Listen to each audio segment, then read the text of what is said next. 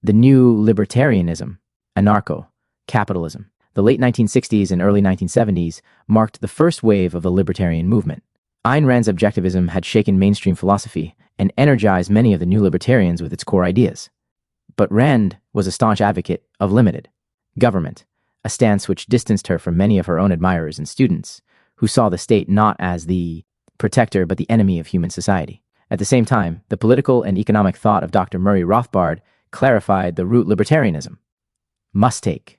Rand and Rothbard, two forces seemingly at odds, personally and ideologically. J. Michael Oliver, then editor of the first nationally circulated objectivist libertarian journal The New Banner, argued that it was a false division, written in 1972 as an academic work, but not published until now.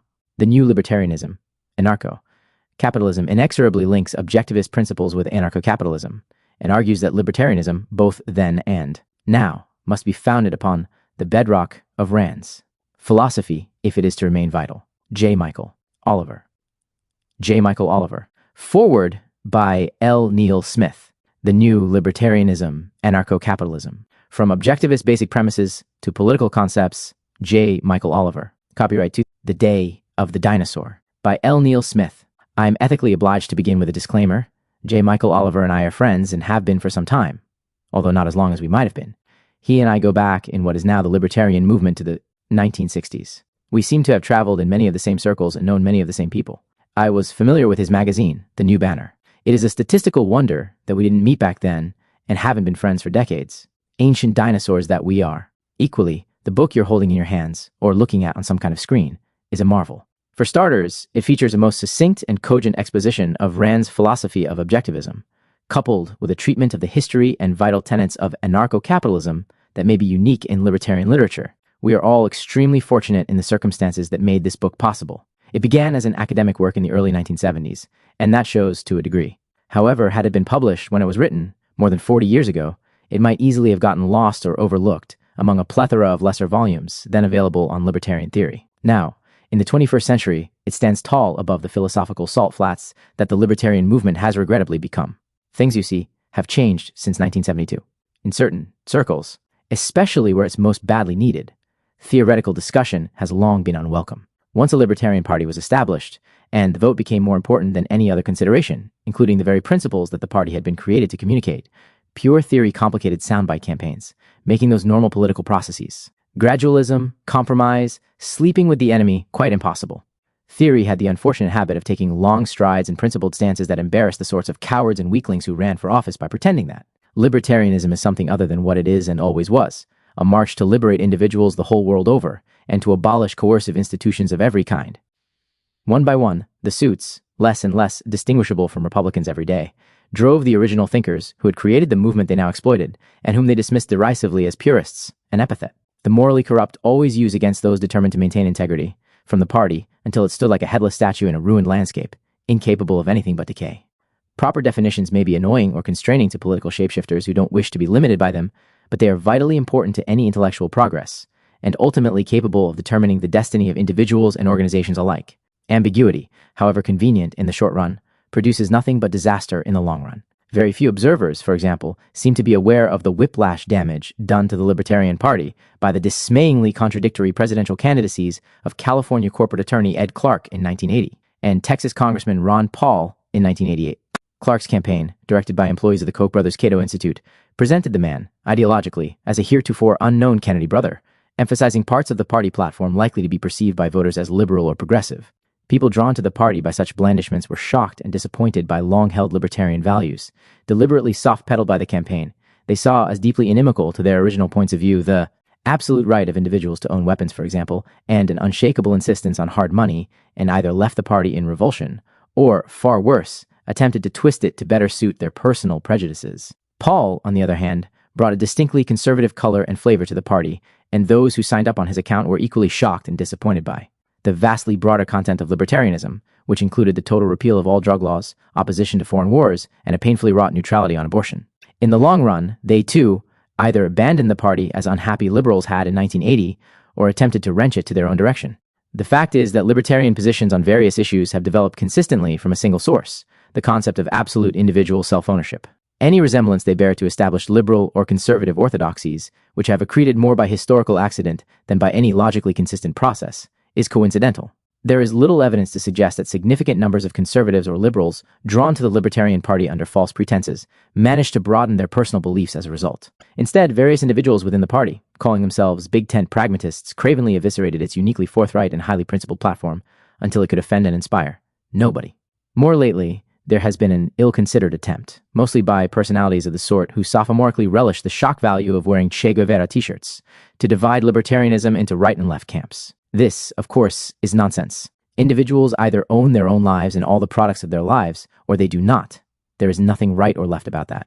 Right and left are simply different halves of a looting and killing machine with which libertarianism has nothing to do. Both the traditional right and the traditional left would have us believe that our lives and property belong to someone else, to the family or community, to God or the state.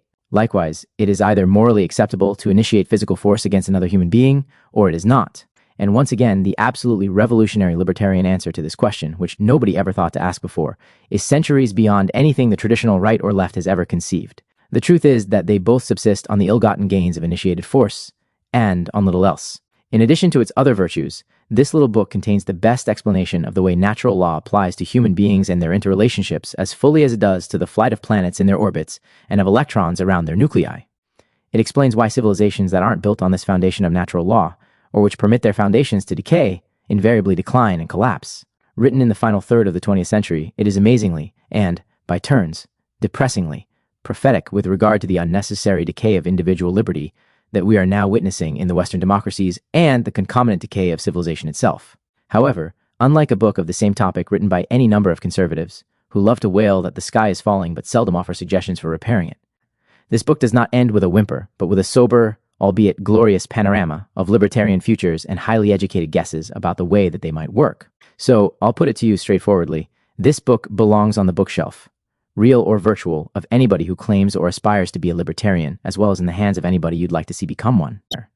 In fairness, it should be noted that Dr. Ron Paul has obviously made great personal progress in the direction of libertarianism, and that his presidential campaigns in 2008 and 2012 may yet prove to have changed the course of America and therefore world history. L. Neil Smith, Fort Collins, Colorado, July 2013.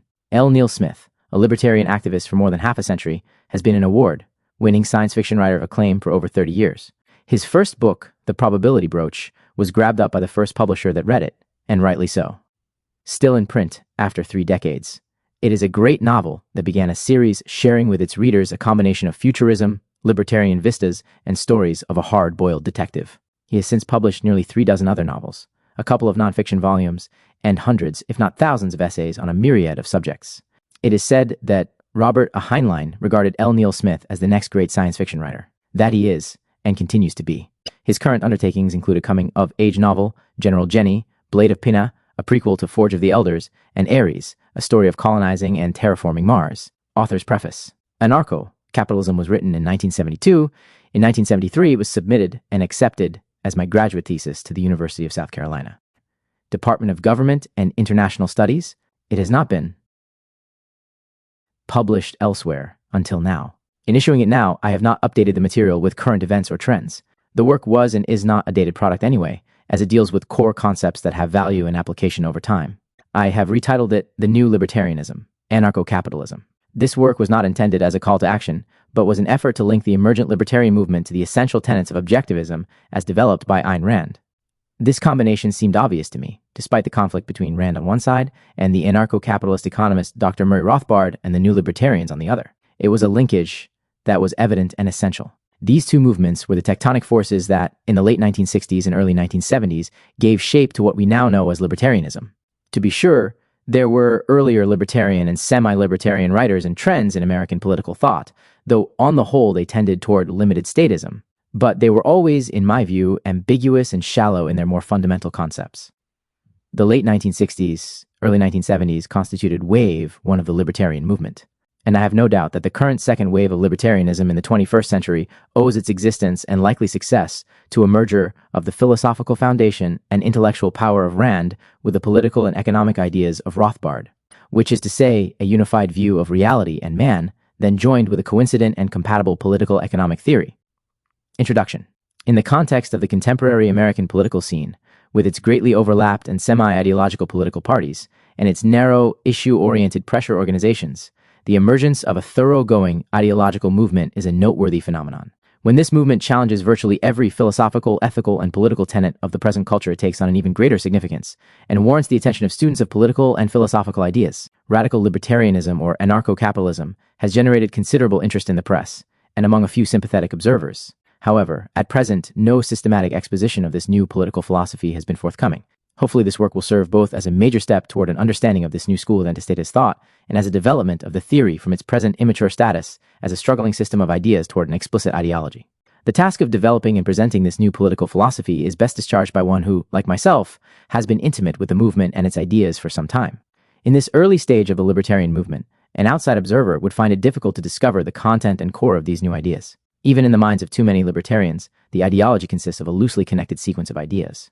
In fact, many of those who consider themselves to be anarcho-capitalist theorists have yet to observe the philosophical system which implicitly and which must undergird their political concepts. Thus, we have the spectacle of an economic theory here, a renunciation of the state there, a casual arm-wave reference to natural rights, with insufficient effort made to integrate these numerous parts into the whole of a thought system. This work begins to fill that void. The exposition of anarcho-capitalism that follows will proceed in 3 stages. Any serious attempt to understand the political theory of anarcho-capitalism requires a prior introduction to the philosophical basis of that theory. Hence, in the first chapter, we explore the fundamental principles of objectivism, the philosophy that, in my assessment, has given birth and substance to anarcho-capitalism, though certainly that was not the intent of Ayn Rand.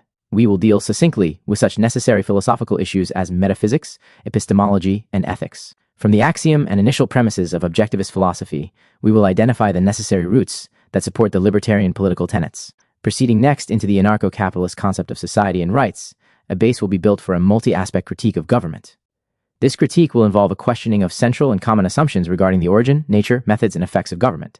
In the final chapter, we will consider the alternative to a state-controlled society, a market society. After examining the common misconceptions regarding the nature of capitalism, the focus then will shift to voluntarist alternatives to government's monopoly in various areas of economy and life, areas that the state has usurped. For example, by means of a scenario, we will follow a potential future market legal process, from crime to restitution, taking time afterward to reflect upon specific aspects of the market system. We begin. 1. Objectivism, the essential base. During the 1960s, a philosophical movement arose in the United States that championed reason, ethical egoism, and free market capitalism. The objectivist movement was thoroughly radical, inasmuch as it challenged many major concepts of modern philosophy and political norms. The stance of objectivism's adherents was unrelenting and passionate, characteristics which tended to alienate those observers who felt that philosophical differences of opinion should be aired dispassionately and humbly. Despite the uncompromising attitude of the objectivists, or perhaps because of it, the number of adherents to the philosophy grew. Novelist philosopher Ayn Rand, the founder of the philosophy, dissociated herself from any direct involvement with the objectivist movement. However, she did urge her intellectual heir Nathaniel Branden to found the Nathaniel Branden Institute, NBI, for the purpose of fostering the spread of the philosophy. NBI's primary contribution to the movement was its Basic Principles of Objectivism lecture series, which was presented to interested groups in most major American cities throughout the mid-1960s. The official publication of the philosophical radicals was The Objectivist, a monthly journal of ideas edited by Rand, with contributions from objectivist philosophers, economists, historians, and psychologists. The movement which was generated by Rand's writings was comprised of 2 types of individuals. Many of those who referred to themselves as objectivists were merely passing through the philosophy, motivated, chiefly by an admiration of the heroes in Rand's novels, rather than any full appreciation of the philosophy. There were also the serious students of objectivism, those who were very much aware of the importance of ideas and of the role of philosophy in the culture and in individual lives. Those students of objectivism, many of whom were involved in university studies, would typically organize objectivist study groups and often became involved in the tumultuous political battlefield of the middle and late 1960s. A common course of action would include forming or joining a chapter of Young Americans for Freedom in order to advance the objectivist political ideal of limited constitutional government, as well as working for the election of limited government advocates such as Barry Goldwater and later Ronald Reagan. However, for many objectivists, this involvement in politics began to drop off in the late 1960s and early 1970s as they began to reevaluate their political principles. This was a period of growing division among objectivists. Some students of the philosophy concluded that Rand and the orthodox objectivists had failed to develop a political theory that followed from the more basic principles of objectivism. It was at that time that Rand's advocacy of limited government began to come under attack by a growing number of deviant objectivists. The libertarian objectivists, I use small case objectivism henceforth to differentiate it from the orthodox objectivism of Rand, declared that government, limited or otherwise, is without justification, and that the only social system consistent with man's nature is a non-state, market society, or anarcho-capitalism. As an increasing number of objectivists are coming to realize, anarcho-capitalism, rather than limited government, is the political theory which logically follows from the more fundamental philosophical conclusions of objectivism. And those who have made the odyssey from objectivism and its accompanying conservative politics to anarcho-capitalism have caused the emergence of a new libertarian movement. However important it is to appreciate the tenets of the new libertarianism, it is all the more important to understand the fundamental view of man and the universe which serves as the basis and justification of the political philosophy. In the last analysis, any conclusion is only as sound as its premises. And in the serious war of ideas that the anarcho-capitalists are waging against all variants of statism, it is the premises of all sides that are being tested and questioned severely. The new libertarianism is not shallowly derived. The following is a very basic introduction to objectivist core concepts and is not meant to be an exhaustive exposition of the philosophy at all. Others have begun and will undoubtedly continue in the years ahead to develop the philosophy in greater detail. This introduction is designed only to provide a basic understanding of the philosophy, a step which is necessary for a proper evaluation and grasp of anarcho-capitalism. We will proceed efficiently. Metaphysics. Metaphysics, the first level of philosophy, is concerned with the fundamental nature of reality, of the universe. The basis of the philosophy of objective reality is found in the single metaphysical axiom existence exists. John Galt, the hero of Rand's Atlas Shrugged, addresses a collapsing civilization. Existence exists, and the act of grasping that statement implies two corollary axioms, that something exists which one perceives, and that one exists possessing consciousness. Consciousness being the faculty of perceiving that which exists. The existence axiom is inescapable. Any effort to deny it necessarily involves its usage and implicit acceptance. When someone denies or doubts the axiom that existence exists, the first thing which he must deny or doubt is his own existence and the existence of his statement. While the statement existence exists might seem obvious and inescapable, it is informative to realize that a denial of this axiom is implicit in any and all forms of subjectivist philosophy, which is to say most schools of philosophy that are dominant today. Also, as objectivism has argued, to deny the existence of the external world is to deny consciousness. Continuing his philosophical statement, Galt says, "If nothing exists, there can be no consciousness. A consciousness with nothing to be conscious of is a contradiction in terms. Before it could identify itself as consciousness, it had to be conscious of something.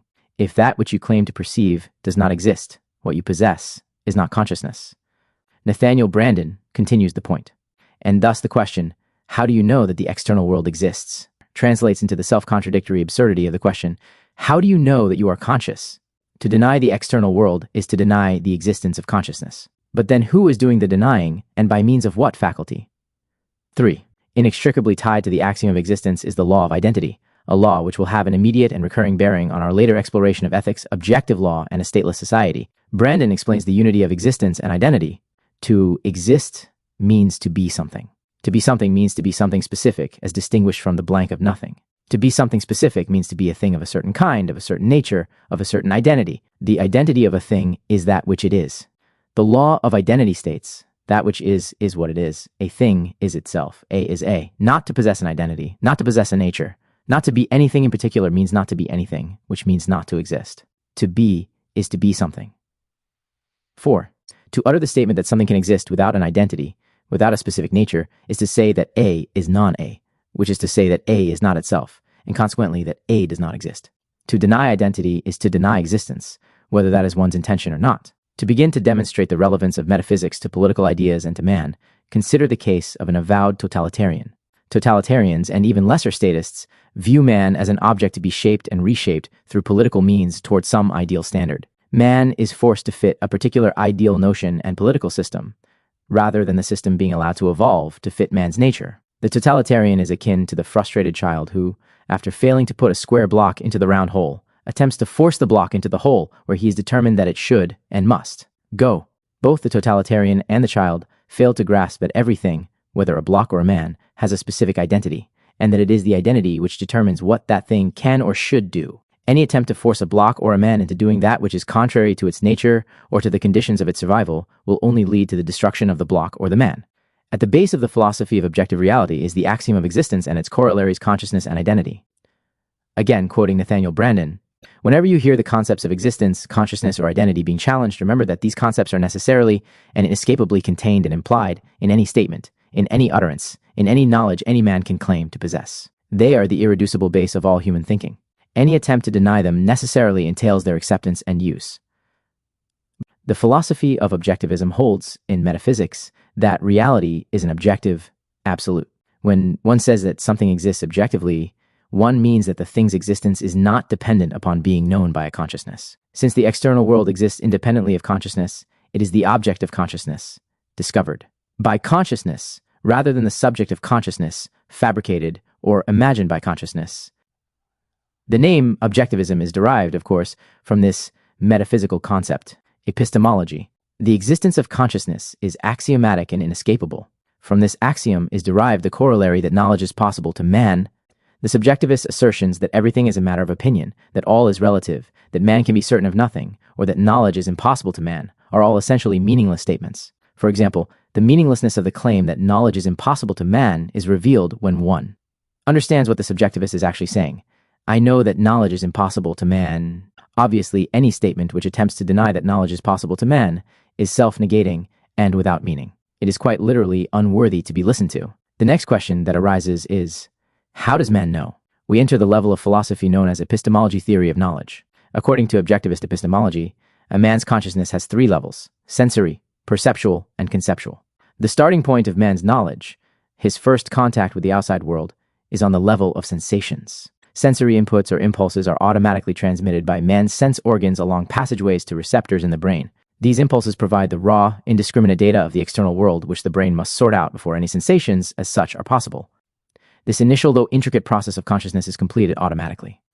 The product of the differentiation and integration of sensations is a percept being man's first actual discriminated awareness of reality. By means of percepts, which are also the result of an automatic process of consciousness, man is aware of the existence of entities and attributes of entities. The perceptual level of consciousness is the range of the moment awareness of that which is transpiring in one's immediate sensory field. This is the level of awareness which characterizes many subhuman forms of animal life. The first two levels of human consciousness, sensation and perception, are automatic and unavoidable. However, the next level of consciousness, the conceptual level, is not automatic. The ascent to the conceptual level of consciousness entails two related factors: the ability to categorize numerous particulars into groups or classes according to a distinguishing characteristic they exhibit in common, and the ability to develop and acquire a system of symbols that represents these various classes, so that a single symbol held in man's mind can stand for an unlimited number of particulars. The method of classification is concept formation. The system of symbols is language. 1. Concepts, unlike percepts and sensations, are not the end product of an externally stimulated and automatic electrochemical process. Concepts are the result of a self-generated and self-sustained mental process. The ability to organize his percepts into concepts and concepts into wider concepts is man's means of grasping, retaining, and expanding his knowledge in a limitless fashion. Without the power of conceptualization, man would be concrete bound, unable to see beyond his immediate perceptual field. Man's ability to form concepts, to abstract, makes him the being with the potential to advance infinitely beyond the ever-repetitive, stagnant modes of existence of lower life forms. Therefore, the primary importance of man's power to conceptualize is that it offers him the tool of reason, the tool which places him in control of his own life. Volition. Man's conceptual faculty, his form of consciousness, unlike the perceptual faculties of lower animal forms, does not function automatically. Man's power of reason is exercised by choice. Galt speaks, the key to human nature is the fact that man is a being of volitional consciousness. Reason does not work automatically. Thinking is not a mechanical process. The connections of logic are not made by instinct. In any hour and issue of your life, you are free to think or to evade that effort.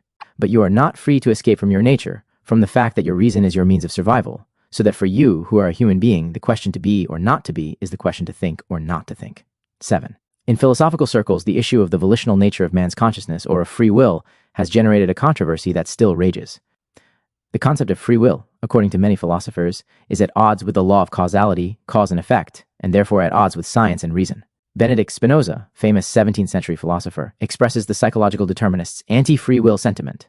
Thus, the madman, the chatterer, the boy, and others of the same kind all believe that they speak by a free command of the mind, whilst in truth, they have no power to restrain the impulse which they have to speak, so that experience itself, no less than reason, clearly teaches that men believe themselves to be free, simply because they are conscious of their own actions, knowing nothing but the appetites themselves, which differ therefore according to the different temper of the body. There are several fundamental errors in the psychological determinist argument that causality and free will are contradictory. In the first place, they have failed to understand the law for which they claim to speak. What is the law of causality? GALT. The law of causality is the law of identity applied to action. All actions are caused by entities. The nature of an action is caused and determined by the nature of the entities that act. A thing cannot act in contradiction to its own nature. The view that causality in the universe is merely a chain of action-reaction is a misinterpretation of causality. The action, S, which an entity is capable of, is determined by the nature, identity, of that entity. For example, when a cyclist is struck by an automobile, it is the cyclist who is knocked into the air. This is not simply a process of action and reaction. The cyclist is sent through the air rather than the automobile because of the nature of the cyclist and the nature of the automobile. In this case, the cyclist and his bike, weighing much less than the automobile, are affected more adversely. To clarify the point even more, imagine the same automobile striking a train. Action and reaction? The train sails through the air? Obviously not. The natures of the two entities are such that the automobile, weighing far less, is affected more adversely. The law of causality simply cannot be understood as the mere relation of action and reaction. Action presupposes something that acts. Consequently, when one is seeking to understand cause and effect, it is the nature of the entity or entities involved which should attract one's interest and examination, not merely the fact that there was action involved. The beginning of this misunderstanding of causality is discussed by Wilhelm Windelband in A History of Philosophy. The idea of cause had acquired a completely new significance through Galileo. According to the earlier conception, causes were substances or things, while effects, on the other hand, were either their activities or were other substances and things which were held to come about only by such activities. This was the Platonic Aristotelian conception. Galileo, on the contrary, went back to the idea of the older Greek thinkers who applied the causal relation only to the states. That meant now to the motions of substances, not to the being of the substances themselves. Causes are motions and effects are motions. Disset.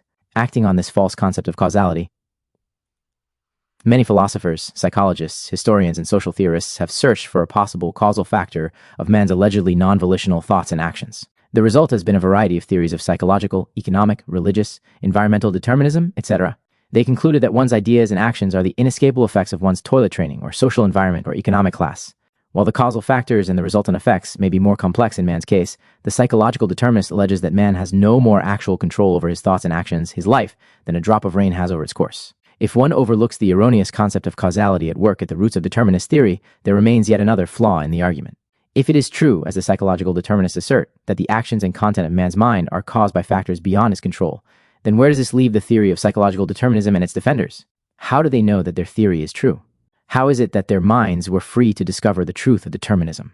If their theory is true, then by that standard, they should only assert that they are helplessly driven by causal factors beyond their control to believe that the determinist theory is true. Therefore, the theory of psychological determinism not only rests upon a misapprehension of the law of causality, but when determinism is applied to itself, it excludes itself from the realm of truth or knowledge. That is, if one assumes truth and knowledge mean a correlation to objective reality and not merely to internal and subjective constructs.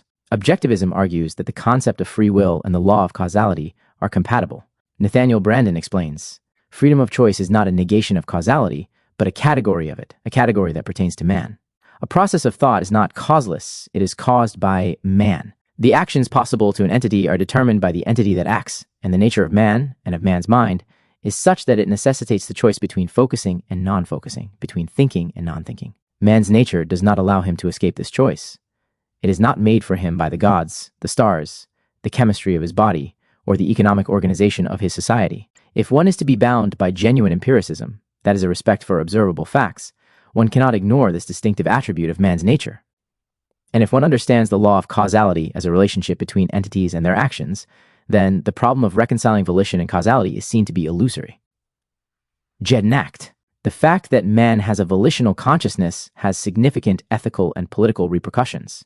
Unlike most forms of lower animal life which survive by means of automatic perceptual awareness, or plants which survive by means of automatic stimulus response mechanisms, man's survival depends upon a tool which does not function automatically. Man is not driven toward those actions which are necessary for his life, nor away from those that are harmful. He must exercise choice in regard to the actions and content of his mind and the actions of his body. But in order to choose, he must have a standard of judgment. He must have a system of values to guide his choices and actions. It is for the purpose of providing this standard that man needs ethics. Ethics. In the present culture, it is a prevalent belief that ethics is a matter of personal taste or social convention. Reason and ethics are not considered to bear any relation to one another. In fact, most philosophers, theologians, and academicians have denied that one can judge values in the same manner that one judges facts. Let us examine the concept value and discover if it is actually beyond the domain of fact and reason. A value is that which one acts to gain and or keep. But the concept value is dependent upon the concept life. This is because without life there can be no value, since it is only to a living organism faced with constant alternatives that something can be of value. Ayn Rand. Try to imagine an immortal, indestructible robot, an entity which moves and acts, but which cannot be affected by anything, which cannot be damaged, injured, or destroyed. Such an entity would not be able to have any values. It would have nothing to gain or to lose. It could not regard anything as for or against it, as serving or threatening its welfare, as fulfilling or frustrating its interests. It could have no interests and no goals. Trenact. To reiterate, value is meaningful only in regard to living organisms.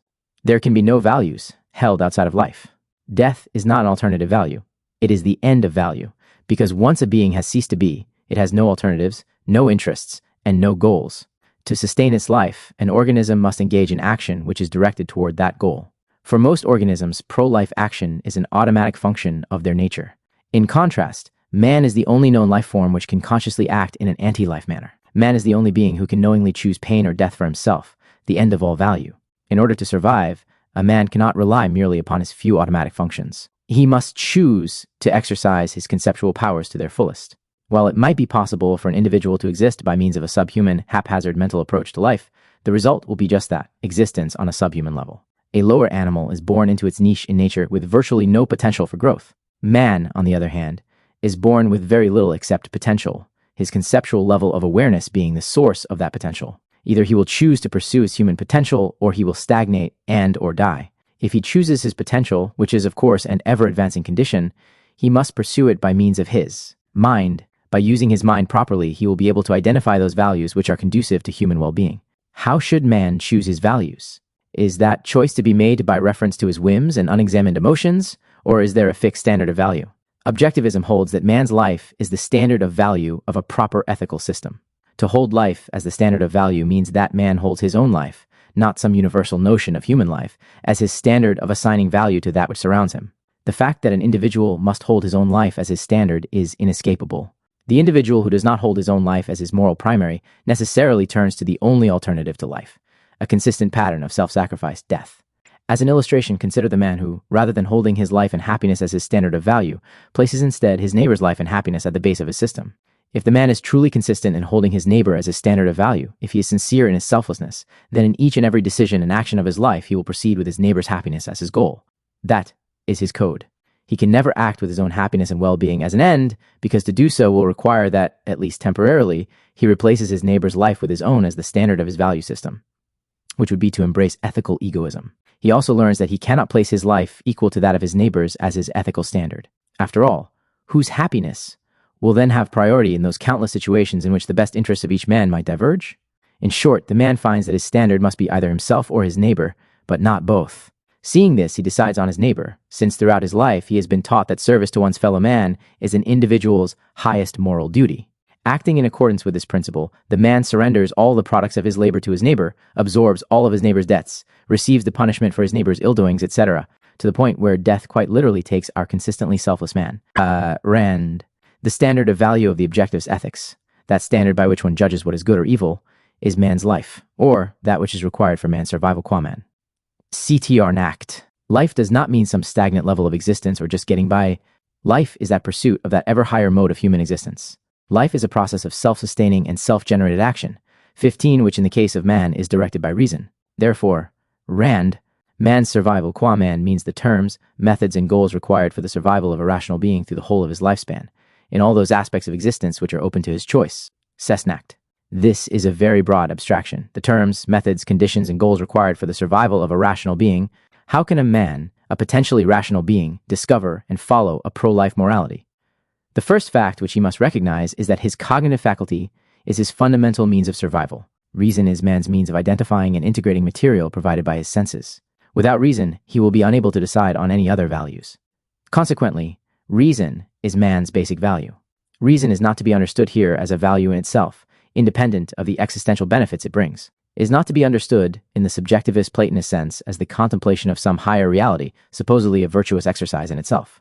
Rather, reason is to be seen here as the only effective cognitive means open to man in his continual dealings with his surroundings and himself.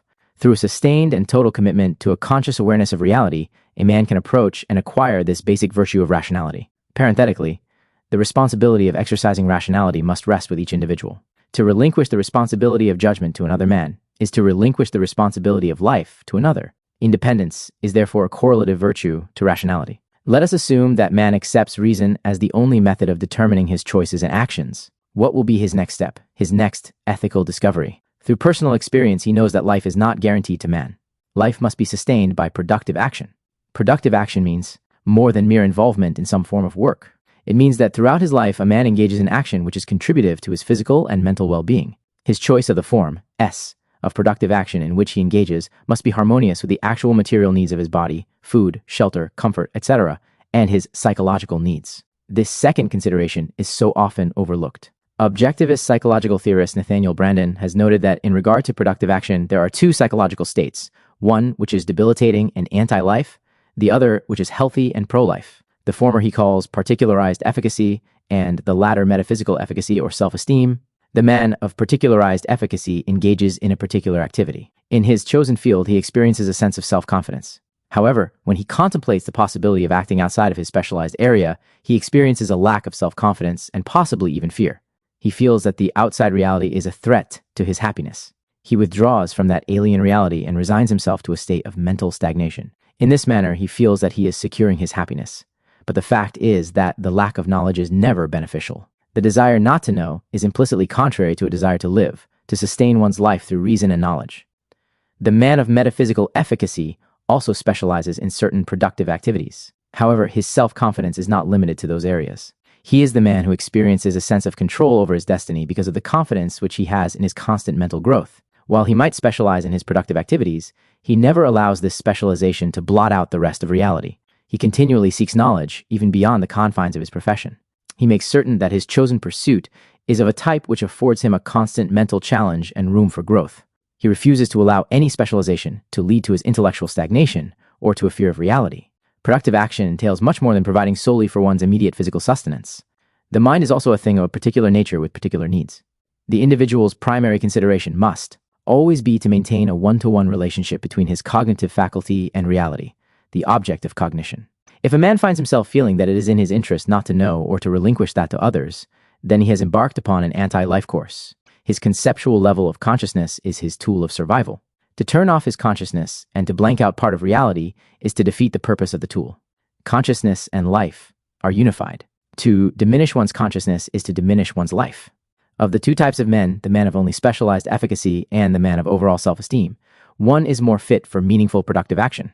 Nathaniel Branden explains, "The scope of a person's productive ambition reflects not only the range of his intelligence, but, most crucially, the degree of his self-esteem. The higher the level of a man's self-esteem, the higher the goals he sets for himself, and the more demanding the challenges he tends to seek. This refers, of course, to healthy, rational forms of ambition, not to the pretentious aspirations of a self-doubting individual who is struggling to evade or deny his own deficiencies. On any level of intelligence of ability, one of the characteristics of self-esteem is a man's eagerness for the new and the challenging, for that which will allow him to use his capacities to the fullest extent, just as a fondness for the familiar, the routine, the unexacting, and a fear of the new and the difficult is a virtually unmistakable indication of a self-esteem deficiency. In the realm of his work, the primary desire of a man of self-confidence is to face challenges. To achieve and to grow, the primary desire of the man lacking in self-confidence is to be safe." 17. Productive activity is not an automatic function. The decision to live, which underlies the desire to produce, is not involuntary. In the same manner that a man assigns value, consciously or subconsciously, to other people, things, relationships, etc., he also places a value upon himself. If he becomes disgusted with his own being, if he finds that his life lacks purpose and that the happiness which he has is shallow and meaningless, he will lack the motive to live. This man will no longer see his life as an end in itself. Therefore, he has no motive or has lesser motive to engage in productive actions. Hence, continued productivity is a function of self-esteem, an important underlying issue in political philosophy, but which is off the core theme of this work. Consult the footnote. Ausenacht. We have only briefly examined the basis of the objectivist morality. There are obviously many other values and virtues which follow from rationality, productivity, and self-esteem, points which will not be developed here. 9. However, in regard to ethics, the key issues to bear in mind are the immediate connection between ethics and human survival, and the method of determining a value system which is in keeping with man's life needs. Objectivists deny that there is any justification for the belief that ethics and values are beyond the realm of fact and reason. Man is, after all, a living being with a particular identity and particular requirements for his life. It is not the case that any actions will sustain his life. Only those actions which are consonant with man's well-being will sustain him. Man cannot choose his values at random without reference to himself and still hope to live. This concept applies to an individual man as well as a human society, comprised of individuals. Objective values follow from man's identity. Does this mean that all men must have the same values? Quite the contrary. One man's identity cannot possibly be precisely the same as another's. All men have certain objective values in common, such as reason, purpose, and self-esteem, by virtue of their common identity and survival requirements as human beings. Such values are objective in that man's life depends upon these conditions being met, whether or not anyone recognizes that fact. A man's entire value system, though, must be determined in the context of his entire identity, which subsumes his fundamental nature as a human being and those distinguishing aspects of his identity as an individual man. For example, one man may desire and be suited for a career in music, while another man may desire and be suited for a career in construction. Such lesser differences in men's values do not indicate any subjectivity inherent in the universe, and therefore in values. Differing careers, romantic partners, avocations, and so forth reflect the individuality in men. Indeed, even physical and geographical contexts external to the individual can scale immediate values differently. A man who lives in a desert likely places a higher priority, value, and price on water, whereas a man who lives next to a lake places a lesser valuation on water. All of these internal and external objective factors collide and mix in terms of value scales. These are the things that make individuality based on an objective myriad of standards seemingly different when seen in their superficialities. However, at the core, the essential attributes of man, there is a coincidence of shared objective values due to the essential nature of a human being. A being with a volitional consciousness, man's identity stands as the objective core point of reference of a rational ethics. The difference in men's identities, while signifying somewhat differing value scales for each individual, should in no way be taken to imply a deuce's wild set of value scales for all men. For reasons already discussed, such core values as reason, productive action, and self-esteem are necessary prerequisites for other values. Ethical subjectivists who declare that one ethical system might be fitting and true for one man, and another fundamentally different ethical system fitting and true for another, or that one political system is right for one society, and another fundamentally different political social arrangement is right for another group of men, are actually declaring, by implication, that man's nature may be whatever he or they wish it to be, regardless of facts to the contrary. They overlook the fundamental life requirement and core shared attributes common to all human beings.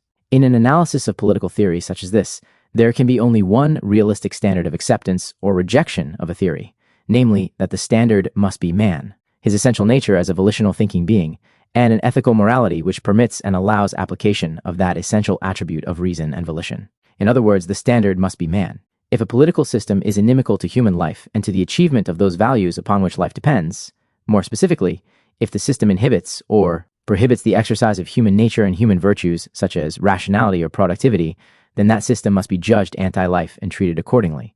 Every political theory is explicitly or implicitly founded upon certain concepts of human nature and ethical principles fitted to that view of man's nature, however right or wrong that political theory might be. If those ethical principles are not in keeping with man's identity as a volitional being, then the resulting political principle and its systematic application will yield a range of disastrous to slowly strangling results for the individual and for society. Many such systems have come and gone, and no doubt many current ones will depart as well.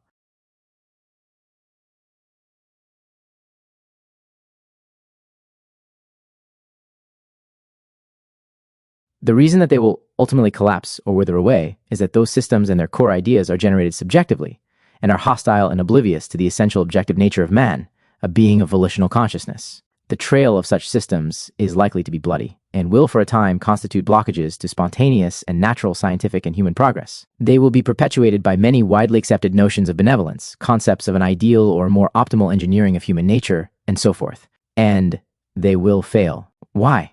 Because there is an objective reality out there, and man is part of it, not some loose and subjectively definable element rattling around within it. To ignore and override man's nature in a political set of ideas or in an applied system is to embed and create social and economic failure. If only limited to ideas, then the damage might be non-existent or merely academic. But if actualized, then the reality of the world and of man will ultimately bring down those false concepts and the systems erected upon them. Unfortunately, such systems will be costly to individuals and to masses of individuals. Costly in almost any way one might imagine, ranging from massive body counts to degraded economic systems, with correlated degradation of science, medicine, and technology. Meaning, a degradation of the positive effects of a free mind, a blockage of man's volitional consciousness due to coercive homogenization of individuals in society. In sum, statist systems are a coercive intrusion that effectively eliminates what otherwise might have been, had free minds and lives been able to live and produce. The anarcho-capitalists declare, based upon the foundation of the philosophy of objective reality, that any political system or theory which incorporates the concept of government is inescapably immoral, anti-life, and impracticable, and further, that only anarcho-capitalism, the non-political theory which is derived from objective moral principles, is appropriate for man. As seen by the new libertarian, the crux of the issue of human nature is man's ability to exercise choice. He posits no utopian view of human nature as being good, bad, or mixed. Prior political philosophers thought that issue to be core to whether man should be strapped by a state and to what degree. For the libertarian, man is neither impelled nor determined in any direction. Man is a being of volition, and it is this faculty of choice which necessarily precedes any human capacity for good, evil, selfishness, or self-sacrifice, a fact which all too many theorists have overlooked or ignored in their discussions of human nature. In the following chapters, it will be this feature of man's nature which will be of prime political importance. Notes 1. Ayn Rand, Atlas Shrugged, New York, Random House, 1957, p. 1015. 2. Ibid. 3. Nathaniel Branden, Basic Principles of Objectivism, Lecture Number 1, Los Angeles Academic Associates, 4. Ibid. 5. Ibid. 6th. Nathaniel Branden, The Psychology of Self-Esteem, New York, Bantam Books, 1971, p. 31. 7. Rand, Atlas Shrugged, p. 1012. 8. Benedict Spinoza, Ethics, in Part 2 of Spinoza Selections, ed.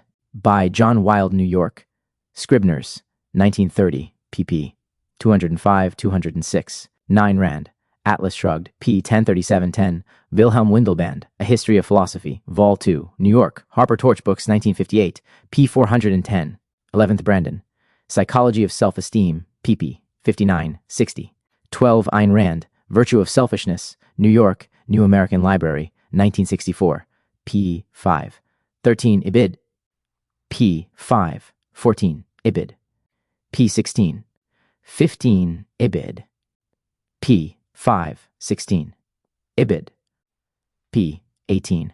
17th Branden, Psychology of Self-Esteem, p. 131. A Marxist variant of statism has attracted many psychologists and other academicians who, in a very selective reading of Marx's writings, have focused on Marx's supposed humanist sympathies and his expressed interest in seeing man achieve a fully human life. For example, Erich Fromm, in his book Marx's Concept of Man, is much enamored of Marx's writings, including his essay German Ideology, reprinted in Fromm's book, quoting Marx.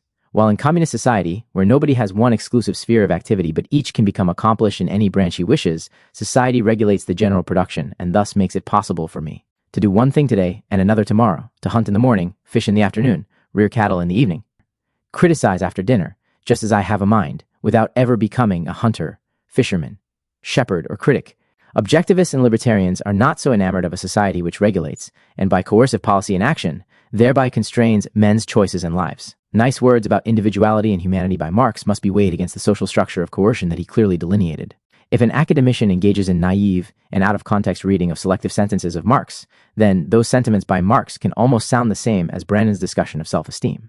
Make no mistake, however, the political trajectory of Marxism was in no manner compatible with those out-of-context humanist sentiments about a man enjoying a balanced life.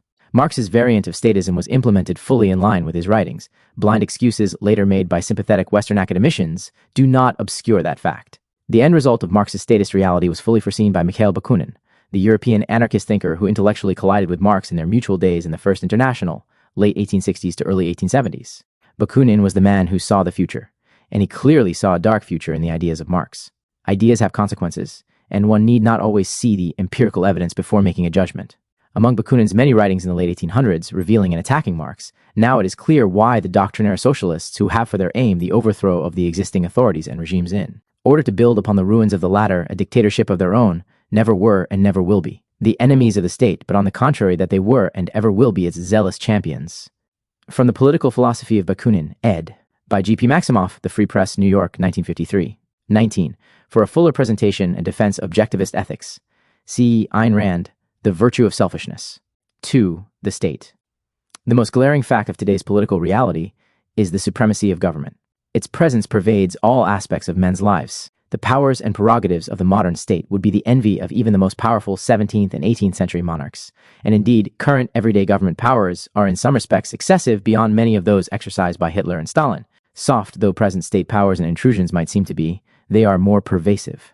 The intellectual supporters of government have based their arguments on many relatively unexamined premises. Most of these premises have long since ceased to be a part of any serious debate in intellectual circles. However, libertarians have not allowed these glossed-over assumptions to pass. They have revived the old issues of political philosophy and have come to conclusions which are decidedly different from traditional assumptions about man and government. The defenders of the state assert that men have a genuine need for government. Among other things, their assertion rests primarily on the belief that men need society, since it is on behalf of society that government claims to operate. Properly, then, a discussion of government must begin with the concept of society. Society. The historical and existential fact that men live in societies does not in itself validate the belief that society is a positive value to man. Perhaps societies are monumental errors which invariably lead to wars and other calamities. Maybe it would be preferable for men to live as hermits, isolated from one another. The fact that our forefathers lived in societies in no way binds contemporary man to a social existence. We can always choose to bolt from our neighbors and flee to a desert island or a self-sustaining farm. Society simply cannot be accepted as a primary. In the face of that constant choice, man must have a basis for judgment. A criterion for judging any society has been argued by Ayn Rand. She recognized, as have others, that society can provide more knowledge than one man could acquire in a lifetime and an economic environment of exchanged values with a division of labor and increased productivity. But these very benefits indicate, delimit, and define what kind of men can be of value to one another and in what kind of society. Only rational, productive, independent men in a rational, productive, free society. A society that robs an individual of the product of his effort, or enslaves him, or attempts to limit the freedom of his mind, or compels him to act against his own rational judgment. A society that sets up a conflict between its edicts and the requirements of man's nature is not strictly speaking a society, but a mob held together by institutional gang rule. Of course, society does offer something beyond material values, such as psychological and spiritual values, but values, such as friendship and art, are subsumed by Rand and libertarians in any valid and broad concept of trade. Trade is the voluntary exchange of values, value being anything which one acts to gain and or keep. It matters not whether the values being exchanged are material or spiritual. Trade encompasses both. Therefore, society is beneficial to a man only if its members can offer him actual values, spiritual and or material. If all that society's members can offer is the possibility of harm, then the desert island, the isolated life, is to be preferred. Rights. The major principle which distinguishes a moral and beneficial society from an immoral and harmful society is the principle of rights. A right is a moral principle that defines a man's freedom of action in a societal context. Twee Ayn Rand, rights are a moral concept that provides a logical transition from the principles guiding an individual's actions to the principles guiding his relationship with others, the concept that preserves and protects individual morality in a social context. 3. Man is a being of choice. Those essential actions, both physical and cognitive, which he must undertake to maintain his being, are subject to his volition. Since his life depends upon his capacity to choose, it follows that his life requires the freedom to choose. Without the freedom to choose, man would sink to the level of an amoral being whose survival, like that of lower animal forms, would depend entirely upon the chance harmony of its being with nature and nature's life requirements. But man is an adaptable being. He has a natural faculty for choice, which is to say that he is a moral being. He must continually make choices in the face of alternatives. And herein lies the relationship of morality to rights. This capacity for choice, this moral faculty, must be left unfettered if man is to live, in the fullest sense of that word. Or, as Rand phrased it, to live as man qua man. Given that life is the standard of value, it is right that man be free to exercise his choice.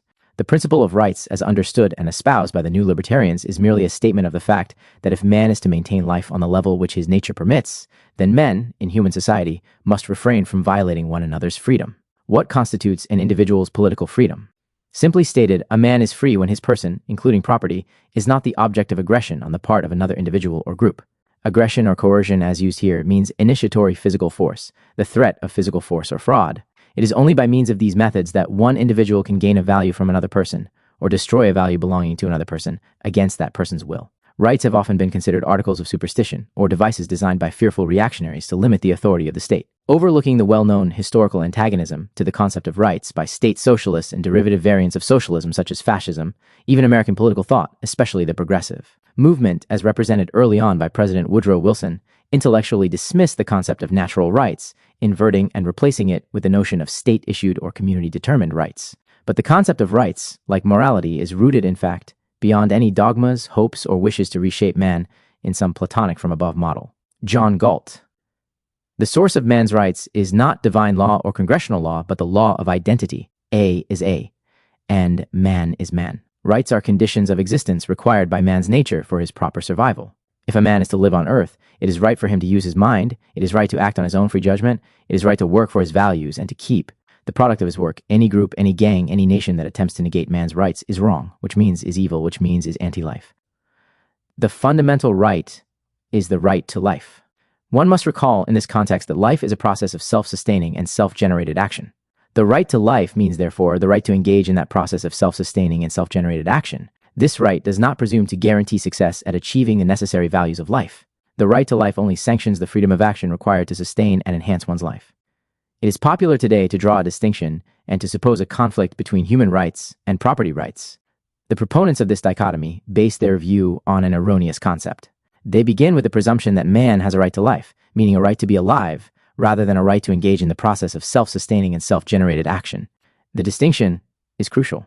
A right to be alive presupposes a right to a means of being alive. The means of life are thought, and the action, production, and the end product of that action, which is property.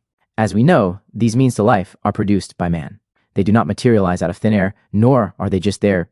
Thus, the right to be alive logically entails, 2 steps removed, the right to another's property. This is the essence of the basis sort of conflict. Naturally, the proponents of such human rights regard the right to property as an obstacle or an obstruction to man's alleged right to be alive. After all, if I am a man who has a right to be alive, and I am either unable or unwilling to generate the means to life, then I have right to your means of life. And the state, quite conveniently, is the readily available medium for providing that end. My need translates into a claim upon your life. But then, what becomes of your right to be alive if I claim your property by virtue of my need? Not only is there an internal theoretical clash in this concept of rights, a self-negating clash, but it is not difficult to see how this conflict could lead to an actual physical conflict if enough people or citizens acted upon this theory of rights. However, if we understand the right to life as the libertarian understands it, then no such conflict between life and property ensues. The right to engage in the process of living simply means the right to engage in the generation of the means of life, which presupposes the right to the products of one's actions. Hence, the right to property is directly implied by the right to life. In fact, the two are inseparable. Dr. Murray Rothbard writes, "This artificial dichotomy between human and property rights has often been refuted by libertarians who have pointed out, A, that property rights, of course, accrue to humans and to humans alone, and B, that the human right to life requires the right to keep what one has produced to sustain and advance life. In short, they have shown that property rights are indissolubly also human rights." Recalling the last part of Ayn Rand's definition of right, a moral principle defining and sanctioning a man's freedom of action in a social context, we then take note of the obvious. Only in a circumstance of human interaction, a social context, does the principle of rights apply. If a man lived as a self-sufficient hermit, never interacting with other men, then the question of his rights would never arise. There would be no one to negate his freedom of action. The hermit's continued existence would depend entirely upon his willingness and ability to generate and sustain the action which is required by his being. If he chose not to think, not to act, then he would cease to live. In this case, his life would not have been taken from him by someone else, it would have been forsaken by himself. He was free to sustain his life, but he chose to abandon it. Since his freedom of action was not transgressed by another man, his rights were not violated. There are certain concepts of rights today which anarcho-capitalists totally reject, such notions as a right to decent housing, the right to employment, or the right to an education, for example. Again, Ayn Rand. The right to life means that man has the right to support his life by his own work. It does not mean that others must provide him with the necessities of life. The right to property means that a man has the right to take the economic actions necessary to earn property, to use it and dispose of it. It does not mean that others must provide him with property. To derive values such as a house, an income, or an education from other men can be achieved in 2 manners only, by voluntary agreement or by the initiation of force. A man's rights are not being violated if he agrees to trade, to loan, or to give his property to another. But if his lifetime property is taken from him by force, then his rights have been violated. To deprive a man of his property through coercion is to deprive him of the values which he has produced in order to sustain or enhance his existence. If the practice of robbery is maintained consistently against the same man or men, then the victim, S, will cease to exist, and the predator will have destroyed his own source of life. The victim's right to his property would have been denied. Since man's mind is the faculty which discovers the necessary values of life as well as the means of producing them, any attempt to gain possession of a man's property by means of coercion is actually an attempt to live off of his mind, to be a parasite on another man's consciousness. Clearly, a society in which this sort of coercive behavior is widespread or institutionalized is not a healthy society for man. If a society reduces or imperils man's natural freedom, then it reduces or imperils his ability to deal with the world. Recognition of man's rights, or the recognition that man must retain his natural freedom in society, is essential for the functioning of a humanly beneficial society. Expressed negatively, rights provide us with the fundamental libertarian social principle: no person may initiate or threaten to initiate the use of physical force against another man. While many advocates of government believe that the duty of government is to protect rights by preventing or retaliating against those who initiate physical force, the anarcho-capitalists charge that government is not only ineffective and inefficient in protecting men from aggression, but that government is by its nature the chief violator of man's rights, and consequently the primary threat to man and his society. Origin of the state, contract, or coercion. At the root of the anarcho-capitalist rejection of the state lies a profound respect for the life-availing potential of society, for it is in defense of the individual and society that the libertarian opposes the state. Thus, one of the ideas that libertarians seek to dispel is that government is an agent or representative of the individuals it governs. With monarchies, aristocracies, or dictatorships, the claim by rulers that they were acting in the name of the people was somewhat difficult to accept. However, with the rise of democracy, government's claim to legitimacy gained new plausibility, among many at least. Now it is accepted with little question in democratic countries that whatever the government does is really only that which the individual people do, since government is the agent of the people. If it taxes us, we are taxing ourselves in our own interests. If it deals harshly with us, contains and regulates our daily actions, we are doing it to ourselves for reason of our own security. Murray Rothbard. The useful collective term has enabled an ideological camouflage to be thrown over the reality of political life. If we are the government, then anything government does to an individual is not only just and untyrannical, it is also voluntary on the part of the individual concerned. If the government has incurred a huge public debt which must be paid by taxing one group for the benefit of another, this reality of burden is obscured by saying that we owe it to ourselves. Under this reasoning, any Jews murdered by the Nazi government were not murdered. Instead, they must have committed suicide. They were the government, which was democratically chosen, and therefore, anything the government did to them was voluntary on their part. We must therefore emphasize that we are not the government. The government is not us. The government does not in any accurate sense represent the majority of the people. But even if it did, even if 70% of the people decided to murder the remaining 30%, this would still be murder, and would not be voluntary suicide on the part of the slaughtered minority. The belief that society can have a will or some variety of collective consciousness is in error. Only individuals can have wills, and the common denominator of those wills, emphatically, is not what politicians or political theorists assert to be the will of society. To be justified in its claims that it exists by and for the public's will, a government would have to obtain permission from the governed individuals rather than merely claiming sanction with the wave of an arm of the amorphous entity society. If any individual in society does not give permission for a government to rule in his name, then that government cannot claim to rule with the approval of all members of society or in the public's name.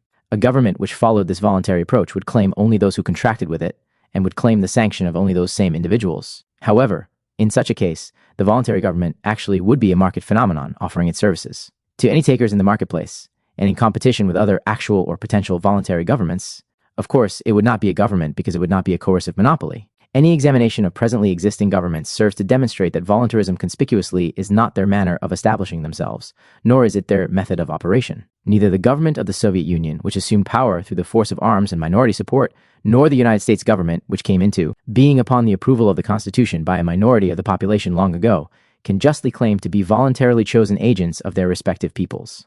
To think of government as merely another voluntary agency offering its services in a free market is inconceivable. Morris and Linda Tannehill write, "Government is, and of necessity must be, a coercive monopoly. For in order to exist, it must deprive entrepreneurs of the right to go into business in competition with it, and it must compel all of its citizens to deal with it exclusively in the areas it has preempted. Any attempt to devise a government which did not initiate force is an exercise in futility, because it is an attempt to make a contradiction work. Government is, by its very nature, an agency of initiated force.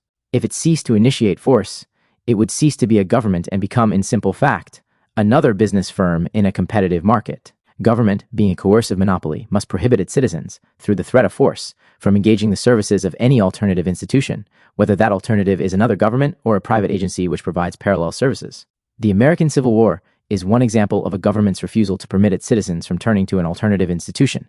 Jedden Act. There is, of course, a body of thought which supports the theory that government can be founded upon the voluntary consent of the governed. Social contract theory, as it is known, has been put forth by numerous political thinkers, including John Locke, a theorist who had a profound effect upon the framers of the Constitution. Locke writes, "Men being, by nature, all free, equal, and independent, no one can be put out of this estate, and subjected to the political power of another without his own consent. The only way whereby anyone divests himself of his natural liberty and puts on the bonds of civil society is by agreeing with other men to join and unite into a community. This, any number of men may do because it injures not the freedom of the rest. They are left as they were in the liberty of the state of nature.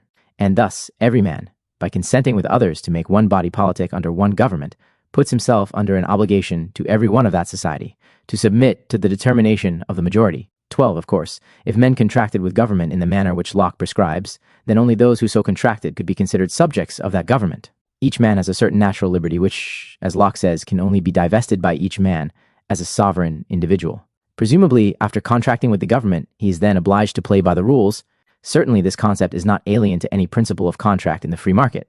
Take, for example, the man who joins the cooperative store or trading association, pays his dues, and agrees to abide by the rules of the co-op, and who in return gains the goods and services provided by the co-op. Locke's idea of citizen-government contract is no different. A man who joins with others, who have joined together under the banner of a government, pays his dues, taxes, and agrees to abide by the rules as handed down by the government. And in return, this man receives the supposed protection and other privileges provided by this so-called government. But there is a certain naivete involved when one thinks of government in the voluntarist and contractual terms which are embedded in Locke's statement. What government, past or present, has approached its potential citizens as a businessman approaches a prospective customer? When have men ever been asked by the state to voluntarily submit to its control? Has not the rule of the state been secured always in the manner as described by Franz Oppenheimer? What, then, is the state as a sociological concept? The state, completely in its genesis, is a social institution forced by a victorious group of men on a defeated group, with the sole purpose of regulating the dominion of the victorious group over the vanquished and securing itself against revolt from within and attacks from abroad. Teleologically, this dominion had no other purpose than the economic exploitation of the vanquished by the victors. Trenact, Bertrand de Jouvenel. The state is in essence the result of the successes achieved by a band of brigands who superimpose themselves on small, distinct societies. 14. David Hume, who writes that governments have been founded originally either on usurpation or conquest or both, without any pretenses of fair consent or voluntary subjection of the people. Patent Act. In the case of the United States, the official establishment of the government did not have the outward appearance of a band of brigands imposing itself on the rest of the population, but the coup was achieved no less coercively. By means of a referendum, a small minority of the population, white adult males who met the property qualifications, was permitted to express approval or disapproval of the proposed plan of government. Once approved, the government was set into motion, never to ask the consent of the rest of the population nor the consent of the generations to come. Many citizens were later permitted to vote for or against individual contenders for office, but never was the very existence of the government made a matter of consent. What became of each man's natural liberty and the right to choose? How have each of us divested ourselves of this liberty and voluntarily, at some point in the past prior to our lives, voluntarily surrendered to the determination of the present majority? Many Americans believe or assume without thought that merely by remaining within the jurisdictional boundaries of the government, one is obliged to recognize its authority and obey its laws. This presumption is false because it is based on the erroneous and implicit concept that somehow the government has a right to all of the territory over which it claims to rule, as well as the products of human action and human lives in that territory. Therefore, if one wishes to remain here on its land and enjoy the goods which are derived from its natural resources, then one must accept its controls over one's life. The presumption being that the state has some superior or preceding property, right over the lesser property life rights of individuals who exist within its claimed jurisdiction. This action by the state is nothing less than imperialism of a domestic nature, the appropriation of land, goods, and lives by one group of men from another man or group through the use of force or the threat of force. However, rather than keeping all of this land, goods, and lives, the state is willing to license them back to their owners if those owners accept its rule and ongoing taxes due. This situation is no more exemplary of voluntary or tacit consent than is the situation in which a storekeeper pays protection money to a gang in order to retain his business and his life. The only difference between the state and the gang is that of time and tradition. Murray Rothbard. The state has never been created by a social contract. It has always been born in conquest and exploitation. The classic paradigm was a conquering tribe, pausing in its time-honored method of looting and murdering a conquered tribe to realize that the time span of plunder would be longer and more secure, and the situation more pleasant, if the conquered tribe were allowed to live and produce, with the conquerors settling among them as rulers exacting a steady annual tribute. One method of the birth of a state may be illustrated as follows. In the hills of southern Ruritania, a bandit group manages to obtain physical control over a territory, and finally, the bandit chieftain proclaims himself king of the sovereign and independent government of South Ruritania, and if he and his men have the force to maintain this rule for a while, lo and behold, a new state has joined the family of nations, and the former bandit leaders have been transformed into the lawful nobility of the realm. Cessnacht. whether one is a citizen of southern Mauritania and a subject of a government which descends from that bandit gang, see in particular the film The Seven Samurai, or its American version, The Magnificent Seven, or a citizen of the United States and a subject of the government which descends from the actions of a few thousands of colonists 2 centuries ago, the effect is the same. One is ruled by men, or a rotating body of others, who have never asked and who never intend to ask their subjects' consent, as in asking permission, one volitional being to another volitional being, for consent to rule over their lives. So you retain the right to pick and choose who or which party is at the helm, perhaps, but that the helm itself exists, that much is written and unquestioned, and all at the point of implied force, and if needed, active force. Limited government. Throughout the centuries, political man has been confronted with the conflict between political power and liberty. Expressed more precisely, the conflict has been between government control and individual freedom. Political debate has centered largely around the question of which is to take precedence, the state or the individual, and to what degree. Political parties and movements have taken positions along the entire control-liberty continuum. American politics has distinguished itself somewhat from the world's political culture by its professed concern with placing limits on government control. The United States is the first nation to have enshrined the concept of limited government. The essence of the American political experiment was an attempt to eat our cake and have it too, to have the supposed order and benefits of political control, and to have our individual rights left untrampled. To what extent this was even possible is the next point of consideration. One of the major aspects of this experiment consisted of taking the separation of powers and checks and balances theories of European theorists such as Locke, Montesquieu, and Hume via James Madison and the Federalists, and implementing them in hopes of balancing control and liberty. Briefly, separation of powers is generally understood to mean the functional division of power into 3 branches: rule-making in the legislative branch, rule enforcement in the executive, and rule adjudication in the judiciary. To be sure, there is an overlapping of these roles, a sharing of powers by the branches. However, the departmental functions remain generally along these lines. The system of checks and balances has been described by Madison as an arrangement of the departments of the national government in such a manner as to give to those who administer each department the necessary constitutional means and personal motives to resist encroachments of the others. The danger that checks and balances is designed to prevent is the consolidation of government powers into the hands of one of these departments. The problem with politics, according to Madison, is to enable government to control the governed, and yet oblige it to control itself. A few examples of the various checks and balances are executive's ability to veto legislation and its power of nomination of justices to the Supreme Court, the legislature's power of approval or rejection of executive nominees, its power of the purse, and its power of removal of members of the judiciary, and the judiciary's power of review over the actions of the executive and legislative branches. Government, being a monopoly and concentration of coercive power within given territorial limits, cannot permit any check upon its power. Any non-governmental entity within its territory, which would be able to limit the power of government, would necessarily be more powerful than the government. Libertarian theorist Robert Lefebvre points to the problem of such a government's government. The restraining tool for a compulsive instrument would have to contain a greater accumulation of power than the compulsive instrument, or it would be ineffective. But this, in essence, would also be a government. It would simply be a larger, more compulsive, more dangerous, and more mischievous tool, and less subject to the restraint than the original instrument of coercion. De Vatanact. Therefore, if any check is to be found, it would have to be internal to the government. Anarcho-capitalist theory denies any contention that internal limitations, such as presumably exist in the United States government, can be effective. As Murray Rothbard has noted, separation of powers and checks and balances can scarcely be considered restraining devices at all, since every one of these institutions is an agency of the central government. The contrivances of the American experiment are at best road bumps to any concerted and cohesive exercise of full power. In the case of rule by one man, it would be naive to expect internal checks to prevent evils of total control. The only internal checks and balances one might hope for in that situation would be the mental indecision, conflicting desires, and moral restraints internal to the ruler. Otherwise, there are no restraints. In an oligarchy, the only possible internal checks would be disagreements which might arise between those who share power. If concurrence is achieved, then there are no restraints. In a democracy or a representative democracy, the government is ultimately the tool of the majority 21, road bumps set in the way or not.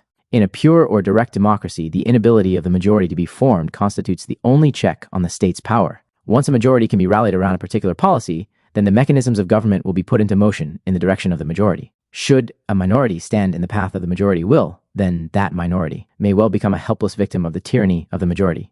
However, in the United States, a representative democracy, minorities allegedly have an effective line of defense against an oppressive majority, checks and balances, and multiple avenues of access to government.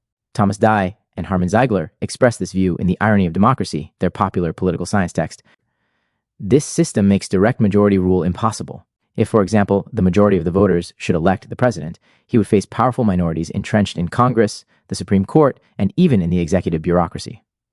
While many agree with that assessment, a closer look at the situation indicates that minorities can find no real protection in limited government. By minority, I mean one or more individuals who find their rights threatened or transgressed by the political actions of a majority. The nature of a political society is to seek and to compel unity of purpose and action among its citizens.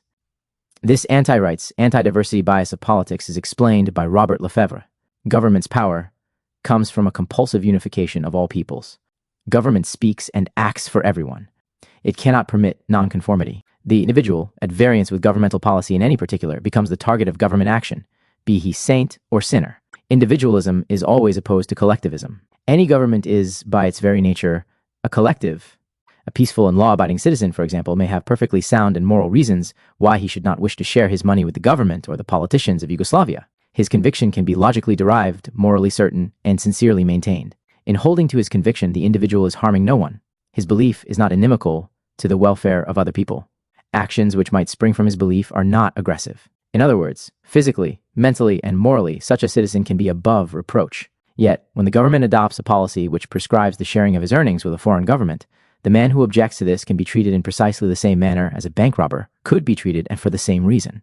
The government cannot brook a deviationist. Tri octi vende. One may ask if there is really any alternative to this coercive manipulation of a minority in the name of the majority. After all, on every issue, there will be a majority and a minority. Someone must win and someone lose, that is, the law of man and animal. Or is it? This question arises from anarcho-capitalists. For lower animal forms, there may in fact be no alternative to the victor-vanquished master-slave mode of behavior. But for man, there is an alternative. The alternative is a voluntary society in which men are not forced into unanimity, where no social ends or national goals are politically imposed by a majority on a lesser segment of the populace. In a libertarian society, there would be no political means available for a majority to conscript a minority in the pursuit of the majority's ends. The question of ends or goals would be a matter of individual choice, and any social unanimity would be an issue of voluntary agreement. This alternative is in stark contrast to political society, and we'll give it more consideration in the next chapter.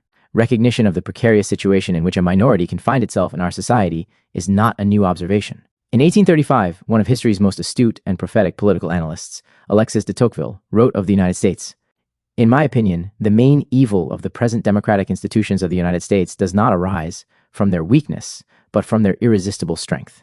I am not so much alarmed at the excessive liberty which reigns in that country, as at the inadequate securities which one finds there against tyranny. When an individual or a party is wronged in the United States, to whom can he apply for redress? If to public opinion constitutes the majority.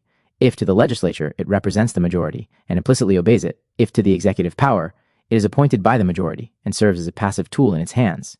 The public force consists of a majority under arms.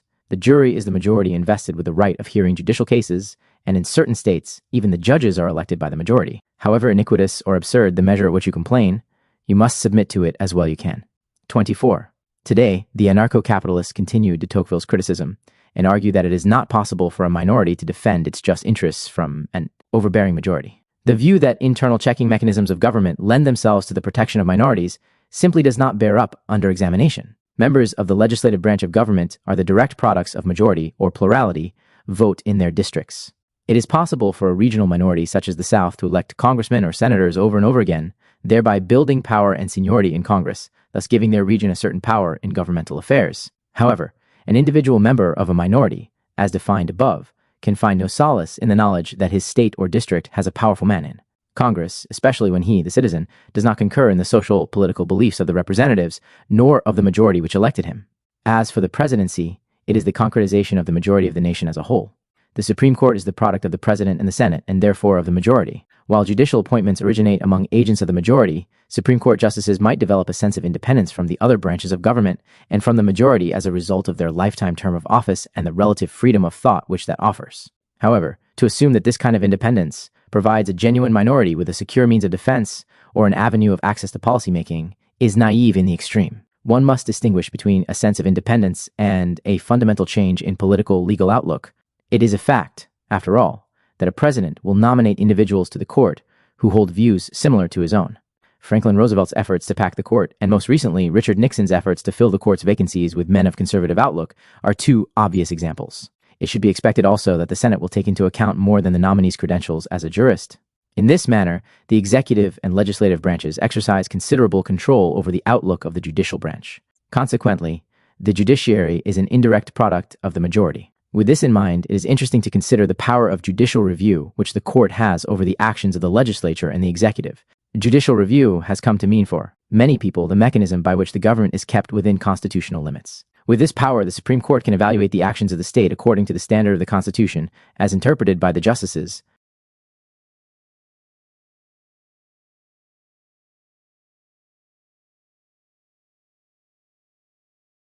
In its capacity as interpreter of the Constitution, the court has a powerful voice regarding the laws of the land. While political rulers in primitive societies claim the sanction of deities, a sanction which was bestowed by witch doctors or archbishops, present political rulers claim sanction of the Constitution, a sanction which is bestowed by the Supreme Court. According to Professor Charles Black, it is through decisions of constitutional that the Supreme Court has played a major historical role.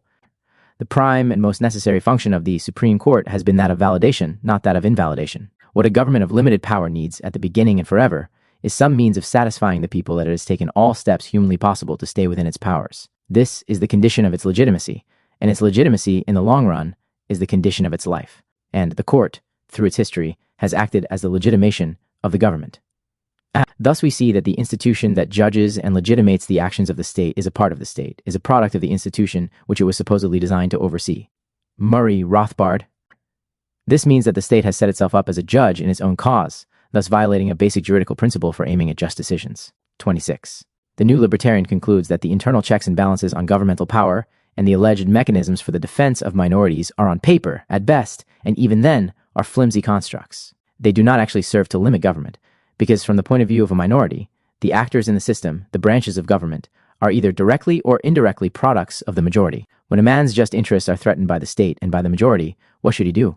What legal actions are open to him when the president is the product of the majority, which threatens his interests, when his senator and congressman are products of the majority, which threatens his interests? Income, lifestyle, time, land, etc. And when the courts are either elected by the majority or selected by the majority's agents in government, he must either submit to the majority's transgressions or turn to illegal action, illegal as defined by the state. The system of checks and balances is not only ineffective in its prescribed function, it is also wasteful. Essentially, checks and balances are nominal road bump mechanisms that preserve the power of one branch of government from intrusions by other branches of government so as to preserve the balance of power between the branches. As we have seen, these barriers can be overcome. However, the extra effort and time expended in circumventing the barriers require, in turn, greater taxes. Rather than paying simply for the government's services, the taxpayer must pay also for the waste incurred in the process of checks and balances and separation of powers. He pays for government, and pays more to see it function inefficiently. This observation, in a somewhat out-of-context way, concedes a point to the American left progressives who yearn for a parliamentary system in which party discipline is solid and unobstructed rule of majorities assured, and who openly abhor the restraints built into the system by the founders. Of course, if left to the devices of progressives, the road to democratic totalitarian rule would be assured, at some point soon in the process. There would be nothing theoretically in the way of such an outcome, and the supposed protection offered by the founders' checks and balances and separation of powers is and will have been merely an illusion, or at best a temporary veil in the way of an authoritarian yet democratic rule. And those two concepts are in no manner contradictory. We are left with the conclusion that the Constitution of the United States, the most elaborate system and most noble effort yet devised by man to limit government and to supposedly protect the freedom of its citizens, serves instead to supply the state with a means of self-legitimation, a mask of limited government, and in the process to burden its subjects financially even more so due to the process. And still, the state remains essentially unchecked and unlimited. The concept of limited government has merely served as a means to ease the minds of a once power-fearful population. Since the state is not limited, it must be self-determining. The policies and actions of any government are set by the man or men who control it. If State A assumes fewer functions and permits a wider range of action among its citizens than does State B, one should not jump to the conclusion that State A is more limited than State B. The difference between the two results from their differing social and political outlooks rather than from any supposed limitation upon one of them. And that clearly internal restraint cannot be relied upon over time and circumstances to limit any government. Therefore, for the individual who is concerned with liberty, the fact that government is not truly limited simply means that the best for which he can hope is a liberal degree of license, which is to say, a relaxed chain. Government is a coercive monopoly. If effective competition to a government did exist, then the government would no longer possess its monopoly status, and therefore would no longer be a government. Genuine competition, whether from another coercive agency or from a non-coercive business, can serve as the only real limit on state power, and it does so precisely by depriving government of its status as a government. Logically, then, if government exists, it is unlimited and self-determining. Or, as Robert Lefebvre writes, unlimited government is a redundancy, limited government an illusion. 27. Objective law v. government law. The most sweeping anti-state attack offered by the anarcho-capitalists is the argument drawn from the concept of objective law. This attack pierces the heart of the debate between advocates of government and the new libertarians. Statists charge that a society without a lawmaking mechanism, without a government, would lack the law which is necessary to maintain order and justice. Anarcho-capitalists respond that there would be law in a non-state society and mechanisms for its enforcement, and further, that government-made law is both unnecessary and destructive. Essentially, the objective law argument is a restatement of objectivist metaphysics. Everything which exists in the universe possesses identity, a particular nature with particular characteristics. The law of identity is stated as, that which is what it is. A thing is itself. A is A. The identity of a thing prescribes that which it is capable of doing or having done to it, and, in the case of man, that which he should do. Man is a being with a particular identity and particular requirements for his survival, requirements which are set by his nature. Unlike other life forms, man's tool of survival, his conceptual faculty, does not function automatically. He must choose to use this tool and learn to use it properly. He is free to think and produce, or to refrain from thought and production, but he is not free to escape the consequences, death or harm, should he choose the latter. Nature does not permit him the impossible. It is an objective law, a demand placed upon man by his identity, that if he is to survive and advance his welfare, he must choose to think and then act consistently with the judgments of his mind. Objective law is a causal attribute which governs an entity's actions, an attribute inherent in that entity's specific nature. 28. Objective law is objective in that it is a condition existing in reality external of each man's hopes, wishes, or fears. Man's relation to objective law is evident when one considers an isolated man on a desert island. Such a man must fulfill the conditions of survival set by his nature if he is to continue to live. If he refuses to use his mind and acts in an undirected, unthinking manner, he will perish. Reality, in effect, has established a law which demands of man that he think, the essential attribute being his volitional consciousness, and produce, if life is his object. Escape from this overriding unwritten law is impossible, yet men, to varying degrees, lose sight of the continual presence of objective law in their lives, particularly when they are in society rather than in an isolated survival situation. If one concludes, as do many, that societies can only be governed by the law of governments, then that notion implies that objective law or natural law loses its applicability when man enters society, that somehow man loses his identity in a social environment, thus leaving the jurisdiction of objective law. The fact is that man's nature remains the same. Only the condition of his surroundings change. He must satisfy the conditions of his life whether he is alone on a desert island or in society. Objective law has no boundaries, no jurisdiction. It is inherent in reality and in man's identity. Broadly defined, objective law encompasses many subsets of law, physical laws such as the laws of motion, gravity, etc. Those laws pertaining to man, his survival and well-being, and of most importance here, the laws dealing with human interaction, social laws, those laws which derive from the law of non-aggressive human relations, the primary one being that no person may initiate or threaten to initiate the use of physical force against another man. The law of non-aggression, or phrased another way, voluntarism, is an objective law applicable to man in a social context. Why consider it a law? We have already recognized the relationship between rights and the survival and well-being of man. Rights are not merely optional luxuries, they are a necessity for life on a human level in a social context. The law of non-aggression is simply an objective law restatement of the survival need that man has for rights, meaning the ability and freedom to exercise his volitional consciousness, to apply those decisions to action and to be unmolested in so doing. Society is not a means of escape from identity or objective law. Rather, it is a valuable environment for man in which he can further his life, indeed, maximally enjoy his life. Society is merely an extension of nature, a setting in which objective laws govern, and one in which man can raise his level of existence by association with other men, receiving both emotional and physical benefits. If that relationship is corrupted via the state into a war of one group of men against another, tax consumers v. taxpayers, for example, or one envious class versus another, with the state as the vehicle of coercive transfer of value, then the benefits of a society are diminished, if not negated fully. Solitary life becomes preferable to being eaten, as it were. A man living alone on a self-sustaining farm would have to produce all of the values necessary for life. He would also need to protect those values from destruction. If he acted to produce and protect his values, he would be following objective law, and he would be rewarded or punished to the degree that he succeeded or failed. When men live together in society, they still face nature's physical threats and demands. However, society offers that one unique danger which a totally isolated existence does not, the possibility of becoming the victim of aggression initiated by your fellow men. Man has found it necessary to defend himself from human aggression. Indeed, objective law demands that man defend his values, whether the threat comes from a storm or a thief. In their desire to protect their lives and property in an efficient manner, men have usually sought organized means of defense. Historically, most men have felt it necessary to create government to fulfill this needed function, and according to libertarians, men have erred in so doing, sometimes with disastrous consequences, as the dark record of 20th century political systems and social experiments attest. Obviously, governments have ventured far beyond the narrow defense and adjudication role. But, regardless of the roles that governments have assumed or usurped, governments the world overutilize the same tool in carrying out their actions, the presumption of law. Governments are, as Robert Lefebvre notes, law factories which exercise their role by passing and enforcing countless laws. While such laws vary in their specific form, whether the direct edict of a king or president to the product of a formal legislative process, the essence of government law is the same. Such laws are attempts by some men to coercively direct the actions of other men. Government-made law is always an attempt to control people, nothing more, nothing less. Consider, for example, the euphemism that government is regulating the economy. When government regulates the economy, it is actually forcibly regulating the individuals and groups of individuals who interact in the marketplace. There is in fact no such cohesive entity as the economy. Government cannot regulate the price of milk. It can only tell men involved in the production, sale, and consumption of milk how much they are to charge or pay for the milk. All government laws are regulators of men only. These laws, rules, or edicts, which are handed down by government, fall into one of only two possible categories in the context of objective law. Either the content and intent of the government-issued law is contrary to objective law, or it is consonant with objective law. If a law is contrary to objective law, then it is harmful to man's well-being because it sets up an irreconcilable conflict between man and reality.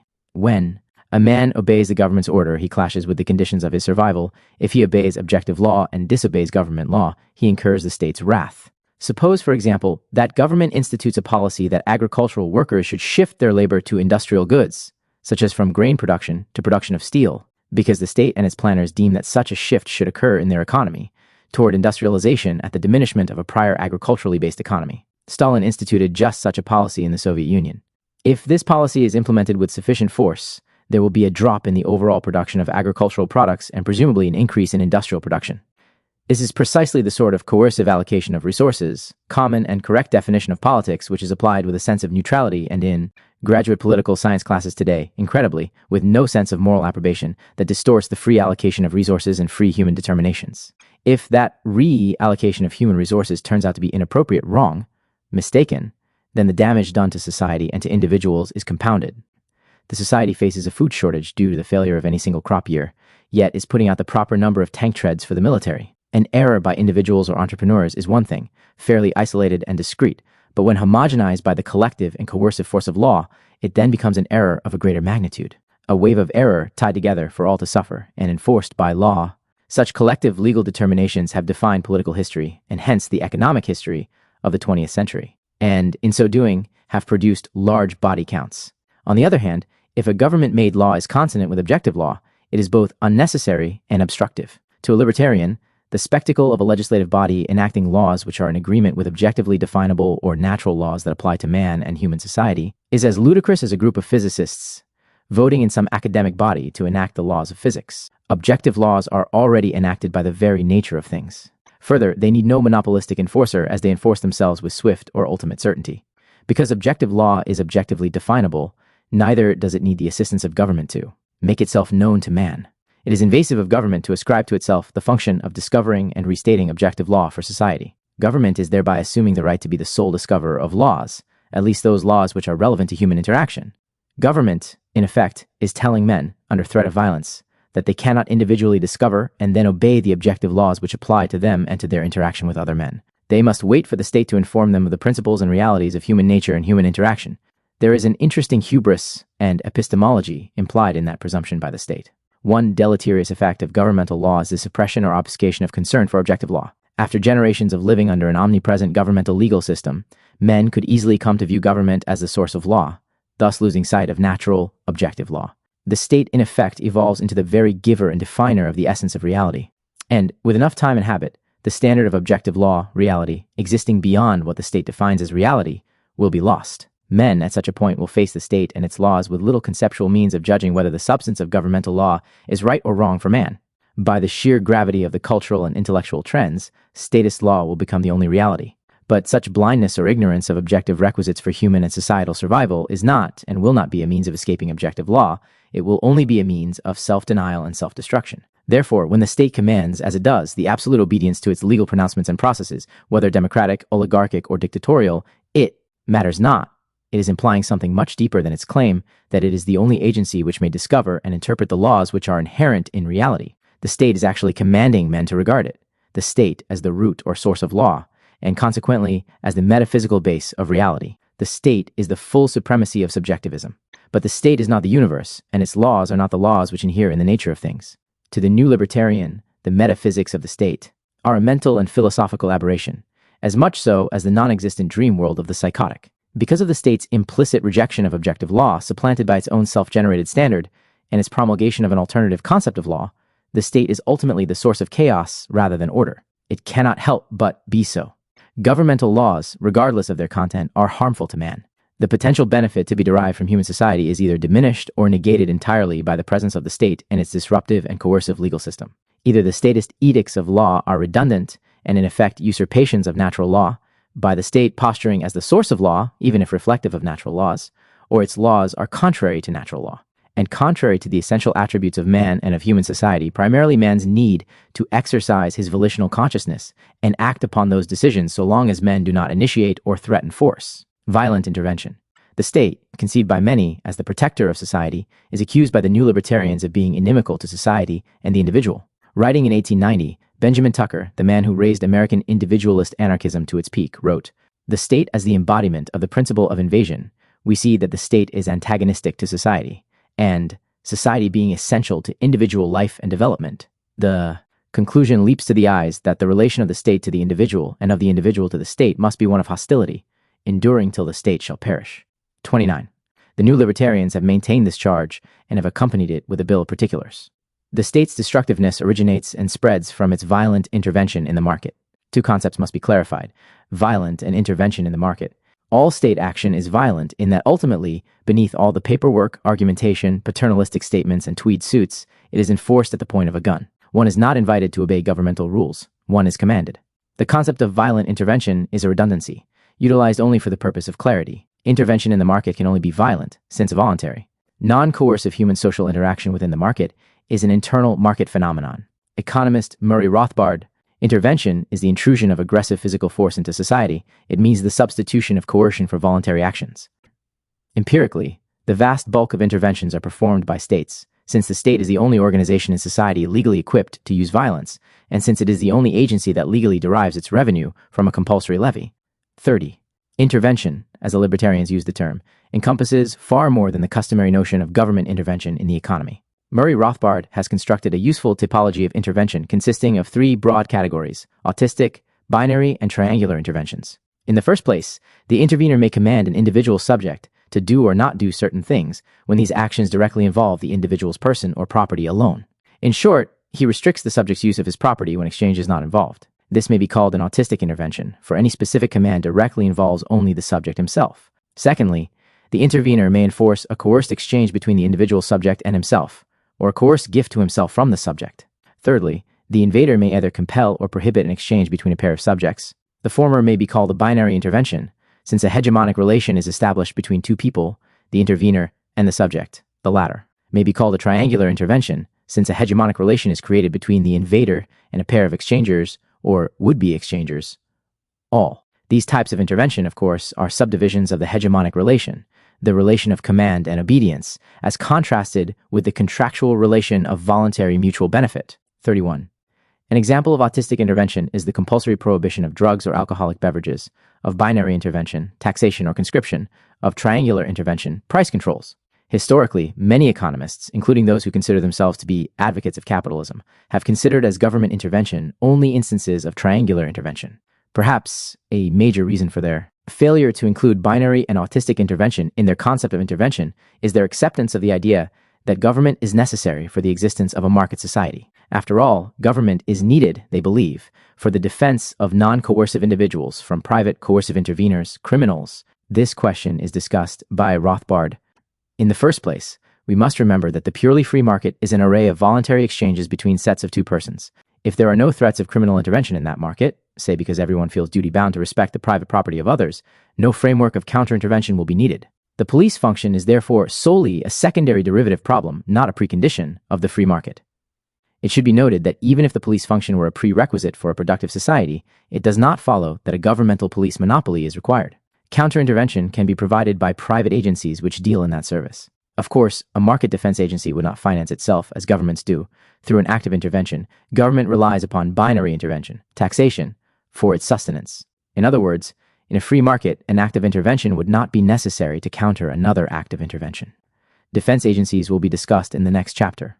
Government intervention, rather than being a force for order, is a force for disorder and dysfunction in society and in individual lives. How so?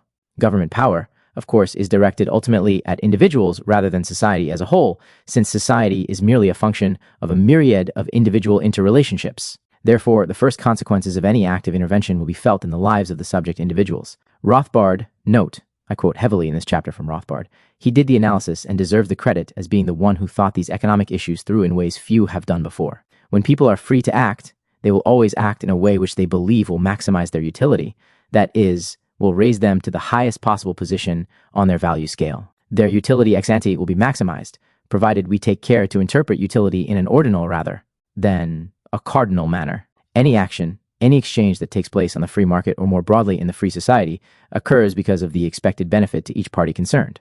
Coercive intervention, on the other hand, signifies per se that the individual or individuals coerced would not have done what they are now doing were it not for the intervention. The individual who is coerced into saying or not saying something, or into making or not making an exchange with the intervener or with someone else, is having his actions changed by the threat of violence. The coerced individual loses in utility as a result of the intervention, for his action has been changed by its impact. Any intervention, whether it be autistic, binary, or triangular, causes the subjects to lose in utility. In autistic and binary intervention, each individual loses in utility. In triangular intervention, at least one, and sometimes both, of the pair of would-be exchangers lose in utility. Who, in contrast, gains in utility ex ante? Clearly, the intervener, otherwise he would not have intervened. 33. Success is not guaranteed to man. The benefits which one anticipates at the outset of any venture may not be realized in the final analysis. In a free market, the possibility of discrepancies between prior anticipations and final actualities are minimized through the workings of the market.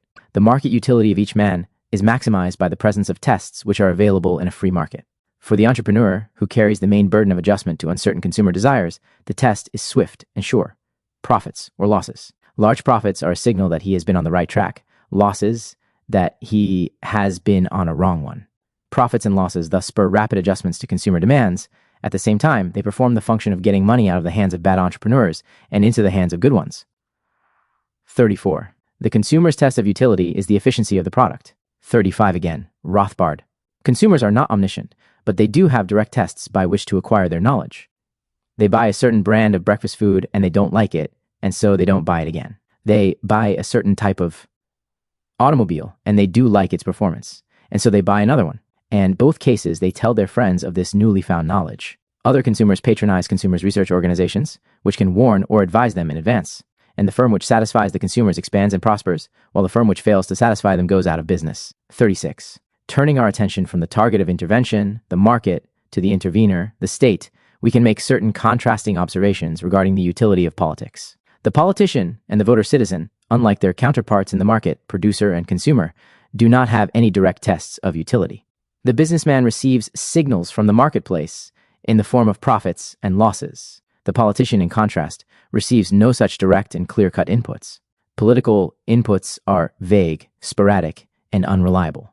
Inputs into the system come from the public's expression of desires through vote, interest group activities, and through other means. Voting is probably the most unreliable means of determining voters' desires, since a vote cast in an election can be interpreted in so many ways. Is a vote for candidate the 10th actually a vote for him or against his opponent? If it is for candidate the 10th, is the vote in favor of all of his policies, only one or a few, and which one? Or was the vote cast for his good looks? Perhaps in the final analysis, the vote for candidate the 10th was the result of a coin toss in the voting booth. In an attempt to evaluate political inputs, one must remember that they are only expressions of desire, hope, and wish in regard to government policy. Desire is an empty input without any sense or reality of cost or effort on the part of the individual. Individuals may express a desire for a new government service or for a government subsidy, check in the mail, but their desire should not be confused with economic realities. Undoubtedly, many individuals in today's society would respond affirmatively to any offer of a free service or good. Such offers are made by the state continually. And not only do individuals, corporations, and unions respond favorably to such offers, but they have shown a remarkable proficiency in politicking, pressuring, demonstrating, rioting, whatever, for ever more free goods and services. However, as Rothbard notes, these services are not and cannot be truly free. A free good would not be a good, and hence not an object of human action. It would simply exist in superabundance for all.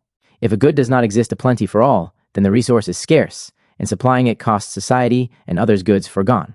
Hence, it cannot be free. The resources needed to supply the free governmental service are extracted from the rest of production. Payment is made, however, not by users on the basis of their voluntary purchases, but by a coerced levy on the taxpayers. A basic split is thus effected between payment and receipt of service. This split is inherent in all government actions. In 1850, Frederick Bastiat pointed out that the difference between the good economist and the bad economist is that the latter examines only that which is seen, while the former examines that which is not seen. That which is seen in regard to government services is that some individuals receive the services. That which is not seen in regard to government actions constitutes the anarcho-capitalist economic critique of the state. Perhaps one of the first relatively unseen consequences of free government services is the loss of concord among individuals in society. The split between payment and receipt of service is merely another expression of the state's division of society into two classes, taxpayers and tax consumers. This effect of the state's fundamental action, taxation, was foreseen by American political thinker John C. Calhoun in 1853. The two, disbursement and taxation, constitute the fiscal action of the government. They are correlatives. What the one takes from the community under the name of taxes is transferred to the portion of the community who are recipients under that of disbursements. But as the recipients constitute only a portion of the community, it follows, taking the two parts of the fiscal process together, that its action must be unequal between the payers of the taxes and the recipients of their proceeds. Nor can it be otherwise, unless what is collected from each individual in the shape of taxes shall be returned to him in that of disbursements, which would make the process nugatory and absurd. The necessary result, then, of the unequal fiscal action of government is to divide the community into two great classes, one consisting of those who, in reality, pay the taxes and, of course, bear exclusively the burden of supporting the government, and the other of those who are recipients of their proceeds through disbursements, and who are, in fact, supported by the government, or, in few words, to divide it into taxpayers and tax consumers. 38.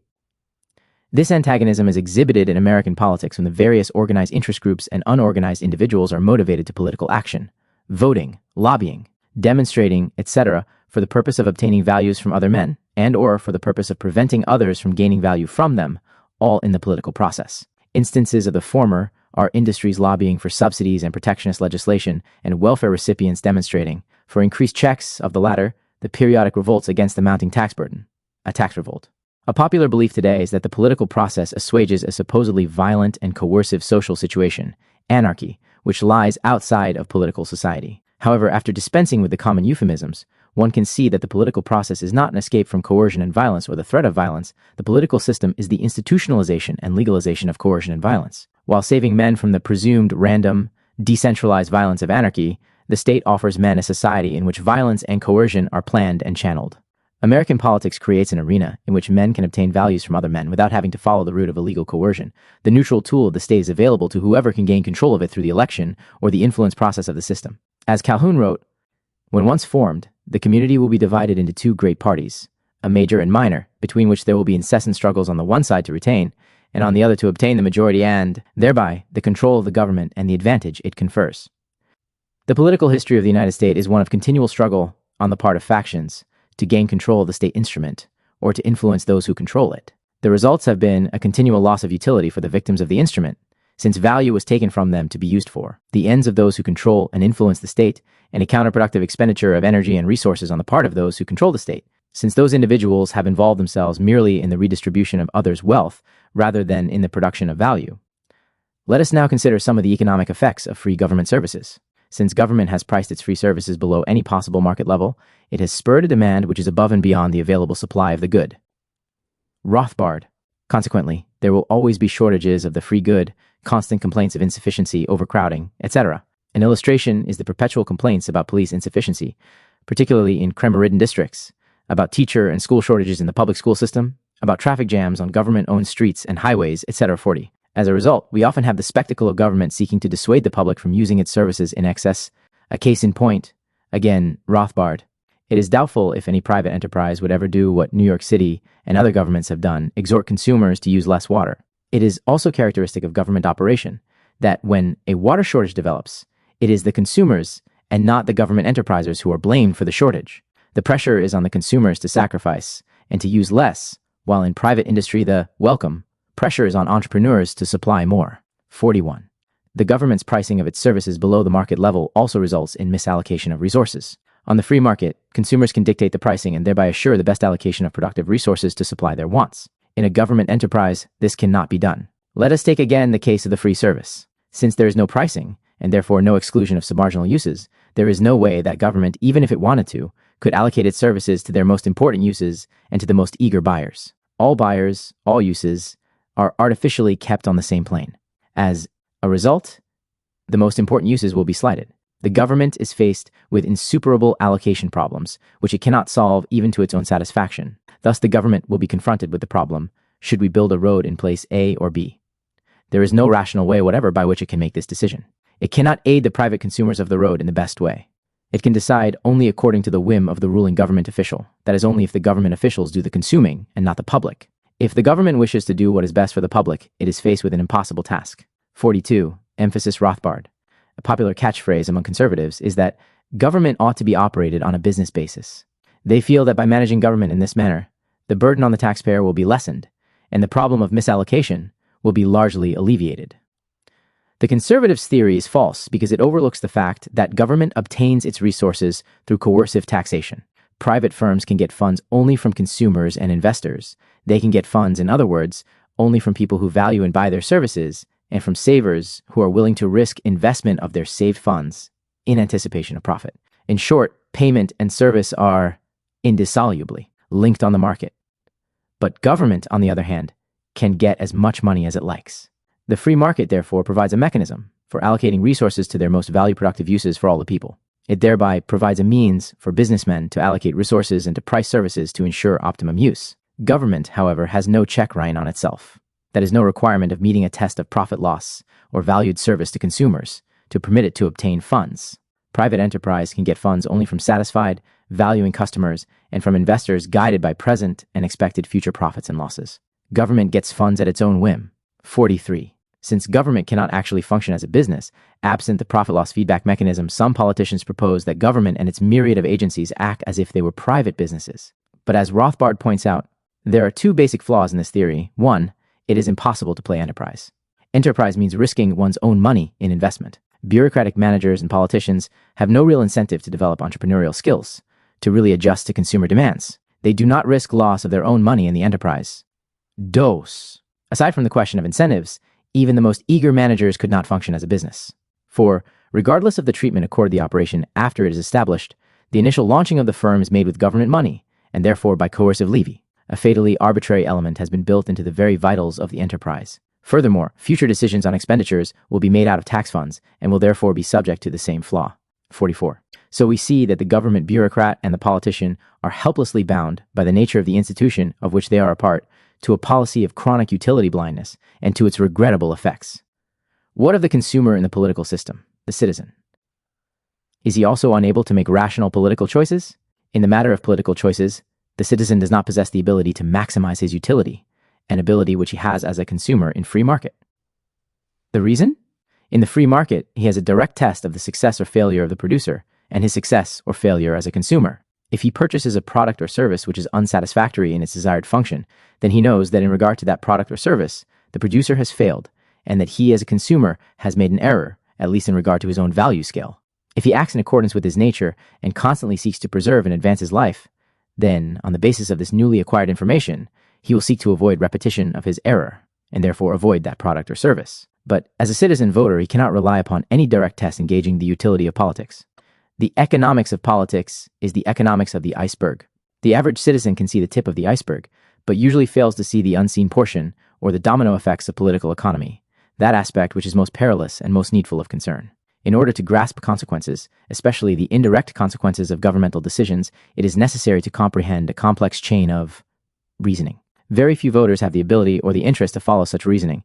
Lacking the direct test of success or failure, The voter tends to turn not to those politicians whose measures have the best chance of success, but to those with the ability to sell their propaganda.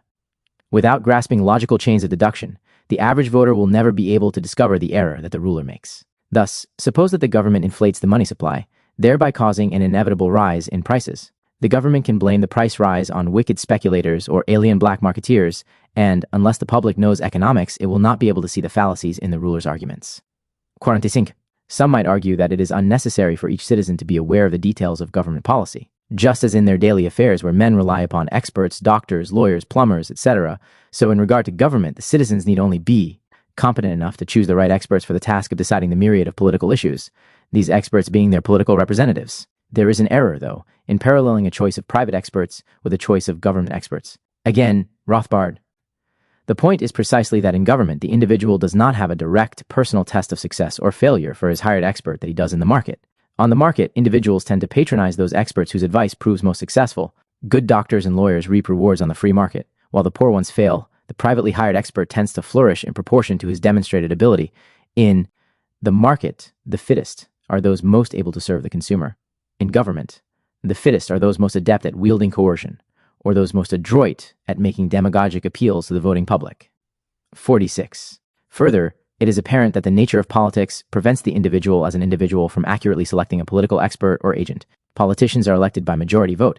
Thus, if an individual is to choose an agent and see him placed in office, he can only do so as part of the majority. If his choice of politician fails to win the approval of the majority, then he, the voter citizen, is denied his choice of political agent. He must abide by the majority's wish, coerced unanimity, coerced social homogeneity. That is the essence of political society. Individual choice is marginalized. In contrast, a market society offers no restraint on the individual's right to choose. One is free to choose experts, agents, goods and services as an individual. Then, of course, the consequence of an individual's choices, whether good or ill, are his to bear. Such is life in a world, the real world, in which human volition is not omniscient, but rational, and is not short-circuited by coercive, homogenizing molds of behavior that are imposed by the very nature and mechanisms of a political, non-voluntary society.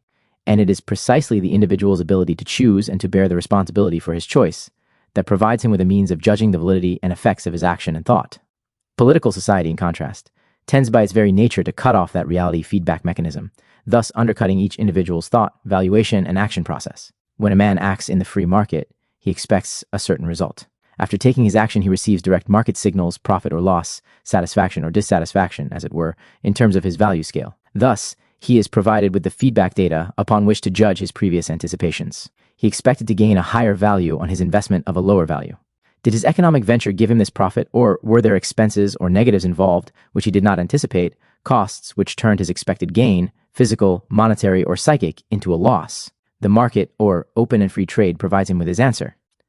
When an individual makes a political choice in a political society, he does so as part of a collective. If his choice is harmonious with the collective voice, then his wish will be fulfilled through political means, the coercive power of the state as his agent. But in a democratic political system such as the US, this coercive determination of values by the majority of voters applies to everyone in that society, inasmuch as their wills have been transformed into law through the force of the state. Hence, this individual's will, along with the wills of those others who constitute the majority, is imposed on every man, woman, and child in society. The reactions or consequences of his action are dispersed by coercive force of the state to everyone. For our individual political consumer, this means that he does not receive the returning economic signals, reactions, from his action. He receives only a minuscule portion of the signals, if any, perhaps favorable or perhaps unfavorable signals, but because he receives only a portion, he does not have the knowledge of the bulk of the feedback or consequences, which he would have as an actor in the market. In addition, we can infer, if for no other reason than our knowledge of the necessary disparity in politics between payment and receipt of the government's goods and services, that these reactions will vary, that there will be crashing waves hitting one man's shores, ripples on another's, and perhaps the booty of political coercion landing on yet another's. Even voter the 10th, who reaps the apparent profits of some political policy, cannot judge the policy to be profitable for himself. There are other effects out there in the society and economy in which he lives and acts. Those other effects that he does not see, those other waves are in turn generating consequences, perhaps even very damaging for him. These effects that are unseen to our voter the 10th might show up in the form of bare meat counters at his grocery store, or a doubling of food prices, or a nationwide shortage of family physicians, and so forth. Then again, the ill effects of a coercive policy, from which he seemingly profited, are mixing with the effects of other political policies, confusing the matter even more. The point here is that he is really unable to evaluate political policies and their overall impact. All he can know is that if there is error embedded in the process, or secondary repercussions of error, then the coerced and homogenizing nature of government policy will push that error across the swath of society. It is not a one-on-one voluntary relationship between entrepreneur and consumer. Such is the fate of the political consumer. Since the individual cannot evaluate his own political policy, he cannot accurately judge a politician on the usual basis of the similarity between the politician's policies and his own. The standard of judging a political agent by means of one's own political preferences is a sham. One is left without a reliable standard. One is left, so to speak, in political anarchy. Thus, the politician and the citizen voter are in a position in which rational policymaking is forever beyond their grasp. Having no access to the market's signals of success or failure, or even something measurable in between, political man can attain maximum utility only by accident, and if he achieves that condition, he has no means of being aware that he has done so. He simply has no mechanism of calculation. Therefore, he will lose utility as quickly and as unaware as he found it. Stagnation. The most profound consequence of government action, a consequence that spans centuries and takes an incalculable toll in human lives and resources, is stagnation. To begin, any given act of state intervention in society entails either the prohibition of private competition or the stifling of competition through the government's various enforced advantages, for example, taxation, creation of protected, licensed, and subsidized industries.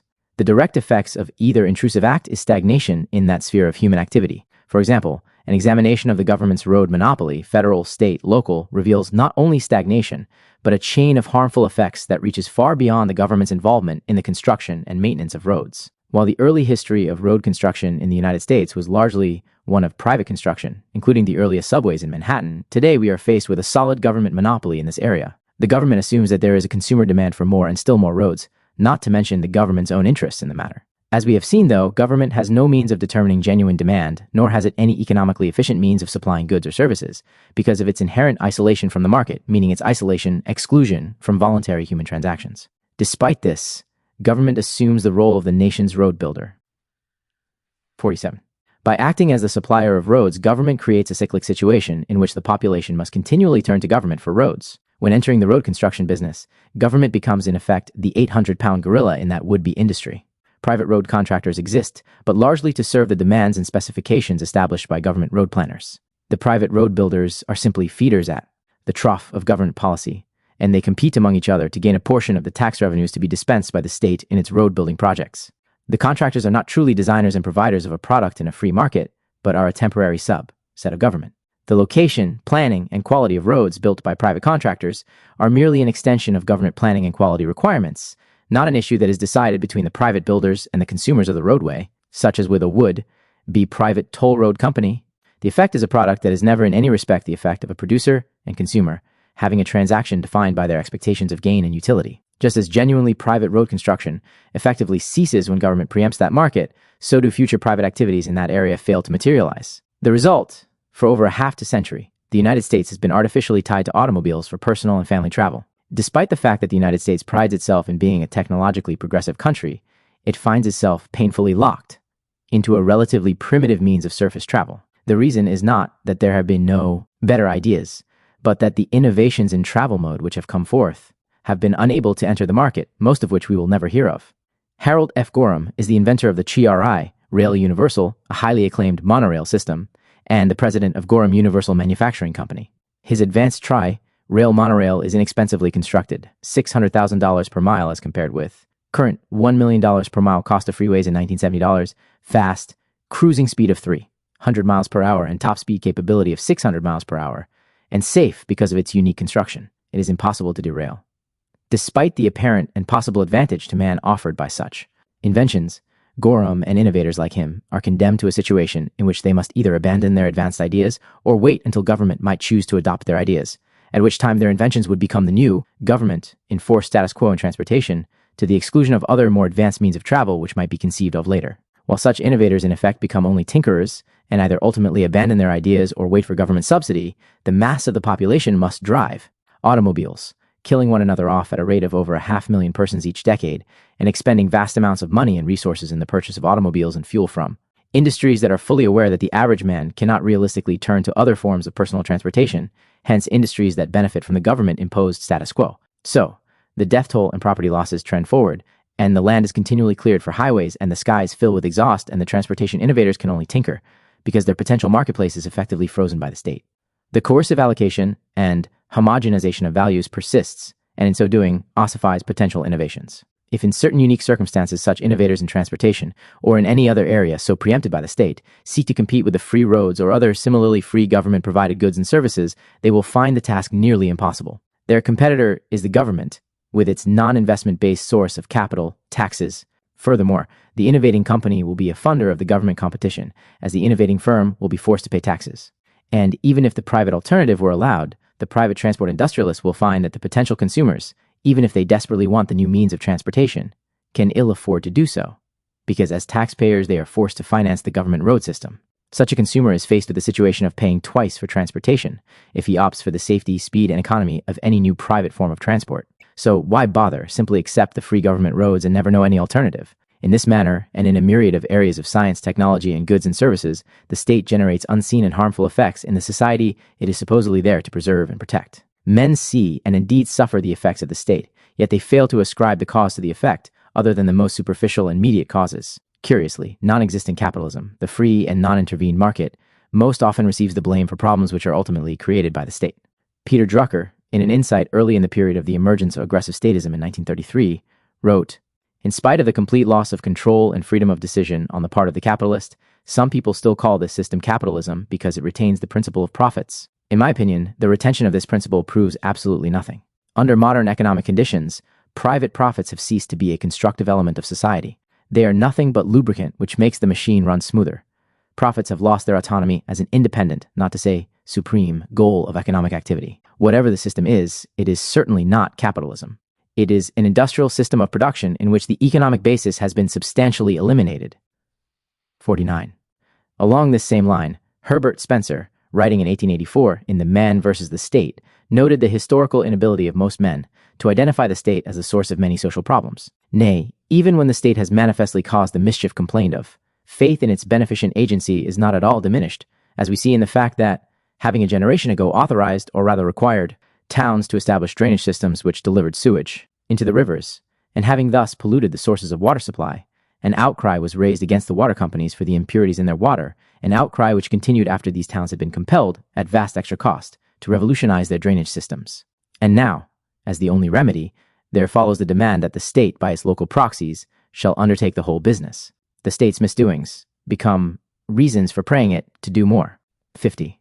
The state, through policy, sets priorities and direction across society and the economy. The widespread assumption is that the state's wisdoms outweigh and are better calculated than the micro-wisdoms of individual actors in society and the economy.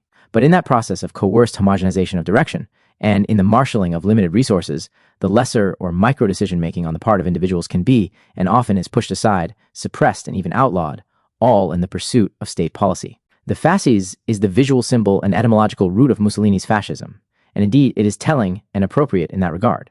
The fasces is pictured on us dimes. It consists of a bundle of wooden rods with an axe and blade on the outside, with that bundle strapped tightly together in supposed unity and purpose. It was also the symbol of the British Union of Fascists in the 1930s.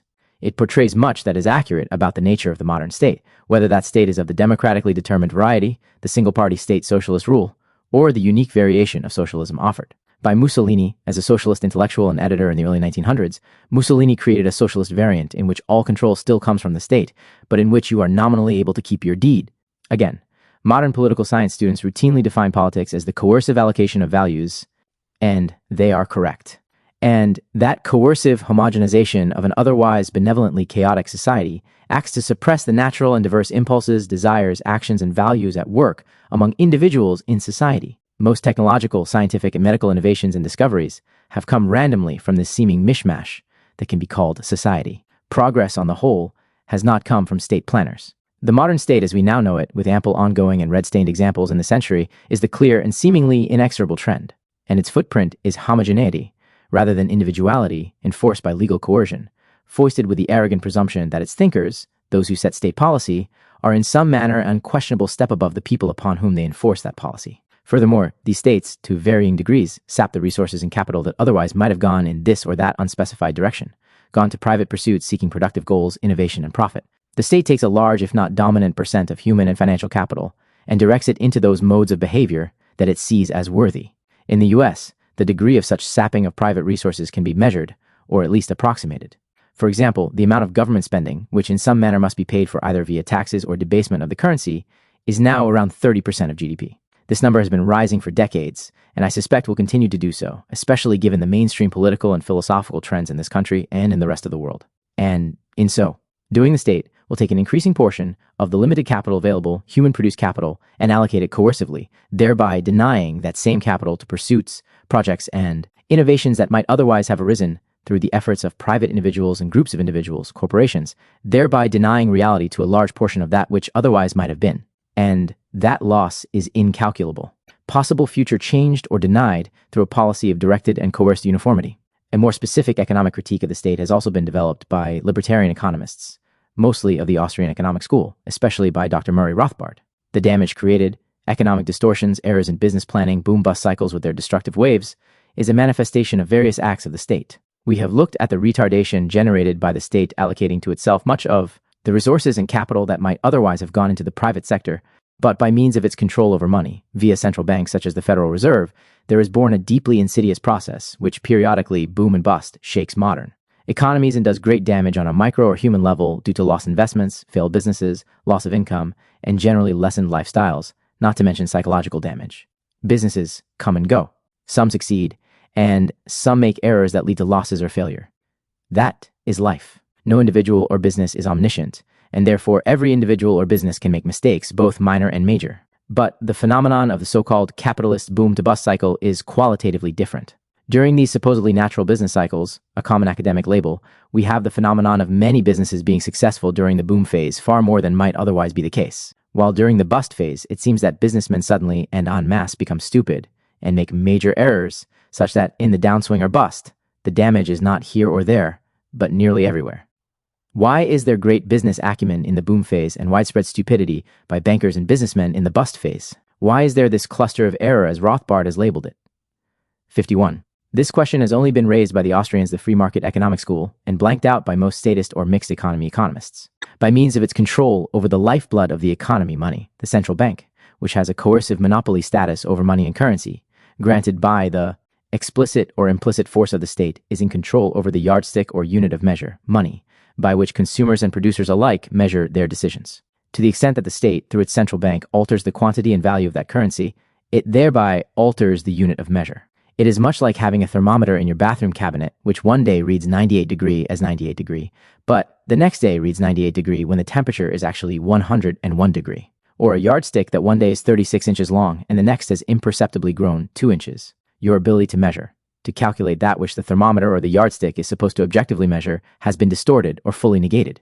It would be a nightmare world indeed, if man's ability to form concepts and conclusions based on his measurements of various entities and actions were so distorted. Yet, this is precisely what happens to the unit of money when the central bank implements monetary policy to cause this or that presumably beneficial outcome. Historically, the trend of central bank policy has been to inflate the money, this in order to accommodate the state's constant and usually ever-increasing financing needs. Therefore, instead of levying taxes beyond a tipping point, a point beyond which social disorder is possible, something that has been seen many times in tax revolts, the state relies on the central bank to fund its needs. And in so doing, the central bank alters the quantity and value of the currency unit, and also alters the measurable data points upon which we all operate. A business's sales data are measured in the currency unit. If sales are up 5% over the prior year, that is a data point that would indicate the company is doing something right in terms of its product or service, and therefore perhaps the company should ramp up its production capacity for that product, build new factories, hire more workers, and so forth. But what if to a great extent that increase in sales in the US as measured in terms of dollars of sales is a consequence or a reflection of an expansion in the money supply? Then, in reality, there has not necessarily been any real increase in demand for the product, merely a decrease in the value of the currency unit. Imagine an economy-wide error in calculation, due mostly to the hidden effects of the distortion in the currency unit, distortions in the yardstick, not merely in sales, but in any other measure, such as profits, costs, and trends of any economic nature. These are all made foggy and deceptive by the plastic nature of the unit of measure. The result is the phenomenon of herd-like boom and bust cycles, and the cluster of error that we see over and over in these so-called market cycles. And in many other of its fiscal and monetary policies that affect market's pricing function, the state and its central bank generate distortions due to their creation of conditions that cause individuals and businesses to be unable to make accurate calculations of their personal, corporate, or broader economic realities. If the unit of money is not relatively stable, then no decision based upon its integrity as a yardstick can be fully trusted. And in the history of the modern state, stable monetary units are uncommon. Error in measurement and judgment in market and financial decisions is thereby almost guaranteed by the modern state.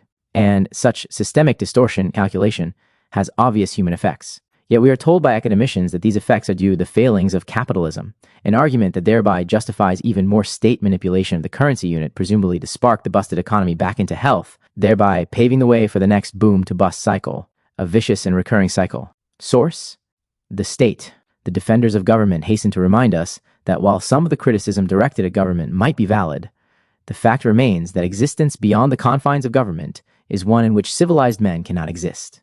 We are told that someone must hold political power, as though political power were a metaphysical fact of man's existence. In short, government is alleged to be a necessary evil. The chaos of individual human volition and human actions based upon that volition must be filtered and controlled by those who are wiser and better suited, in a fully Platonist ruler sense, to suppress unsuitable ideas and to permit those ideas and actions that they deem best. That is the nature of the state. It is a god on earth. The new libertarians' opposition to statism neither begins nor ends with their criticism of the state. Their anti-statism stems from a positive commitment to libertarian social principles, which, at root, emerge from an objectivist view of man as a rational, volitional being. Contradicting the fearful anti-libertarian tirades by politicians, newspaper editors, ministers, filmmakers, and novelists, the new libertarians explain that the world beyond the Leviathan is not a human battlefield as alleged by the statists. A stateless society is not only workable, using that term both specific and broad philosophical implications, but it is the necessary setting for the mode and quality of life which is possible and proper for man. It is both moral and practical. There is no objective difference or contradiction between those two terms. An exposition of some of the fundamentals of a non-coercive society follows. Notes 1 Rand, Virtue of Selfishness, pp. 30, 145. 2 Ibid, p. 124. 3 Ibid, p. 122. 4 Rand, Atlas Shrugged, p. 1061. 5 Murray Rothbard, Power and Market, Menlo Park, CA, Institute for Humane Studies, 1970, p. 176. 6 Rand, Virtue of Selfishness, pp. 129, 130. The issue of the morality of the aggressor, of the wisdom of maintaining oneself on the products of coercion, is a matter beyond the scope of this book. I have only alluded to one of the difficulties which would face an aggressor. There are other problems with a looter mentality. Here I can only cite these problems with appropriate references for examination of the arguments against a looter morality.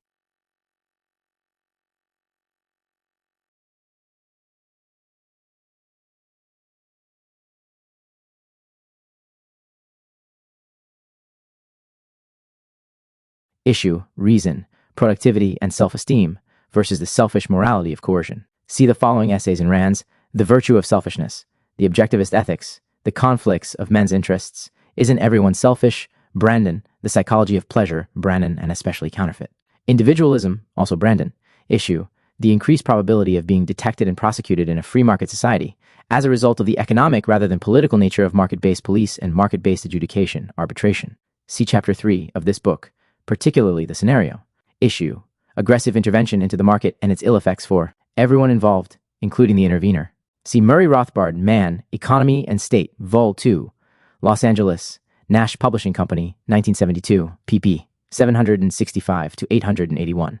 8th Murray and Rothbard, Anatomy of the State, Washington, D.C., Black Flag Press, pp. 1, 2. 9 Morris and Linda Tannehill, Market for Liberty, Lansing, MI, by the authors, 1970, p. 33. The existence of non-governmental police agencies and arbitration agencies does not disturb this argument. Such agencies are not really alternative institutions due to the fact that they too are subject to the government's rule. The policies of such private agencies are not permitted to vary from the government's legal code. Lysander Spooner, a famed 19th century libertarian and abolitionist, made this point regarding the Civil War, writing in No Treason, No. 6, The Constitution of No Authority, Larkspur Co., Pine Tree Press, 1966, p. 54. Still another of the frauds of these men is that they are now establishing, and that the war was designed to establish, a government of consent. The only idea they have ever manifested as to what is a government of consent is this, that it is one to which everybody must consent or be shot. Their pretenses that they have saved the country and preserved the glorious Union are frauds like all the rest of their pretenses. By them, they mean simply that they have subjugated and maintained their power over an unwilling people. 12th John Locke, Two Treatises on Government, New York, Mentor Book, 196th, pp. 374 to 376. 13th, Franz Oppenheimer, The State, New York, Arnaud Press, 1972, p. 15. 14. Bertrand de Juvenal, On Power, New York, Viking, Press, 1949, pp. 100 a 101.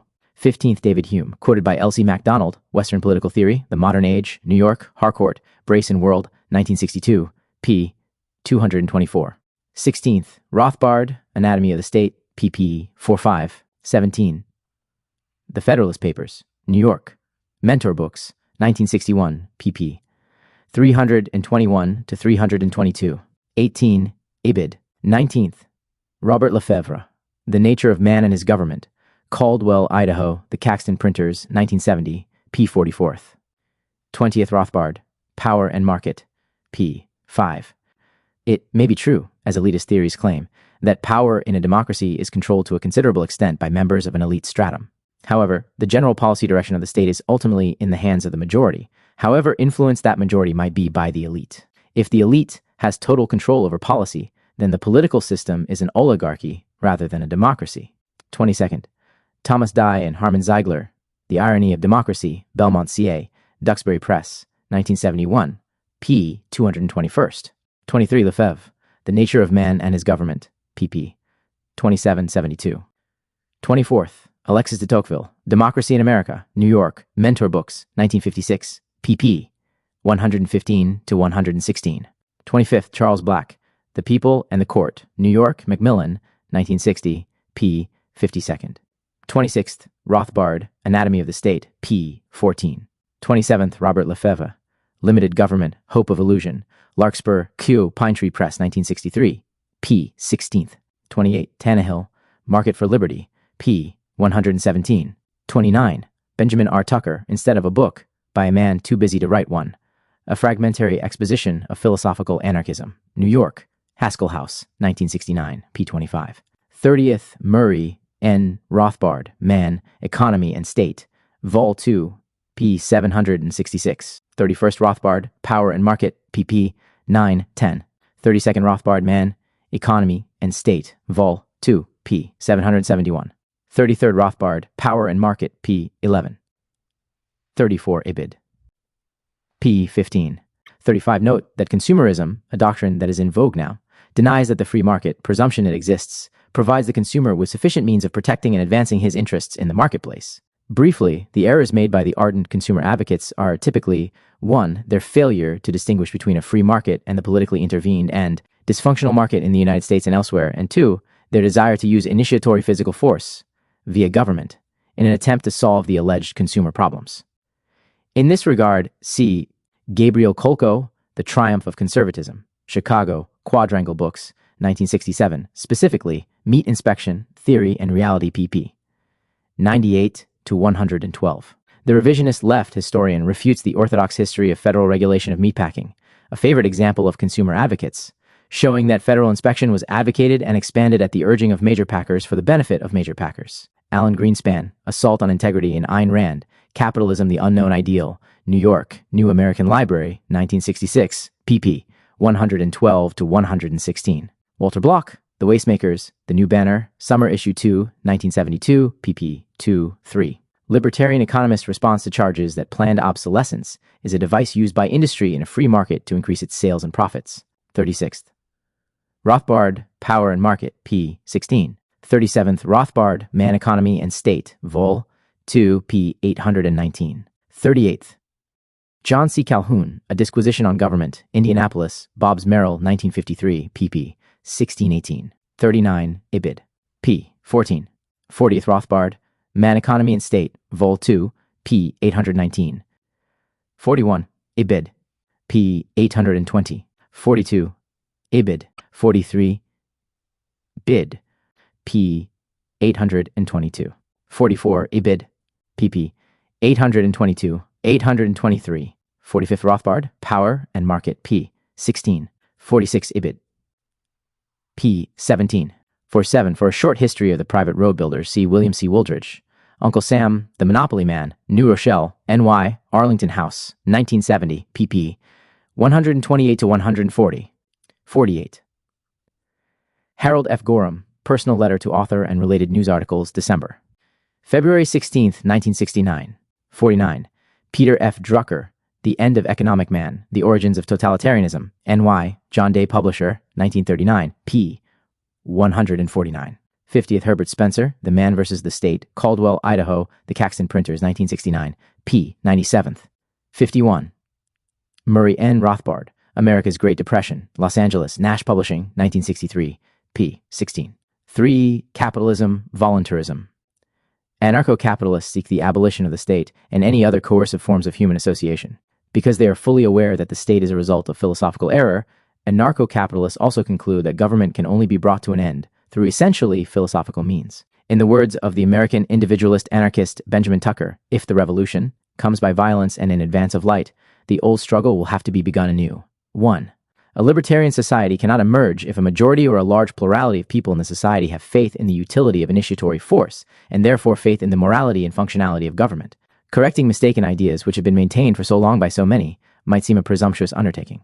However, anarcho-capitalists are not overawed by the apparent enormity of the task. They recognize the potency of ideas in a culture, especially philosophical and political ideas which have a grounding in valid core premises. While anarcho-capitalists see the danger of statism as real and present, they also take heart in their knowledge of the state's inherent weaknesses and its ultimate lack of real-world viability. Their analysis of the state and its debilitating effects on society and economy provides them with a continuum or scale of assessment of the viability, survivability of statism in its various forms. The states that intrude the most into the lives and interactions of its citizens, Soviet Union, Communist China, and Nazi Germany, among others, usually labeled as totalitarian, generate the greatest degree of economic misallocation, distortion, stagnation, and body counts, hence are most likely to produce the least viable societies or economies, and therefore are most likely to have limited lifespans as states. The state exists upon a body politic, and if that body atrophies, the sustenance of the state atrophies. The states of the democratic West are perceived to intervene to a lesser extent into the lives and interactions of their citizens, though this is a trend steadily moving toward ever more intervention. Due to their somewhat lesser degree of control and intervention, this allows the vestiges of a free market to survive beneath the controls to the extent that the market can adjust to and dodge the interventions. Such states tend to do less immediate debilitating damage to their citizens and economy, though that is a matter of degree only. Hence, democratic states might be expected to persist longer, be more stable. Again, that is an issue of degree of state intervention. However, this is not to argue that democratic statism is inherently better than rule by a single dictatorial party as in the Soviet Union and China. The means of selection of a ruler, whether an autocratic party seizing control by force, a majority-elected party, or a monarch who is born into rule, does not necessarily determine the degree of intervention inflicted by that state. Mid-20th century man tends to scoff at the history of monarchy as a quaint and less than sophisticated form of rule. But in many cases, the extent to which monarchs actually inflicted themselves upon their subjects was more limited than with today's democracies. Democracy might tend, in some superficial respects, to limit or slow the aggressive impulses of rulers and their majority parties, but it certainly does not have to do so. Therefore, current democratic states must not be seen as eternally viable institutions. The scale and scope of democratic state intervention can shift dangerously, especially if a majority wishes it so. Democracy, as a seemingly open process, can also serve to subtly mask a move toward the total state. It is entirely possible for a democratic state to move toward a very high degree of intervention and legal aggression within its society, and thereby begin to hasten the decline of that society and economy, and, as a consequence, shorten its own lifespan. The state, by its own debilitating effects on its society, becomes its own destroyer. Anarcho-capitalists are fully aware of this positive evolutionary factor in history. Emerging from a statist system at some future time, men will find it necessary to rediscover the objective laws inherent in the real world, especially the laws that apply to man and to human social context. The state will no longer be present to obscure or usurp these laws, to claim monopolistic control over defining the laws of human reality, as it were. The monopolistic institution through which many felt that they were creating law will have gone, by the way, as have many other false notions in human history. Modern man acknowledges vast numbers of laws or truths that inhere in reality, in the nature of things. This wide acceptance of objective laws in the realm of physical sciences has been casually abandoned when thoughts turn to issues of human nature and human social organization. Instead, political conclusions are deemed entirely subjective and valid only to the extent that a wise ruler, a ruling elite, or a majority determines them to be true. It is generally accepted that there is no need to have the law of gravity voted into truth by a legislature. Such laws are true regardless of majority opinion. But this concept of the objectivity of the external world is tossed aside in the supposed science of politics, wherein the determination of right and wrong, truth and untruth, is exclusively the realm of the sentiment and will of the ruling elite or majority of voters. Anarcho-capitalists argue that man is not outside of nature. The few simple laws that adhere to humans and their interrelationships are not subjective whims to be determined by rulerthink or groupthink. In a society in which there is no jurisdictional monopoly of coercion to arbitrarily restrict human thought and action, men will be able to turn to free production and trade of the goods and services needed for their well-being. A reasonable assumption would be that this emergence of true capitalism voluntarism will begin somewhat simultaneously with the demise of the state. Such a transition would hasten the sorts of enterprises that provide services previously defined as exclusive realms of the state. Several other subjects need to be explored before we begin what is frankly the thought experiment of this chapter, of describing potential voluntarist alternatives. First, it must be admitted that a few of the roles assumed by the state are in fact legitimate economic functions that will need to be fulfilled in a free society, such as a need for security and protection, and the need for arbitration of disputes and conflicts. Second, for anyone to posit future outcomes involving the free interaction of others is in itself a presumptuous mental exercise in planning. Libertarians reject such policy notions, policy discussions, elections designed to arrive at coercive policy outcomes, and so forth. Freedom means exactly that. It means an absence of collective and coercive policies from above, policies that dictate values, direction, and means of organization. If there is a need for a given service or product, the market will move to meet it. Individuals and groups will move to meet it. But to coercively allocate values, the essence of statism and of all its associated politics, is to violate individual rights of self-ownership, hence to violate human rights in their essentials. Therefore, while a libertarian might postulate some variety of voluntarist outcomes, he is fully aware that voluntary relation between individuals in the future might generate different outcomes or solutions to the various problems that an economy, society of free men will address in their own time and by their own transactions. To even ask the question, what would libertarians do, is to suppose that an overarching policy by wise men from above is by its nature a valid notion. It is not. Finally, before turning to capitalism, voluntarism later in this chapter, there are many misconceptions and mislearnings about the general subject that must be addressed and, if need be, swept aside. Liberty or freedom is an absolute principle, not a luxury to be allocated or licensed by a government, according to some value scale it uses as its guide to a pragmatic or ideal social outcome. If liberty is parceled out by the state on some occasions, and denied on other occasions, then liberty has actually ceased. License has prevailed. Conservatives and limited government advocates, who see the state as a defender of freedom, need to measure the concepts that they are commingling. Whenever a man or group of men coercively determine when you are free or not free to make your own decisions and actions, then your right to life and liberty is transgressed. The individual who confuses liberty with license is like the slave who thinks that he is free because his master grants him liberty on weekends. A distinction must be drawn between freedom and license. Where there is the state, there can be only license. While the degree of license might vary from strict control to loose restrictions, the organizing social principle remains the same. The state claims supreme ground in its compulsory power over individuals. Indeed, it must, by definition, do so in order to be the state. Consequently, the social principle of statism in its various forms and the social principle of true capitalism are mutually exclusive concepts. Capitalism, a society of self-ownership, cannot exist in full in the licensed atmosphere of the state, whether a total state or one which opts, here and there, not to exercise its implicit total option. Precisely the same element which makes a free market society incompatible with government, namely the private ownership of self and property, makes a free market harmonious with objective law. The efficiency and propriety of capitalism for man derives from its compatibility with man's essential and defining attribute, his volitional consciousness and actions of life based thereupon. The fact that man's existence is dependent upon human action, specifically productive action, is incontestable. In addition, as Rand has stated, reason is the only method of determining proper human action. Anarcho-Capitalism, through the recognition of the individual's self-ownership, argues for a social environment in which men are free to utilize their minds and engage in unfettered, non-coercive activities. There being no state to establish coercive and homogenizing social goals, and the coercive guidelines through which they are implemented, men will have the freedom to live in accordance with the demands of their nature. No government-made laws will exist as barriers to objective laws nor to their discovery. Reason and non-coercive interaction will be accepted as the norm, while irrationality and coercive action will be denied the shelter and sponsorship of government-made law and not be accepted as a social norm. Such philosophical change is a prerequisite for a free society. The false history of capitalism. On the whole, current political and social academicians blame capitalism for any and all ill effects of the last century or so of political economy. This body of teaching, primarily in the government-run schools in Western democratic states, has fostered many falsehoods and misconceptions about cause and effects, and these teachings have obfuscated the difference between capitalism as a concept and the reality on the ground, which is state capitalism, euphemistically called mixed economy, which in fact is the predominant form of social organization in Western democracies. Heretofore, the debate over capitalism's virtues and vices has been between those who share the misconception discussed in prior pages, namely that capitalism and the state can coexist. In the United States, those supposed opposite sides in all debates political are the so-called conservatives and liberals, both of which, to varying degrees, believe that capitalism and the state can coexist. Conservatives believe that the state should be limited. Liberals and progressives believe that capitalism or voluntary relations should be limited.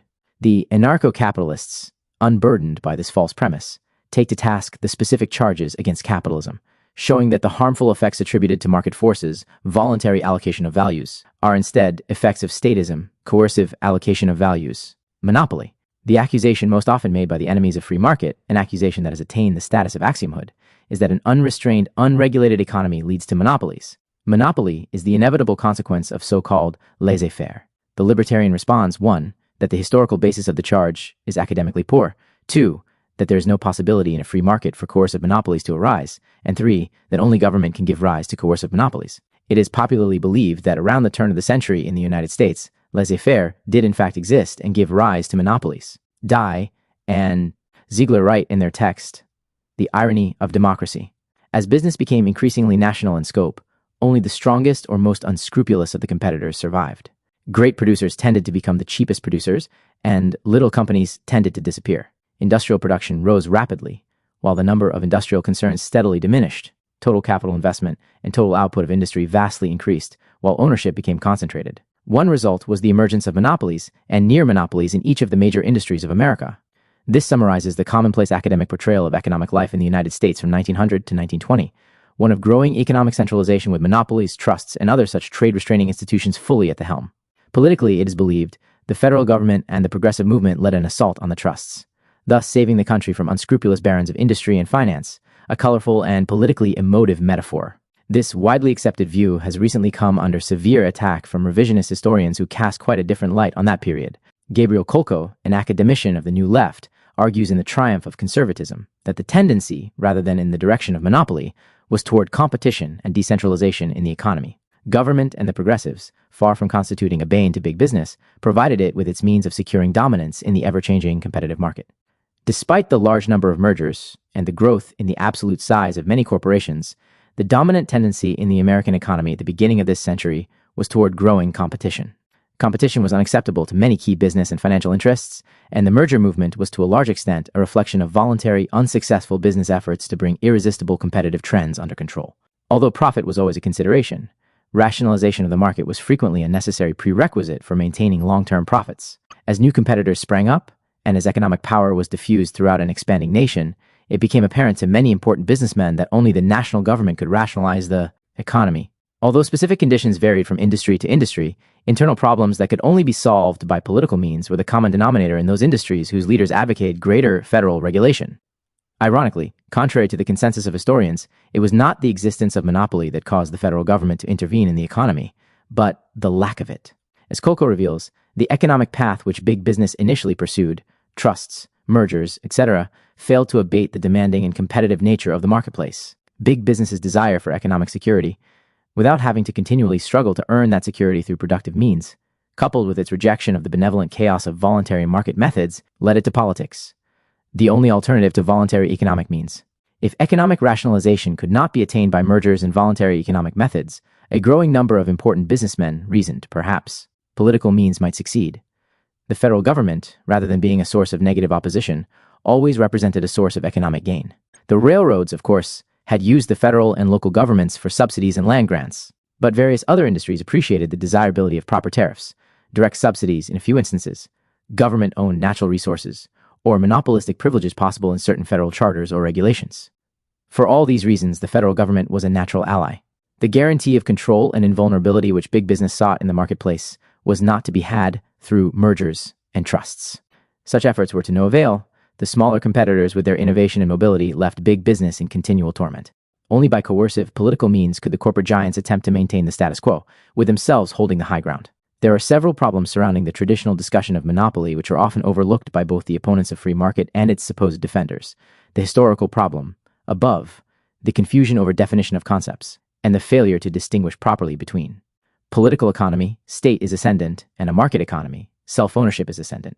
Primarily, the monopoly debate has been marked by the absence of conceptual precision, perhaps deliberately. What, after all, is a monopoly?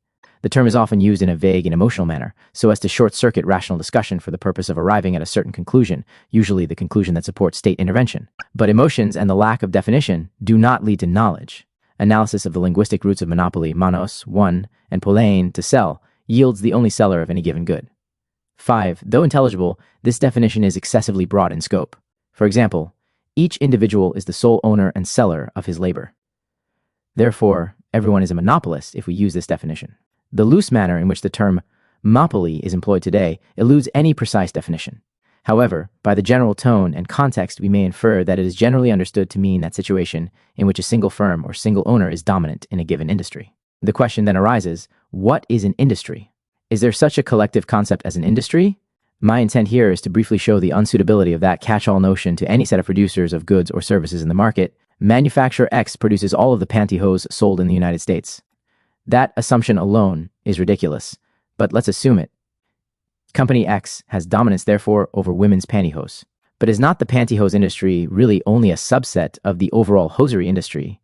And is not the hosiery industry a part of the women's foundation and lingerie industry, or the women's clothing industry or garment industry in general? Where does one even begin to draw the line?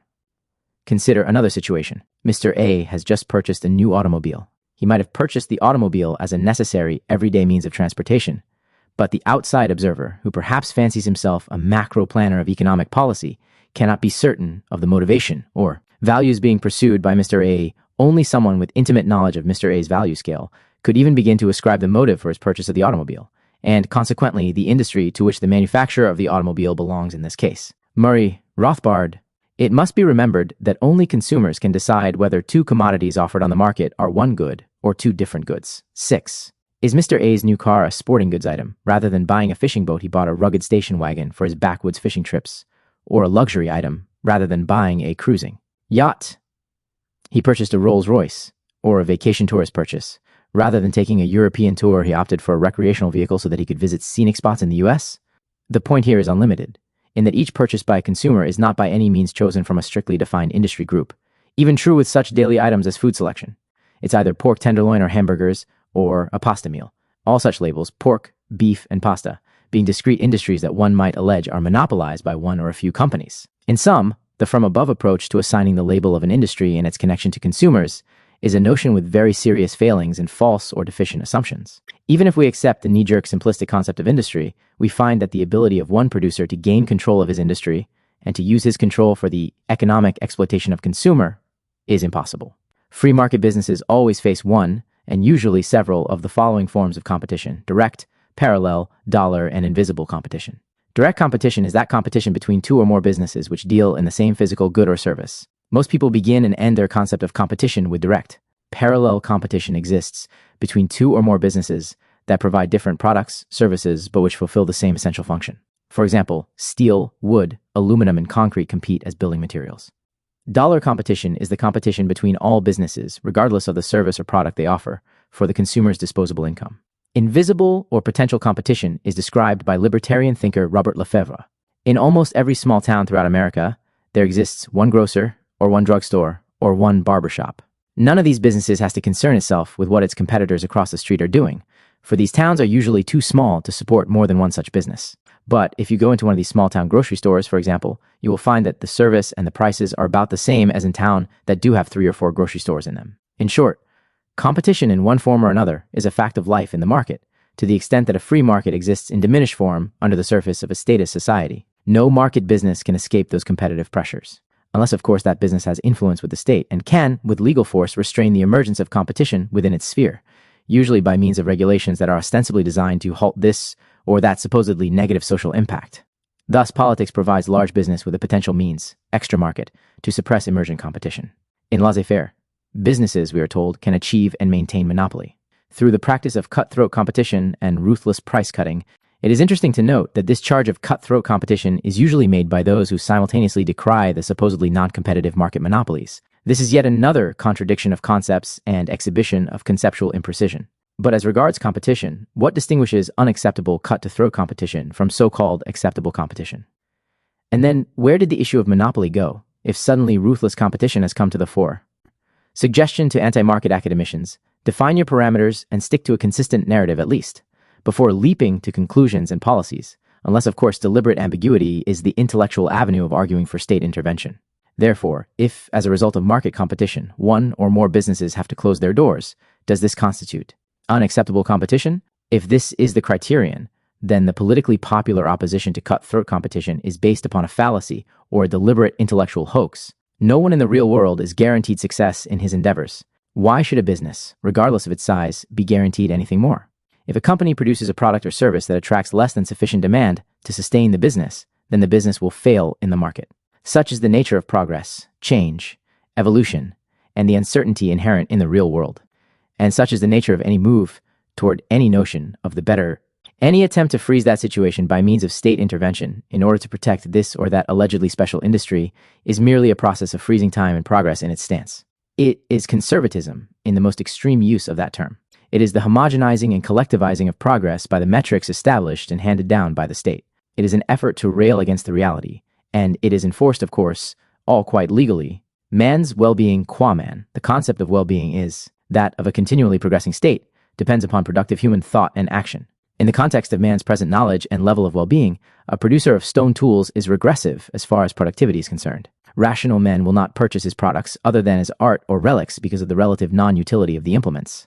Hence, the Stone Age manufacturer will go out of business in the modern market. While most opponents of a free market would not go so far as to demand government supports or other protections for the stone implement industry, they do bemoan the supposedly downhill plight or failure of those businesses which produce products that they deem progressive, or which otherwise fit into their worldview, into their universal ought. Yet, the same natural principles acting upon the stone tool implement producer, which lead to his failure, are also acting at all times and in all places upon other men, consumers and producers alike. Consumers will patronize those businesses which provide the goods and services most in accordance with their individual value scales. If their values are misplaced, if they are inappropriate for the real world, then the consumers will suffer the consequences of their choices. Any business which fails does so because it has not satisfied the consumer, or has satisfied him to a lesser degree than have competitors. The point might be raised that consumers err occasionally in their choices, perhaps even to the extent of driving an efficient, productive, and far-sighted company off the market. This is a possibility. However, natural or objective law, once again, has the final word in the matter. For example, let us assume that the man who discovered the wheel millennia ago was met by the hostility of his tribe. His fellow tribesmen felt that it was contrary to the wishes of one of their gods for them to use the invention. There was something evil in the new tool, or so they were told by the witch doctor. Therefore, they not only refused to utilize the wheel, but they drove the inventor from their midst. Within a few years, our banished inventor had melded with another community composed of renegades from other tribes. These people were not afraid of the wheel, and they employed it in their lives. Within a generation, the level of existence, the quality of life of the wheel people advanced far beyond that of the fearful tribes. The wheel people's agricultural productivity, due to their use of wheeled wagons, added vastly to their health and life expectancy. Meanwhile, several of the fearful tribes disappeared entirely due to disease, lack of proper nutrition, and factors generally associated with lack of adaptability to their own needs and the challenges of nature. In sum, over time, the laws of identity and causality speak. Returning to the charge of cutthroat competition and its ancillary ruthless price cutting. Price cutting is allegedly a method of operation usually ascribed to big business that is designed to force competition off the market or to prevent the emergence of new competition. There are major errors in the price cutting theory. The popular assumption is that the larger, presumably dominant firm will outlast the lesser producers of the same or similar product, and once that victory occurs, the dominant firm will then have established itself on firm high turf, safe from future assaults. That conclusion blanks out the fact that in a free or even a licensed mixed economy, competition can and will arise continually. It's not a matter of one battle and it's over, but a constant war of pricing and competition against insurgent companies that form as long as a competitive advantage is perceived on their part. And most often that competitive advantage comes not from raising more capital or being larger, but from having an edge in the nature of the product, a more durable product or one less costly produced or more efficient. It is a theoretically never-ending process of competition seeking profit, and it can arise in many and varied unexpected forms. One success by a dominant company in suppressing competition does not solve the overall situation for that presumed dominant player. Reality and markets are change, and man's mind, if free, continually overcomes obstacles and pushes boundaries in many new areas, such that any dominant company that thinks of itself as secure is assuming a static reality that does not exist. There's only one strategy that can protect or insulate such a company, and that is achieved by gaining government monopoly status, or near monopoly status, by outlawing or regulating competitors based on some nuanced negative judgment regarding the competitor's products. Change is the nature of the market, and ploys to fix or conserve a dominant situation will not succeed unless the economy is rationalized by the state, such that certain select companies are deemed essential and favored, and therefore defended by the force of state law against the nuisance of competition. Meanwhile, in a free market, given the reality of more or less continual competition, with the effect of lower, more competitive prices, or more efficient, less costly products, such a war benefits everyone, regardless of economic status. Is that a condition to be decried and regulated? If so, then the society and politics of that sort of regulated society will have reverted to the most conservative state possible and enforced policy that preserves the most proverbial yesterday. If not from the actions of a free market or semi-free market, then where does the public's fear of monopoly come? Is there any reasonable justification for such fear? Turning to the original definition of monopoly as stated in the 17th century by Lord Edward Coke, we begin to understand. A monopoly is an institution or allowance by the king, by his grant, commission, or otherwise, to any person or persons, bodies, politic, or corporate, for the sole buying, selling, making, working, or using of anything, whereby any person or persons, body, politic, or corporate are sought to be restrained of any freedom or liberty that they had before, or hindered in their lawful trade. As originally conceived, monopoly was a creation of the state, not of the market. When government intervenes, violently or with implicit threat of violence, in the economy or society, to grant special privilege to its friends, it is not creating a monopoly, but a coercive monopoly. A coercive monopoly is exempt from direct competition. A market monopoly, so-called, is an illusory concept and is never really free from competition. A coercive monopoly is protected from direct competition by the force of the state, which restrains its potential competitors from entering the market. Thus, a coercive monopoly is both born in coercion and maintained by coercion, while the market monopoly, so-called, gains and holds its position by satisfying its customers. The former is an example of the political means, and the latter of the voluntary economic means. There is one variety of coercive monopoly popularly known as a public utility, which is regarded as a necessary extension or licensee of the state. Such monopolies, it is widely assumed, are necessary because of the essential nature of the service or product in question, for example, water, electricity, telephones. We are assured that government will regulate these monopolies so that they serve the public's needs. Government control over public utilities primarily takes the form of price regulation. Yet, as we have seen, the state, by its non-market nature, is unable to calculate what is or what is not a reasonable price. The state's blind and therefore quite arbitrary price regulation, Rothbard, distorts the resource allocations of the free market. Prices set below the free market create an artificial shortage of the utility service. Prices set above those determined by the free market impose restrictions and a monopoly price on the consumers. Guaranteed rates of return exempt the utility from the free play of market forces and impose burdens on the consumers by distorting market allocations. If a market price, the only fair price, can you define another, is the goal of a government's regulation of its monopolistic utilities, then why were such public utilities removed from market competition? Again, recall the anti-market mantra which decries lack of competition. On a free market, the price of any given product can be ascertained by the meeting of the producers of that good and the consumers. Consumer demands and producer costs place a constant do or die equilibrium on both sides of the equation. To argue, as do opponents of market exchange, that a particular good or service must be the domain of a public utility or other government-granted monopoly, police, adjudication, etc., because of the supposed inability of two or more competing businesses to share or compete in the market, is to exhibit a full failure of conceptualization of market exchange and economics. If it is true that the high production costs and the limited market make monopolies necessary, then why not permit the market itself to arrive at that conclusion? Dr. John Hospers, director of the School of Philosophy at USC, elaborates, but how could different companies compete with each other to pipe water to people's homes in the same area? Wouldn't there be a needless duplication or triplication of pipes in the ground, some leading to your house and at different companies to your neighbor's house? Doesn't this show that the city should own it all as the sole source of supply? Some such duplication might occur at first as companies vied with one another for the customer's business. But it would soon be evident to the companies that they were all losing money by not cooperating. Soon enough, an agreement would be reached. You can use my lines in Area A to supply these customers, if we can use your lines in Area B to supply those customers. It is rather ridiculous to think that they would sit it out indefinitely, slitting their own throats rather than engage in any such cooperation. Coercive monopolies, non-market constructs, also pose a threat to man's technological development because of their retarding effect on the economy.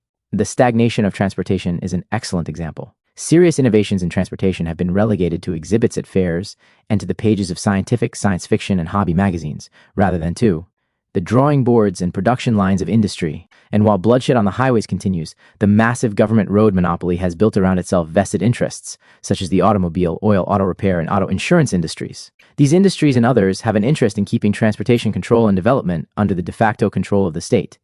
With government regulation and homogenization comes predictability and stability for these giants of the transportation-related industries. In such a status quo environment, big industries need not fear the small innovator with his next evolution in transportation ideas. That potential competitor is effectively frozen out. The reign of large prevalent industries is secure because of their de facto alliance with government and its monopoly over roads. This same analysis may be projected into other state-protected or state-owned areas of the economy: power industry, police, adjudication, sewerage, fire department, postal system, television and radio transmission regulation. The list is nearly endless. Progress in a political economy is always slow in coming, if ever. And when it comes, it does so only with the accession of the state and its allies in business and labor. It becomes a controlled sphere of influence and a controlled sphere in which the future is only allowed to incubate under supervision. Monopoly, the object of scorn among the advocates of the politically governed society, is actually a result of political intervention in the market. A coercive monopoly is dependent upon the state for its birth and sustenance. In contrast, a free market offers businessmen no such grant of privilege and immunity. An industry's success depends entirely upon its ability to satisfy the demands of the marketplace, the demands of the individuals that constitute the marketplace, around which I place quotes because marketplace, like economy, is a mode of individuals, often thousands or millions. Casually used collective concepts such as the economy tend to be treated as if they were real entities. An awareness of the micro-reality within these catch-all collective concepts allows one to think more clearly when discussing economics and related concepts. The economy, as an organic whole, does not exist. Instead, the marketplace, or the economy, is always comprised of individuals and groups of individuals making decisions based on their own specific value scales. No political shortcuts or favoritism exist in a free market society. There is no intellectual justification for paralleling a free market with such notions as monopolies. Rather, the existence of legalized coercion in the marketplace, the existence of coercive monopolies, is conspicuously a prime feature of any political economy. Hence, the popular critique of capitalism based on monopolies is totally misplaced. The anarcho-capitalist is the consistent opponent of coercive monopoly because he is the consistent opponent of statism. Economic power. It is often said that the dissolution of governmental power would matter little to the average man. Why? Because the coercive power of the state would quickly be replaced by the power of robber barons and captains of industry. Power of man over man is simply a fact of human existence. Or is it? The mistake inherent in this assertion is that of equating political power with economic power. Numerous libertarians and analysts of the state have recognized the difference between these forms of power. Dr. Murray Rothbard. There are two and only two ways of acquiring wealth: the economic means, voluntary production and exchange, and the political means, confiscation by coercion. On the free market, only the economic means can be used, and consequently, everyone earns only what other individuals in society are willing to pay for his services. As long as this continues, there is no separate process called distribution. There are only production and exchange of goods. Let government subsidies enter the scene, however, and the situation changes. Now, the political means to wealth becomes available. On the free market, wealth is only a resultant of the voluntary choices of all individuals and the extent to which men serve each other. But the possibility of government subsidy permits a change. It opens the way to an allocation of wealth in accordance with the ability of a person or group to gain control of the state apparatus. Jeden Act. Franz Oppenheimer. There are two fundamentally opposed means whereby man, requiring sustenance, is impelled to obtain the necessary means for satisfying his desires. These are work and robbery, one's own labor, and the forcible appropriation of the labor of others. I propose in the following discussion to call one's own labor and the equivalent exchange of one's own labor for the labor or others, the economic means, while the unrequited appropriation of the labor of others will be called the political means. The state is the organization of the political means. Jeden Act. Ayn Rand. Let me define the difference between economic power and political power.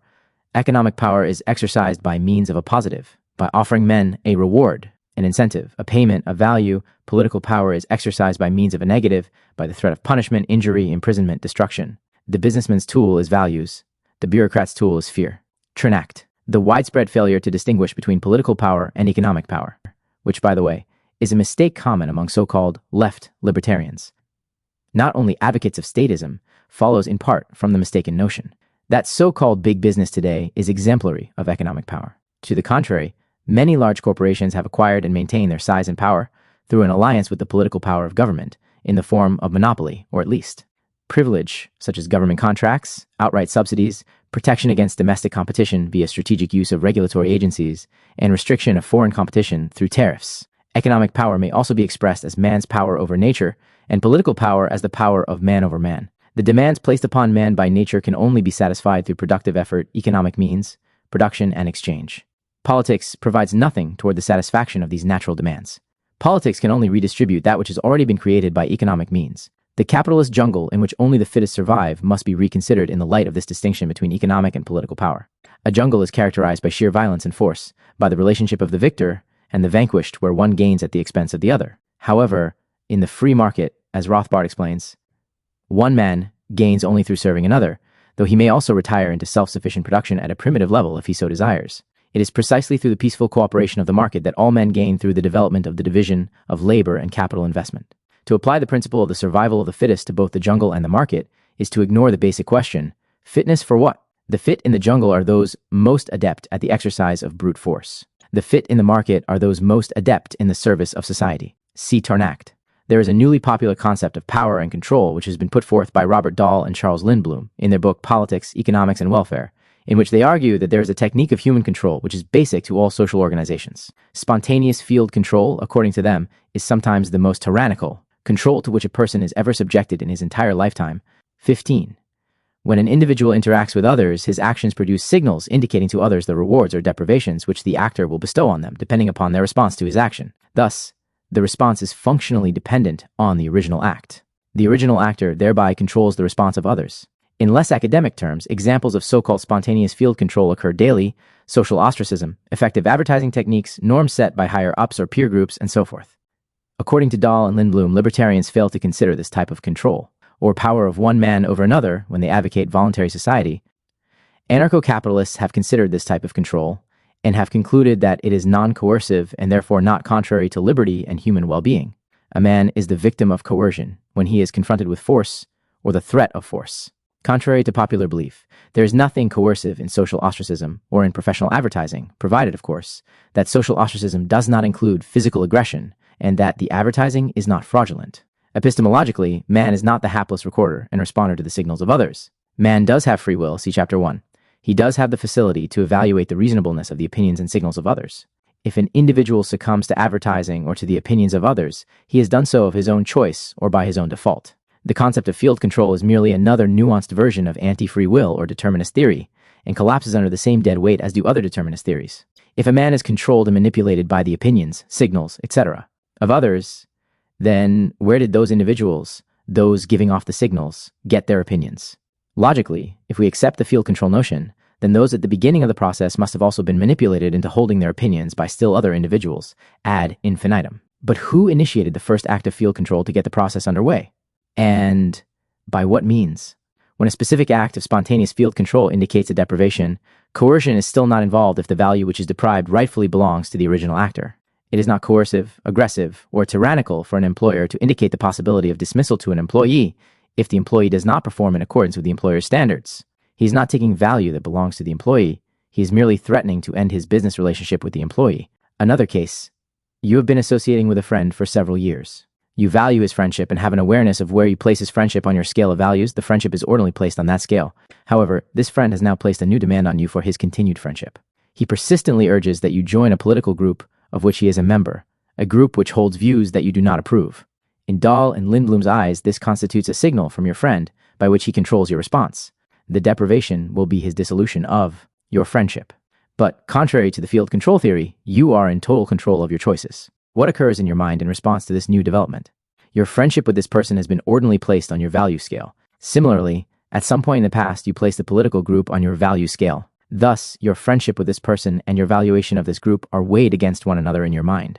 Because you consider the group to be of highly negative value and his friendship to be only of moderate positive value, you refuse to join the group and your friendship is dissolved. You have retained your freedom of judgment and action, and since the value which was deprived by your friend was his to deprive, then your rights have not been violated. Of course, in the process of your negative response to his demand that you join the group, are you not also emanating controls as defined by Dahl and Lindblom? The Dahl-Lindblom argument is a convoluted and self-contradictory assault on the concept of freedom, which suggests that man's everyday type of social interaction is equally, if not more tyrannical, than the political control which libertarians seek to abolish. This sort of academia implicitly assists the advocates of state control in clouding and obfuscating any possible lines of demarcation between freedom and control. Spontaneous field control is not a form of political or coercive control. Coercion is entirely absent in the relationship. Persuasion, whether through verbal or nonverbal communication, is the means. Choice is open to the responder. In the final analysis, one is left with the libertarian's distinction between initiatory force and coercive human relationships on the one hand, and voluntary relationships on the other.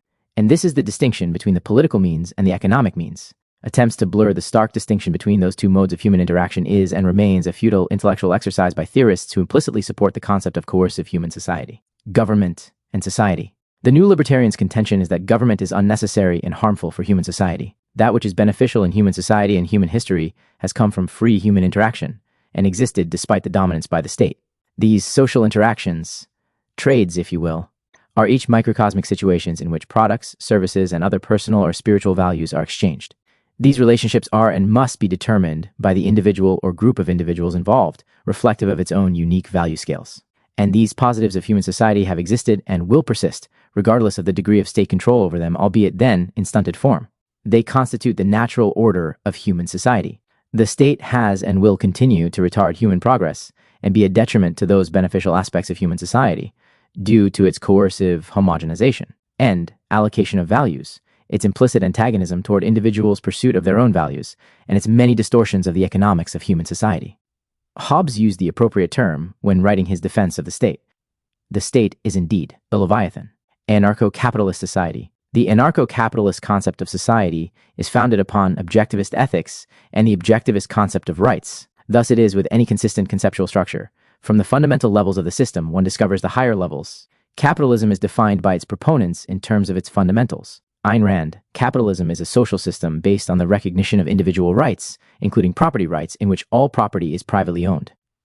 16. Dr. Murray Rothbard, capitalism is a society in which every man has the absolute right of property in his own self and in the previously unowned natural resources which he finds, transforms by his own labor, and then gives to or exchanges with others. In the free market, there is sovereignty of the individual. The individual is sovereign over his own person and action and over his own property. Osnacht. Capitalism is founded on the absolute principle of rights. The concept of rights, of course, is the expression of that social condition which must be met if society is to be in harmony with individual man's nature and therefore to be of benefit to man. It must be clarified that anarcho-capitalists do not feel any obligation to defend libertarianism or voluntarism in regard to its infinite particulars. For example, answering questions such as, since there would be no monopoly court system, how would boundary conflicts be resolved in a libertarian society? Any credible defense of libertarianism, capitalism, voluntarism must rest upon its core concepts. Consequently, the philosophical and ethical principles which we have already considered must be defeated if libertarian social conclusions are to be invalidated. It would be a never-ending task if libertarians sought to explain the actions of a free market in every human situation. However, for the purpose of a better visualization of a libertarian society, some speculation is perhaps desirable, if for no other reason than to point in a broad principled direction. The functioning of a free society can be visualized in the broadest strokes. Goods and services will be produced and exchanged in much the same manner as they are today. The notable difference will be the absence of the state and its interventionary and disruptive effects. No longer will the market be controlled in the political sense. There's never been such an organism as the market. In any case, there have only been many individual human relationships. Control, as it were, is inherently within these myriad of individual market decisions and transactions, which are constantly answerable to the natural principles governing man. Visualizing the daily operations of the corner drugstore, department store, or filling station in an anarcho-capitalist society has never been a particular problem or point of contention, either for the libertarian or the curious questioner. Hostility and doubt have arisen when the libertarians propose market alternatives to presumably exclusive government agencies such as police, armed forces, courts, and prisons. There is a widespread belief that there is something inherent in the services of protection and arbitration which requires the government assume monopoly control of those functions, which are presumed the essential needs of man, hence too important to be produced or provided by the private sector. I suggest that there are vast numbers of essential goods and services of life. Food, being essential to life, is it not too important to be left to individuals and greedy companies? Indeed, there are states in the world today that do hold monopoly controls over farming and food production, Communist China being an ongoing disastrous example. I posit that such necessities of life are varied and endless, and that each could in time be co-opted by the state, as indeed many are today, and well beyond the narrowly defined services of protection and adjudication. Examples are plentiful, such as monopoly government safety control over food and drug production, as if safety is not something that individuals or corporations would otherwise attend to, or the essential need for roads, a government monopoly, which we have already discussed, or the essential need to have monopoly control over water resources, water being essential to life, or the need for monopoly government control over auto production, cars being essential if people are to be able to acquire and hold jobs, thus essential for the economy. There are states that do hold these and other sorts of monopoly controls, including the United States. The list of essentials is ever expanding. Again, The degrees of intervention and control vary, but the principle is always that the state can seize and maintain any high ground it wishes if the need is deemed essential.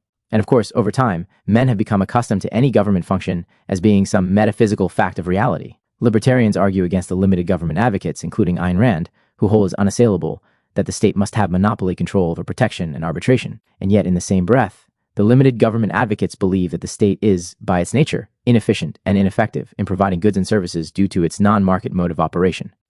The limited statist position is massively self-contradictory. The rest of this chapter will address some libertarian alternatives to those perceived essential government functions of defense and arbitration. While anarcho-capitalists are in agreement that there can and should be market alternatives to government police, courts, prisons, and armed forces, they are not in agreement as to the specifics of such private agencies and their methods. Concepts of free market defense agencies, for example, range from protection and investigation agencies for hire to superinsurance companies that insure and protect the lives and property of their clients. A disagreement or general lack of specificity is understandable due to both the young age of the new libertarian movement and the natural variability of market alternatives that might evolve. That which follows is only a speculative explanation of the daily workings of the free market, specifically in regard to the protection of life and property from aggression, conflict arbitration, and restitution. Speculations as to the nature and methods of these future market agencies are based on the following premises. Man is a being of specific nature with specific requirements for his physical and psychological well-being. In any given situation where choice is necessary, one alternative will be objectively superior in terms of maximizing his well-being. While one cannot predict in all cases which alternative action is best for a specific individual, given justifiable differences in individual value scales, one may speak with some degree of certainty regarding broad choices which face all men as a result of their common nature as human beings. The assumption herein is that the market will always tend toward rationality and satisfaction of the objective requirements for human life. Irrational market decisions on the part of producers and consumers will generally produce a lack of utility, to some degree, to the individuals involved in the decision market process. Therefore, if only through an evolutionary process of trial and error, irrational market decisions will tend to give way to more rational market choices and actions. Protection from aggression, conflict arbitration, and rectification of wrongdoing are genuine needs of man in society. Satisfaction of these demands must be in keeping with man's nature, that is the principle of rights, if the corrective measures are not to be unjust and economically destructive in themselves. Note that while alternatives to government police, courts, prisons, and armed forces are discussed in the following pages, no alternative to government's lawmaking mechanism is offered. The reason is that unlike police, courts, etc., there is no need for man to create laws. Hence, there is no need for a legislative process. Law is inherent in reality, in the nature of things, including man's nature. Thus, discovery of law rather than the fabrication of law is called for. Discovery, of course, is a primary function of the human mind. Because capitalism, voluntarism, is based upon a recognition of the necessity of freedom of thought and action, it makes no effort to create a monopolistic agency for the discovery of truth and law. There is only one final arbiter or lawgiver, reality. Its fundamental law is the law of identity. Its fundamental human social principle is expressed as follows: no man may initiate or threaten to initiate physical force against another man. The specifics of anarcho-capitalism flow from these premises. Scenario: crime. Mr. A returns home and finds that it has been burglarized. Immediately he informs a defense agency or agencies of the crime.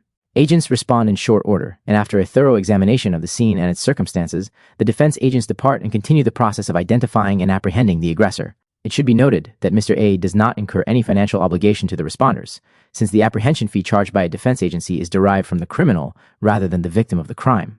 The process unfolds in this projected libertarian future in much the same way that an attorney today might take the case of a wronged individual based on the attorney's assessment that wrongdoing against his client will produce compensation by the wrongdoer. Hence, the attorney's percentage fee. The costs of the process are borne by the wrongdoer in the final analysis. Apprehension. Armed with specialists in the related sciences of criminology, the defense agency works toward the resolution, identifying, locating, and charging the wrongdoer. If there are several agencies working on the same case, they might decide to pool knowledge and resources to better ensure success in apprehending the aggressor and therefore in securing a shared fee. Agencies which have lower chances of apprehending the aggressor might sell information which they have gathered to the agency, which is most likely to wrap up the crime. A fact which must be kept in mind is that the science of criminology will be continually advanced by the actions of the free, competitive market, much like in any other arena in which market forces are relatively unimpeded in their search for efficiency and profit. Therefore, the probability of capture of the criminal will far exceed the capture record of past and present, non-market, non-competitive government. Police. Considering the fact that a state-run agency has no incentive other than orders from above to produce results that satisfy a client or customer base, State-run agencies need only satisfy the higher-up bureaucrat with his instructions from yet higher-ups to produce results in line with demands of the political power base of the state, whether an elite class or a majority of the electorate. But profit, success, precision, measurement, and efficiency are not in their metrics. For the private agency, however, the use of time, resources, manpower, and thought are always under the pressure of the metrics of success and profit. Hence, the ever-present need to succeed at whatever task they have assumed, which in this situation is the solution of a crime and the apprehension of the aggressor. In this case, it happens that Liberty Defense Agency succeeds in identifying and locating the offender first. However, before taking any action, Liberty agents recheck their information. They must be relatively certain of their case. Should they accuse the wrong individual, their agency will suffer serious financial losses. A lawsuit from the falsely accused man demanding compensation, full compensation for any physical damages, done by Liberty agents in the process of apprehending the man, payment of any court, arbitration costs resulting from the accused's lawsuit, and incalculable damage done to Liberty's reputation. And Liberty agents will still not have solved the crime. For these reasons, Liberty Defense cannot afford to be slack. Always seeking to maximize efficiency, the Liberty Defense Agency decides to send only a two-man team to approach the suspect at his residence.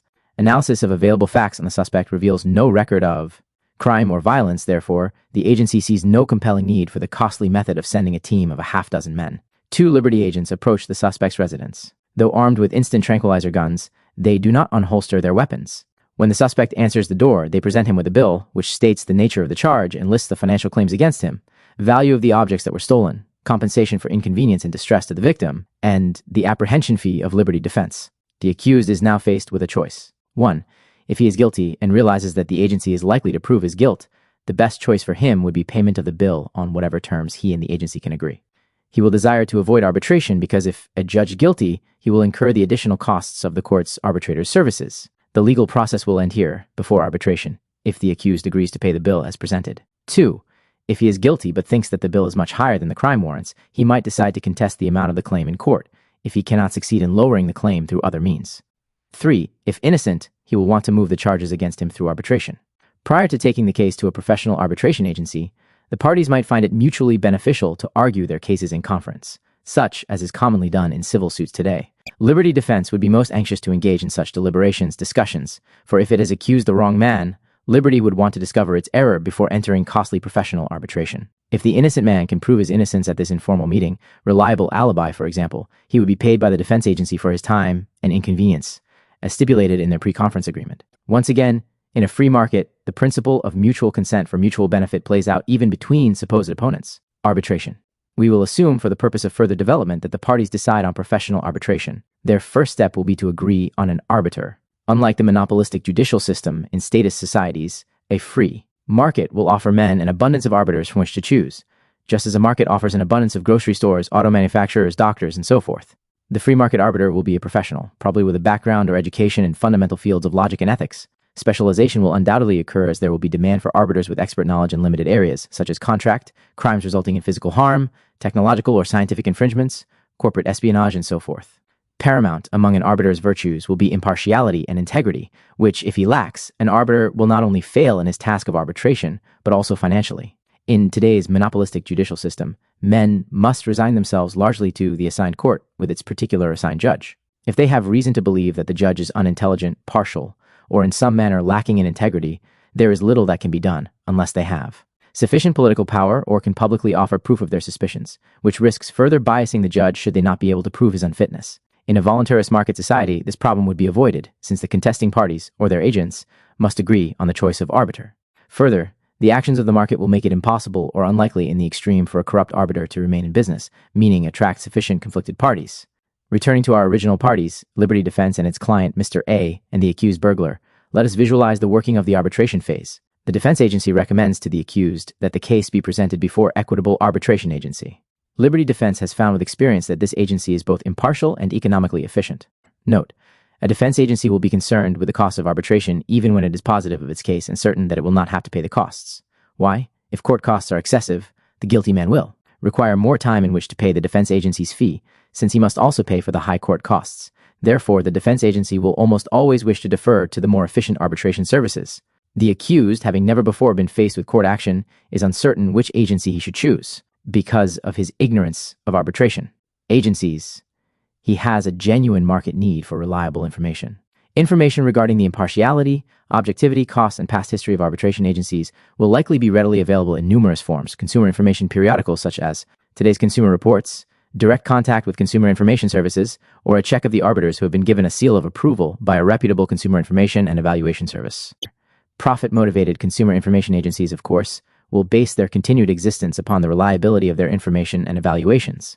One major black eye could do irreparable damage to their enterprise, and certainly word of mouth and personal reputation will be powerful mechanisms in a voluntary society, especially when there is no coercive monopolistic entity to act to supersede such voluntary mechanisms of interpersonal relationships.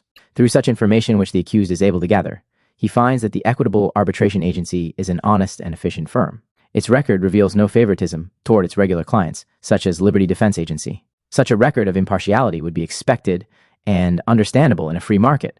Any arbiter that reveals unjust preference for a certain client or type of client, rich over poor, black over white, defense agencies over accused, will soon find clients in short supply, particularly clients of a type that the arbiter has shown a propensity to misjudge. Also, any arbiter who accepts a bribe or special incentive will be held accountable for his act of fraud and contract violation.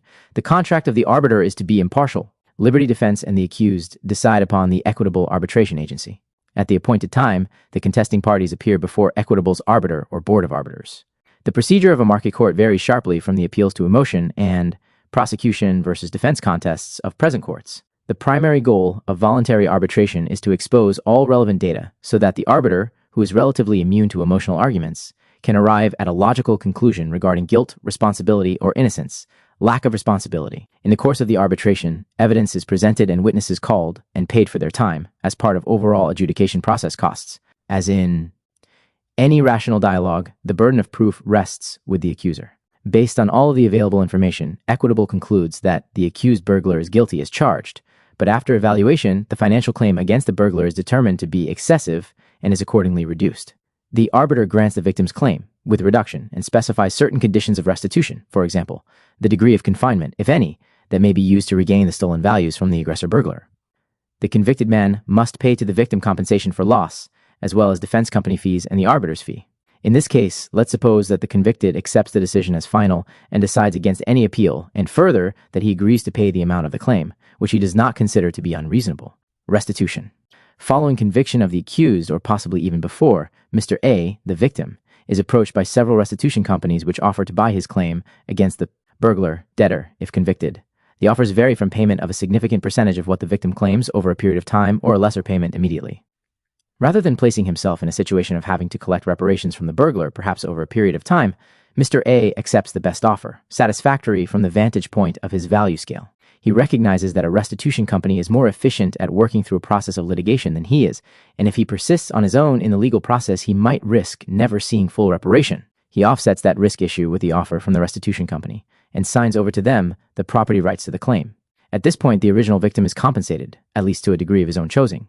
While restitution companies were bidding on Mr. A's claim, the convicted burglar was busy convincing a restitution company that little effort would be required on its part to extract the amount of the claim from him. Based upon this information and a background check, this other restitution company sought to outbid the other restitution agencies, knowing, or at least making the risk assessment, that the convicted did not pose a risk of flight, and indeed was likely to follow through with any restitution liabilities. In turn, the convicted was offered benefits, if seen to be helpful in the process, such as psychological counseling and freedom of movement. The restitution company offered him such arrangements in order to maximize the convicted's productivity and consequently hasten his payment of the overall debt. General guidelines as to the methods which might be used to extract payment from the convicted will have been established by the arbiter. Once again, the convicted has a choice. Either he can facilitate the entire matter by producing to the limits of his potential, or he can increase the length and burden of his payment by resisting any productive activity, for example, by fleeing from the purview of the restitution agency, or by working beneath his capacity. Therefore, the specific measures which are taken to derive the payment will be determined largely by the actions and attitude of the convicted party. If he exhibits characteristics of honesty and productivity, he will probably not find his freedom of movement limited measurably, if at all. If he exhibits the traits of dishonesty and non-productivity, the restitution company will be forced to limit his freedom of movement in some manner. However, for economic reasons, the restitution company will always prefer the productive, honest, rehabilitative attitude among its debtor-convicted parties. It's best for the company, because it is the most profitable, least costly process, and it is best for the convicted. The chain of events portrayed in this admittedly sketchy scenario should not be viewed as an inflexible process.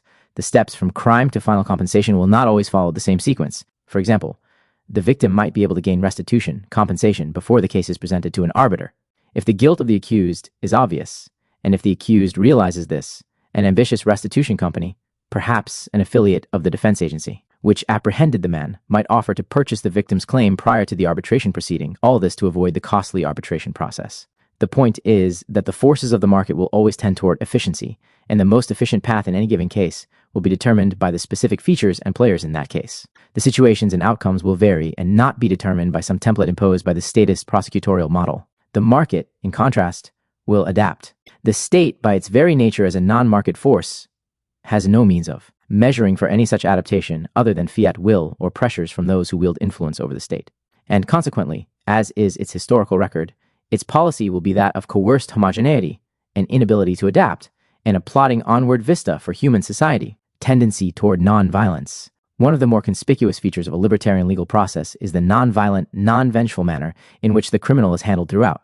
At the point of apprehension, for example, the accused burglar is not confronted with drawn pistols but presented with a bill. The defense agency has profit-based reasons for its business-like approach. In a free market society, the criminal must pay for the harmful consequences of his acts. This means that the victim, the defense agency, the arbiter, and the restitution company all have a vested interest in the successful apprehension and rehabilitation of the criminal. None can afford mistreatment or death to befall the aggressor, since such harm could only result in a cessation or decline in the productivity of the individual, and subsequently, the inability of these various businesses to recoup their costs and produce a profit. Also, should any agency fail to act in its self-interest and do unjustified harm to the accused, that agency would be as equally subject to legal action as any aggressor. Defense agencies. Defense agencies and governmental police differ in several fundamental ways. While the contemporary police department is dependent upon taxes and consequently not dependent upon the successful resolution of its cases for its existence, the market defense agency is entirely tied to its proficiency in the market for its economic survival. In addition, the defense agency derives its income from those who make its existence necessary, namely, criminals. Government police rely upon taxes levied on individuals in society, most of whom are not criminal or aggressive. The wide gulf between governmental police and the concept of defense agencies is also seen in the type of activities with which they are concerned. According to the FBI's 1970 Uniform Crime Report, police in the United States made over 8 million arrests that year. The breakdown of that figure into its constituents revealed that half of the arrests were for victimless crimes such as gambling, prostitution, vagrancy, loitering, possession or ownership of certain personal weapons, narcotics violations, and non-coercive sexual practices. Victimless crimes are human actions, which the state deems illegal, and which involve no physical aggression or threat on the part of the actor toward another. The nature of the act is such that if any harm to person or property were involved, it would only be to the person or property of the actor. There is no violation of rights in such crimes. In the free market, only an action which constitutes a violation of an individual's rights would be considered a crime. Imagine, therefore, the fate of any person, including a fence agent, who in a crusade to enforce morality on others, breaks into the home of an individual who is consuming a banned substance, or engaging in other non-coercive but currently illegal activity. If the invader were not wounded or killed outright by the startled resident, he would be subject to a suit for damages and compensation to the victim for his invasive action. Any criminal that is rights violator in a market society, regardless of his professional role or economic status, would be subject to the demands of justice. Question: what would the victim or the defense agency do if the criminal violently resisted apprehension? The point to keep in mind is that the criminal is the initiator of coercion. Actions taken by the victim or the defense agency to protect property and life are defensive, hence within the principle of rights. Their right to apprehend, and if necessary to forcibly restrain the aggressor, is the same right as that of an individual who overcomes a thief in order to recover his wallet. However, the use of defensive force must and likely will be selective, for economic reasons, and it will be relied upon only as a last resort. Overly reactive or excessive use of defensive force by the victim or defense agents, for example, in the context of fraud or non-lethal aggression on the part of a criminal, could, in turn, be a violation of rights of the original perpetrator, and could therefore damage the victim's claim for compensation, and under certain circumstances could cost the defense agency its expected fee due to damages its own actions generate, which in turn produce a countersuit by the alleged criminal. Question: what about protection before a crime is committed? How will defense agencies handle this situation? Certainly, there will be a need for defense services on the beat, for the protection of residences and businesses, and simply for the general presence of defense in society and the market on a day-to-day basis. Since there will be this market demand, entrepreneurs will take action to satisfy the demand. The possibility for profit is either in the payment made by those who wish to have the protective presence, such as a department store or hotel hiring its own detectives, or the fee that a defense agency receives in the adjudication process following prosecution of an aggressor that it apprehends. Regardless of what shape or in what direction future market alternatives might evolve, one must understand that in a libertarian society, a defense agency possesses no special rights, privileges, or immunities. A defense agency is as much a business as any merchant or producer. And just like any other business, a defense agency must act in a manner which does not transgress others' rights, which means does not involve the threat or the initiation of physical force or an act of fraud. Arbitration. The method of non-coercive professional arbitration presented in the above scenario is not an entirely new phenomenon. Examples of voluntary arbitration have been traced at least as far back as 1287 and the Fair Courts of St. Ives in England. William Woolridge, in his book Uncle Sam the Monopoly Man, discusses these trade fair courts which settled disagreements between merchants of the day. Sovereign unto themselves, these merchant courts settled most of the important trading disputes of England and of much of Europe for several hundred years, completely outside the framework of common law. It is apparent that fair court decisions were generally respected even by the losers, otherwise people would never have used them in the first place. Merchants made their courts work simply by agreeing to abide by the results. The merchant who broke the understanding would not be sent to jail, to be sure, but neither would he long continue to be a merchant, for the compliance exacted by his fellows and their power over his goods proved, if anything, more effective than physical coercion. Take John of Homing, who made his living marketing wholesale quantities of fish. When John sold a lot of herring on the representation that it conformed to a 3-barrel sample, but which, his fellow merchants found, was actually mixed with sticklebacks and putrid herring, he made good the deficiency on pain of economic ostracism. De Vattenacht. The many merchants who utilized the speedy and economical services of the fair courts were apparently more satisfied with them than the official courts which were also available. Such resistance to government courts has continued over the years to the present. De Vasset. The largest voluntary arbitration association in the United States is the American Arbitration Association, AAA. The AAA has headquarters in New York and 25 regional offices staffed by arbitrators. Its arbitrators in 1969, for example, conducted 22,000 arbitration proceedings. Martin Domke of the New York University Law School and author of Commercial Arbitration describes the nature of current arbitration. Arbitration is a means of promptly, economically, and fairly settling many of the disputes that arise in the daily course of business. It is a procedure by which parties voluntarily refer their disputes to an impartial third person, an arbitrator, for final decision based on the evidence and arguments to be presented in a hearing before the arbitration tribunal. The parties agree in advance that this decision, the award, will be accepted as binding upon them. 21. Voluntary arbitration in its present form offers litigants several advantages over the official court trial. Speed. Commercial arbitration seldom takes more than 2 months from inception to decision. Economic savings resulting from this efficient use of time, expertness, and specialization of the arbitrator, and privacy of the proceedings which protects reputations, trade secrets, etc. Private arbitration in the United States is severely limited by government in that final enforcement of the arbitrator's decision is taken out of private hands and, through the enactment of state and federal laws, is placed in the hands of the state. The only private pressure which is brought to bear on the loser of private arbitration is economic ostracism, which proves its relative effectiveness today, just as it did in fair courts in England during the Middle Ages. Free market arbitration, unlike current arbitration, will not be forced by a government to rely upon an indirect and unpredictable method of enforcement such as ostracism, though that method does have its own inherent reliabilities. When a claim is owed, the victim has a right to extract that amount from the guilty party. The defensive application of force may be used by each man in the free market. Private agencies of justice will also have recourse to forceful defense when called for. To object that this recourse opens the door to armed chaos is to ignore the fact that in today's status system of justice and enforcement, the use of force is always clear and present, such that if and when an accused party resists any phase of the process he can be, and often is physically restrained and forced to participate. One major difference, of course, between a market judicial process and a monopoly state process is that in a market process, the victim of the crime is seen as a creditor and the aggressor as the debtor, and compensation or restitution for the victim is a primary goal of the process. True, not all damages can be repaid in full or in kind, but at least the process moves toward the victim being compensated in some meaningful manner. In today's statist system, the aggressor is not viewed as one who owes compensation or restitution to the victim, but is an enemy of society who must be punished, restrained, or imprisoned for the broader good of society. The victim in the proceeding is merely the specific event or persona around which the state proceeds to build its case of unsocial behavior. The state supplants the victimized individual and seeks primarily to create social discipline and obedience to its sundry rules and orders. The specific and real economic or value losses suffered by the victim are seldom, if ever, addressed. But via the judicial process, the state's eminence is reestablished over and over via such legal proceedings, usually replete with symbols, badges, and uniforms, all asserting the state's supremacy. In effect, the state has collectivized the process of dispute or conflict resolution between individuals or groups of individuals and turned all such events into a visible flexing of its authority. The economic and other damages done to the victim are not addressed other than to offer the victim or the victim's family a sense of revenge, A market-based judicial process would function in much the same manner and intent as automobile accident adjudication and compensation have been permitted to exist today. Consider the following. Today, if one causes damage or injury while driving, that situation is allowed by the state to be resolved by means of the guilty or responsible party through his insurance plan or his personal assets, compensating the victim of his bad driving, whether accidental or semi-intentional, such as driving under the influence. And this compensation is not limited to mere replacement of the victim's automobile, but includes medical and other extended damages claimed by the victim. Thus, either by simple tradition or mere oversight, the state in such cases in effect has allowed a process that is primarily motivated toward compensation or restitution of the wronged party.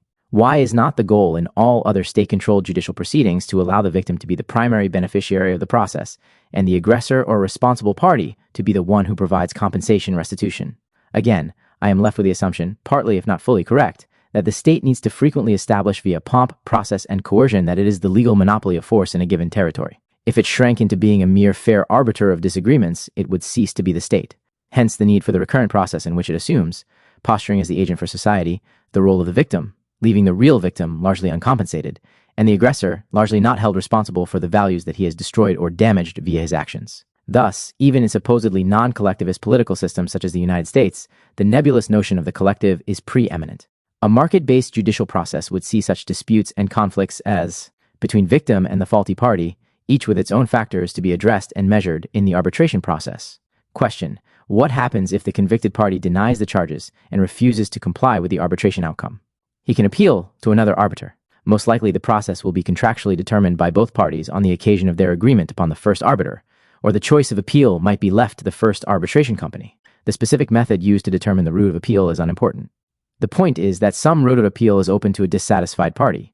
Of course, the cost of the appeal, of extending the process, will have to be borne by the convicted party if his appeal fails, yet again adding to his costs. And this is no doubt a factor he will have to weigh. The defense agency, acting for the victim, who has now been supported by the arbiter's decision, can now move unilaterally to retrieve the stolen goods or their value equivalent from the convicted party, who was informed of this possibility during the process. Taking necessary precautions to protect themselves, Liberty defense agents then enter the accused residence, or other relevant properties of the convicted, to retrieve sufficient assets to cover the liability as judged by the arbiter. The agents will be careful not to damage property or to harm the convicted person in any way, unless the agents are forced to defend themselves. Any unjustified damage done to the convicted or his property could potentially reverse the situation such that the convicted becomes the victim of overzealous defense agents, making the defense agency itself a potential rights violator, thus obligated to compensate the convicted party. There is a possibility, of course, that the convicted party could call for the aid of other defense agencies to protect him from the Liberty defense agents. It is at this point that faulty reasoning can lead one to the conclusion that gang warfare is the inevitable consequence of a libertarian, market-driven system of justice. Statists, no doubt, have great interest in such assumptions, following the intellectual lead of Hobbes in his Leviathan and the supposed war of all against all. Instead, what would be the likely sequence of events under these contorted circumstances? Before taking its action against the convicted, it is likely that for security safety reasons, Liberty Defense would inform other area defense agencies of its pending restitution action against the convicted party. Further, any agencies which do respond to the situation, absent knowing ahead of time the nature of the event, would be quickly informed by Liberty Defense of the legal reason for their actions and the judicial decision that preceded their action. Hence, any agency which acted to resist Liberty Defense Agency would place itself in a role of being complicit with the convicted in resisting payment of the adjudged debt obligation. Considering the legal liability issues of action against Liberty Defense, it is doubtful that another defense agency would intervene without giving the matter serious consideration. If the decision of the arbiter were not optimally productive to any party in the dispute, he could appeal, but this does not mean that unlimited appeal to yet another arbiter is reasonable or likely to be commonplace. There are, after all, real-world constraints upon all actors in the adjudication process. Cost and time, somewhat interchangeable factors, weigh on all parties. Excessive appeal and changing of arbiters entails a cost that one party or the other will have to bear, namely the party that is adjudged to be guilty responsible. Furthermore, the social or business ostracism that arises when an individual or corporation refuses to abide by an arbitration decision will, much like a bad credit report, serve to damage that party's future social or business relationships, perhaps severely. A person or business which does not respect contractual relationships or that shrugs responsibility for its misdeeds will suffer much in a society where such behavior is widely noted and judged. In sum, there are ready and available methods that the consumers can take, both the victim and the accused being consumers in the market adjudication process. Each individual is, in effect, called upon by the demands of his nature to make the rational and most advantageous market decisions, both in regard to physical goods and legal services. If a given product or service, including the decision of an arbiter, is not maximally productive, then the consumer is free to satisfy his needs by choosing another product or service or arbiter. The absence of a static legal system and the presence of a voluntary system of arbitration allows man a theoretically unlimited number of opportunities to arrive at the most objectively beneficial legal outcome possible in any given case. The alleged need for a final determiner and one final determination of all legal matters, such as a Supreme Court, is not in keeping with a market-based judicial system and the principle of objective law. To establish a monopolistic court of final appeal is to present men with a very limited opportunity to arrive at a just conclusion in their disputes. If that Supreme Court does not offer justice, then justice is denied, and there is no place else to go. In other human matters, such as science, technology, medicine, and so forth, there is no prevailing belief that an ultimate or final solution must be framed and frozen in place. Why then, in the intricate and varied problem of interpersonal disputes, must one solution from above be considered as final and necessary? Libertarians reject not only the methods of statist law and its procedures, but its assumptions and objectives. With competing agencies and with a theoretically endless chain of appeal, disputing parties will exercise choice in regard to the most mutually beneficial outcome to their dispute. The final court will be determined by the contesting parties with their own value scales and relative sense of proportion and utility uniquely in mind, rather than being determined via a monolithic, homogenized process, ostensibly run in the name of society by the state. Question: how would an arbiter set the amount of a claim when the value which was destroyed was a human life or limb? In answer, Morris and Linda Tannehill write, "The manner in which the amount of reparations for a non-exchangeable value would be set by the action of the free market is very similar to the way in which the market sets any price. No good or service has an intrinsic monetary value built into it by the nature of the things. A commodity has a particular monetary value because that amount of money is what buyers are willing to give for it, and sellers are willing to take for it. Value means value to the people who trade that commodity in the market."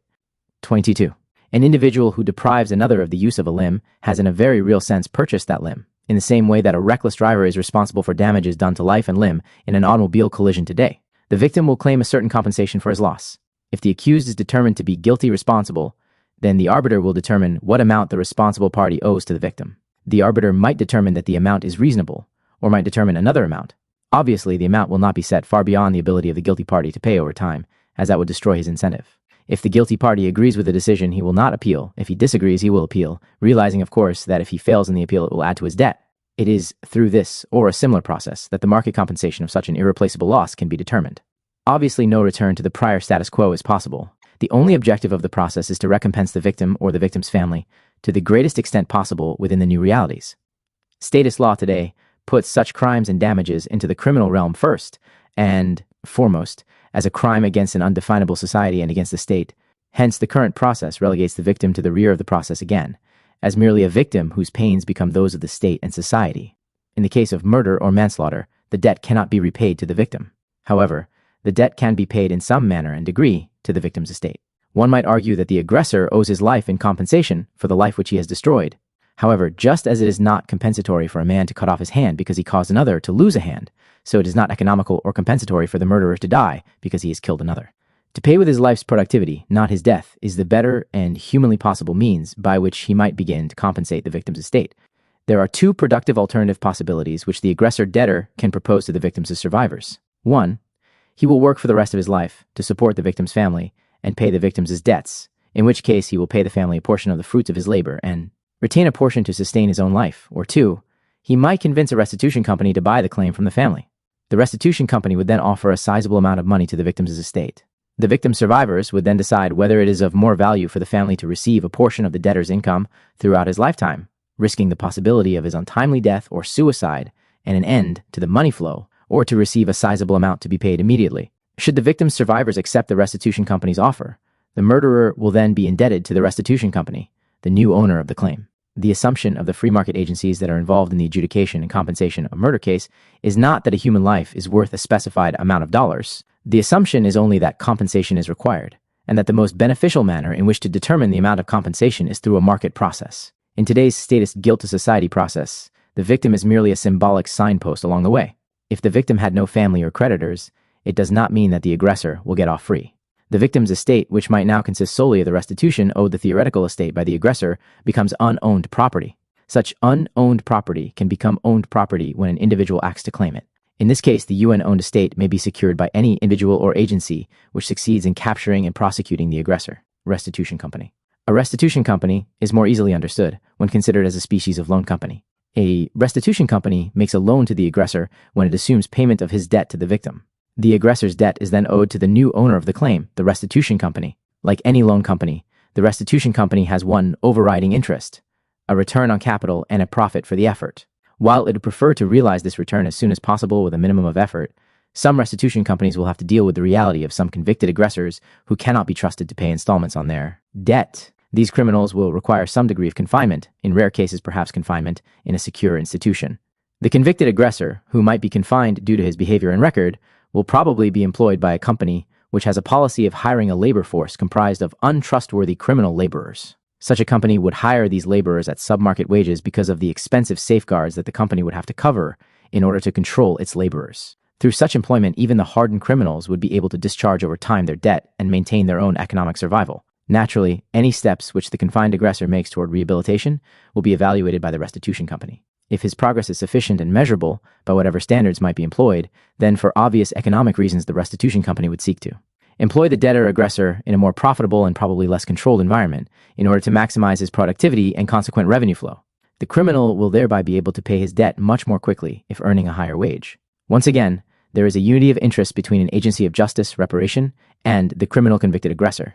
Question: how does the victim regain his losses if the aggressor is never captured or dies before paying the claim, or if the value destroyed is beyond the ability of the aggressor to pay back? Today, when an individual owns a valuable work or art, an automobile, a home, or valuable jewelry, he often takes the precaution of insurance against theft, damage, or loss. Similarly, in a market society, men will be able to purchase insurance to protect against such variables. However, in a free market, insurance will not be needed in those instances in which the aggressor pays the claim. Only the situations of unsolved crimes, the death of the criminal, or in those cases where the criminal cannot reasonably be expected, even over time, to pay back the damages, will insurance be needed to enter into the equation. It might be called aggression insurance. Regardless, the insurance company itself will likely be involved in the process of apprehension, adjudication, and restitution in a market situation. It is in its interest, financially speaking, to be an active participant. And to the extent that the aggressor convicted pays his part, to whatever degree, then that lessens the percentage obligation of the insurance company to fulfill the remainder. Rehabilitation. Rehabilitation of criminals is a problem that has plagued government planners, politicians, and concerned people for years. Invariably, the present methods involve political means, bureaucratic governmental prison system, and taxpayers' money. In contrast, the market system of justice inherently provides for rehabilitation of the criminal without resort to political means or another man's money. Rehabilitation presumes movement toward a more desired human condition. One of the most fundamental conditions which a man must achieve is productivity. Productivity is, after all, a primary virtue demanded of man by his nature. Rather than confining a man for a number of years at taxpayers' expense, generally an inefficient and costly expense, as is usual when run by the government, and forcing him to engage in part-time, menial tasks of little, if any economic value, the free market would be disposed to placing the criminal in a relatively freer environment. The degree of confinement, if any, determined by the criminal's attitude, risk parameters, and nature of the debt. In order to realize the speediest possible return on its investment, a restitution company would permit and encourage the convict toward whichever productive activity for which the criminal demonstrated the greatest aptitude. If the convict is a novelist, rather than confining him in a cell block and forcing him to make license plates, a restitution company with an eye to profit would encourage him to write his next novel. If the convict is troubled by a psychological obstacle, for example, a lack of desire to engage in purposeful activity, then the restitution company might provide him with psychological counseling in order to prompt him out of his lethargy. If the convict is unskilled but fully capable of learning a skill, again, an assessment tuned to the individual, not merely some template assessment of all criminals, then the restitution company would be inclined to provide him with training in order to bring out his productivity in some area. These and other steps toward rehabilitation would be provided and fostered by a restitution company when the productivity of the criminal could be enhanced to the degree that some return on investment could be realized. Is this cruel and heartless? Some might see it as such, but in the end, the process would be far more conducive both to reparation and rehabilitation. It would constitute a harmony of interests.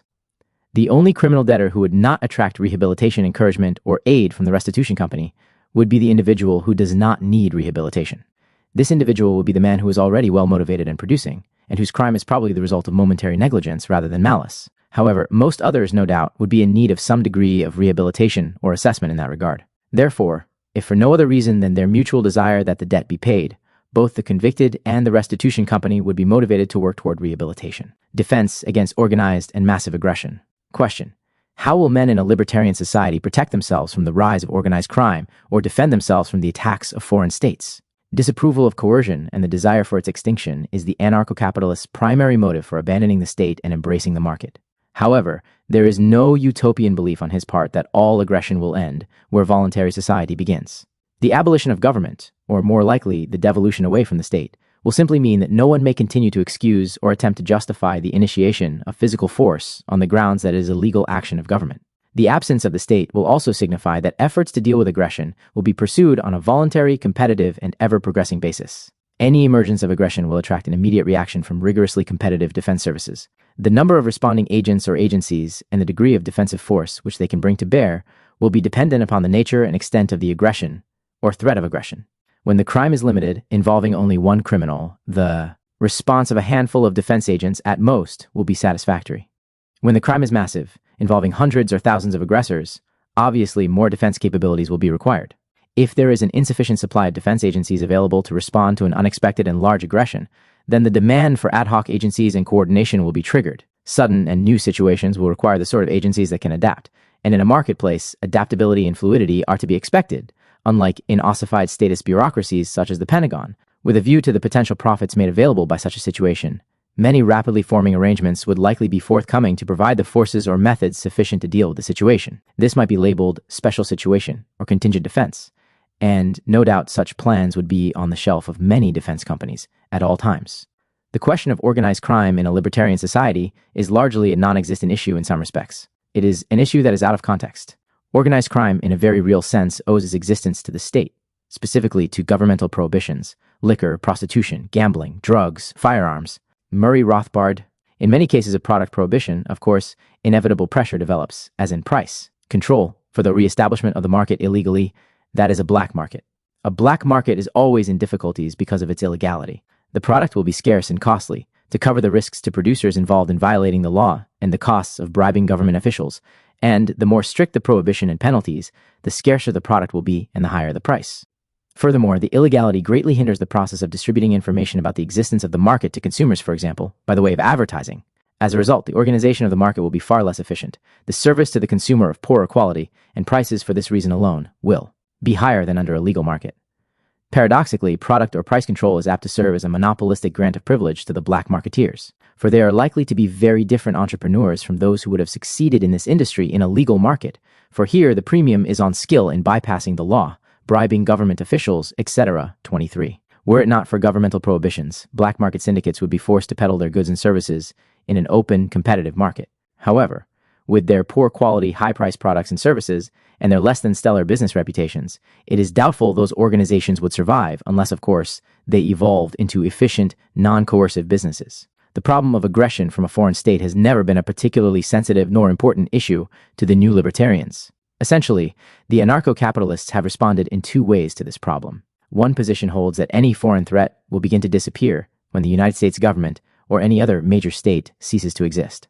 The defenders of this position argue thus: 1. Since the libertarian revolution will and must largely be an intellectual revolution, its effects will be felt throughout the world, meaning be globally coincident. This is especially understandable when one considers the impact of modern communications.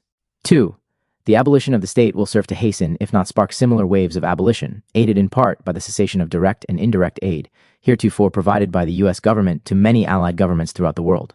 3. The emergence of any major libertarian society, taken alone, would create such waves of rethinking and change that other states of the world would be hard-pressed to stave off the effects, a brain drain of entrepreneurs and intellectuals from political societies toward the libertarian society, the capital drain from political economies to a capitalist economy, and the simple shock realization that government is and has been an unnecessary evil. Faced with an exodus of their most productive citizens, some states of the world might attempt to clamp down on their populations. Such repression, as has occurred here and there throughout history, will only serve to further dramatize the undesirability of continuing to live in a politicized society. The force of these and consequent pressures will lead to the remission and ultimate devolution or collapse of the secondary states of the world. It should be expected that some states, responding to the outflow of capital and human resources, will seek to compete with the free economy by liberalizing, that is, lessening the power and controls of the state. In sum, the threat of foreign aggression, meaning government-organized foreign aggression, which is a more historically appropriate phrasing, will not likely materialize in any meaningful or sustainable manner. An alternate position, perhaps more widely accepted among libertarians, is that those major powers which survive the shockwave of a global libertarian upheaval will be unable to attack and conquer the libertarian society. Following the devolution of the United States government and its military forces, many states that previously were intimidated or provoked by U.S. military might would be less apprehensive and likely over time would cut their own armed forces and cease their saber rattling. It is also reasonable to assume there are states around the world which harbor aggressive imperialist intentions. Conservatives in particular would likely fear that the abolition of government would be a suicidal invitation by Americans to expansionist communist powers. Assuming the conservatives are correct, what situation would the communist military planners find before them? The conspicuous characteristic of this new target territory would be the lack of central government. Overlooking the major crack which that fact would send up the side of the Marxist ideological structure, it is also clear that the absence of the state in the U.S. would place a monumental obstacle before the communist plans. How does one take control of a non-political decentralized society? Traditionally, the route to any political military takeover has involved the necessary destruction and neutralization of its political military infrastructure, but a libertarian society is characterized by an absence of such an infrastructure. A man in libertarian society is particularly blessed since he has no ruler in some faraway capital who can presume to capitulate to a foreign aggressor in his name. Instead, an invader will be forced to deal with millions of armed households, thousands of industries, and a myriad of technological defense companies or other organized forms of mutual protection and defense. If the demand for defense arose, even if it arose quickly, a market would respond, especially in the absence of the traditional red tape and bureaucracy that is inherent in a government military force and decision-making apparatus. It is highly likely that market defense mechanisms, that would both be prepared for and respond to any threat, would function far more effectively than a government defense bureaucracy. Governmental defense or war-making policy has taken the traditional and supposedly honorable route of massive warfare, for example, colossal battles between rank-and-file soldiers who are often conscriptees, and air strikes against populations via conventional and nuclear means. Such methods, whether defensive or offensive, waste tremendous amounts of resources and human lives. The assets and lives, of course, are surrendered by the population for the state's purposes upon threat of coercion, taxation, and conscription. A market-based defense would most likely be focused at those individuals who are most responsible for the aggression, enemy political and military leaders, for example, rather than at those who are only distantly responsible or who are totally free of guilt, such as citizenry and drafted soldiers of the potential or actual aggressor state. The primary consideration of market defense companies will be achieving the goal of defense at minimal cost. Defense companies will not have the blank check of taxation and conscription to support and carry out their efforts. Only men and money acquired by voluntary economic means will be available. This consideration will virtually forbid repetition of the uneconomical, value-destructive wars of the past. Thus, the private profit-pursuing defenders will rely upon intelligence, stealth, selectivity, and speed, not with the goal of wreaking havoc in the enemy land, but of disrupting and ultimately collapsing the aggressor state or disabling its war-making capability. 24. While a defense company might receive some payment for its services from those in the libertarian society who seek first-line defense, possibly a consortium of large companies, the larger compensation or profit will be derived through the process of disabling or destroying the aggressor state. Specifically, as the responsible party for the aggression, the aggressor state has thereby put itself into debtor status and owes to those who have been damaged by its actions. The so-called property of the aggressor state, in many forms, often fungible such as gold hoards, is a medium for compensating for its damage to people and property. There is also the distinct possibility that defense companies will evolve as corporate divisions of insurance companies. Men will be free to purchase aggression insurance, which will protect them from losses that result from both domestic and foreign aggression. Insurance companies, acting in their own self-interest and therefore also in their clients' interests, will desire to gain foreknowledge of aggression risk and take steps to prevent or short-circuit it. By stopping aggressors before they inflict severe damage, the insurance companies can avoid the larger financial losses they might otherwise incur if they responded only after mass aggression took place. Market modes of defense will react to aggression in a manner quite unlike that of a government defense monopoly. Aggressors will be faced with a theoretically unlimited array of organizations and methods designed to defend against and damage or destroy them. An aggressor will no longer be dealing with one monolithic opponent, an opposing state, but will have to contend with concerted and diverse defense operations coming from seemingly everywhere. In addition, the general population of a libertarian society can be expected to possess a greater ability and desire to defend itself by virtue of its freedom to seek out the most efficient methods of defense, in contrast to the statist society which is forced to follow the defense policy which is established and run by the state.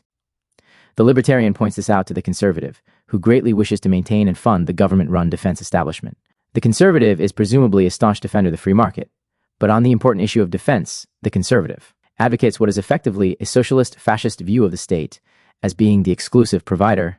This is a curiosity and again a contradiction in the intellectual integrity of the conservative mind, a lack of clarity that does not burden the libertarian. The libertarian also understands that the state is the historical instigator of and participant in war. To advocate the establishment of a government for the purpose of defense from aggression is to embrace two contradictions. One is that by seeking to prevent war, one brings into existence its historical instrument, The second is noted by Morris and Linda Tannehill. To maintain that government is necessary to defend a society from foreign aggression is to maintain that it is necessary to use domestic aggression against the citizens in order to protect them from foreign aggression. The libertarian's conclusion is inescapable. He observes that the state is a coercive, blind, and stumbling organization. With its inability to rationally allocate values, a result of its acceptance of coercion as a means of doing business, government could not be anything other than a stumbling entity incapable of efficient allocation of resources. The entrance of governments into the international arena has proved as devastating as government involvement in the domestic arena.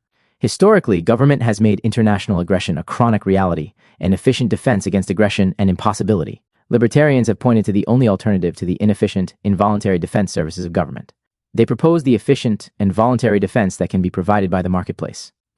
In the preceding pages, I've presented an argument for market alternatives to government monopoly in the field of conflict resolution. As we saw, many features of market agencies are likely to be vastly different from those of government agencies. Among these, the market's disposition toward an orderly and peaceful resolution of conflict, its ease of adaptability to technological and other changes, its inclination to adapt to the specificity of individual cases, and its objective of resolution rather than revenge.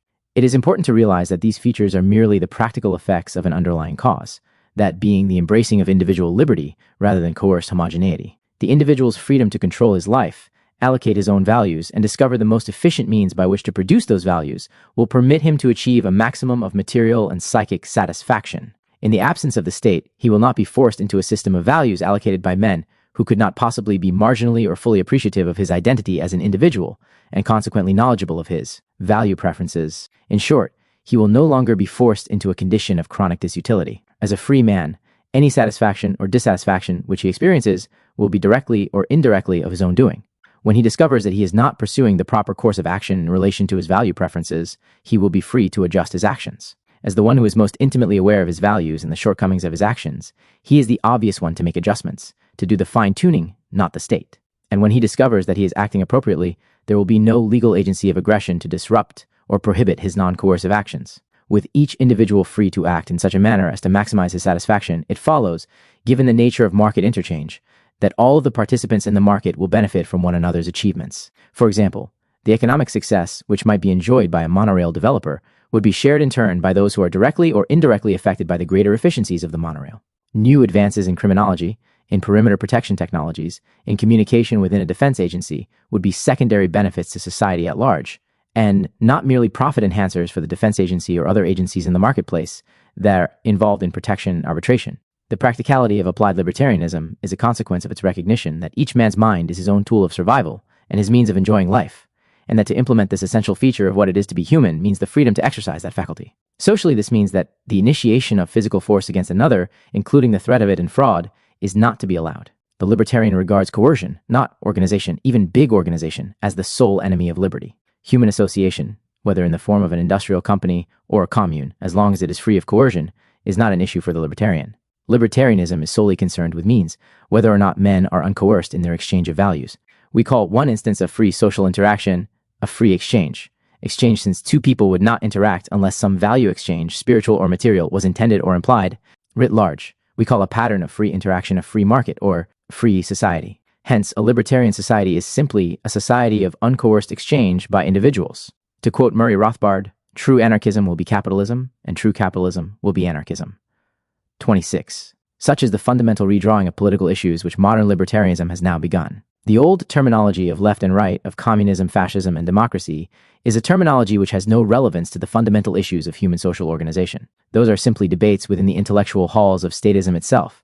It would seem that those who espouse statist political theory, regardless of which variety they claim, consider the primary questions of political theory to have been resolved long ago by men wiser than themselves. Their only concern today is over the hair-splitting of which form of the state should dominate and which programs and policies it should impose. In their dismissal of statist premises, across the board, libertarians have shattered this debate.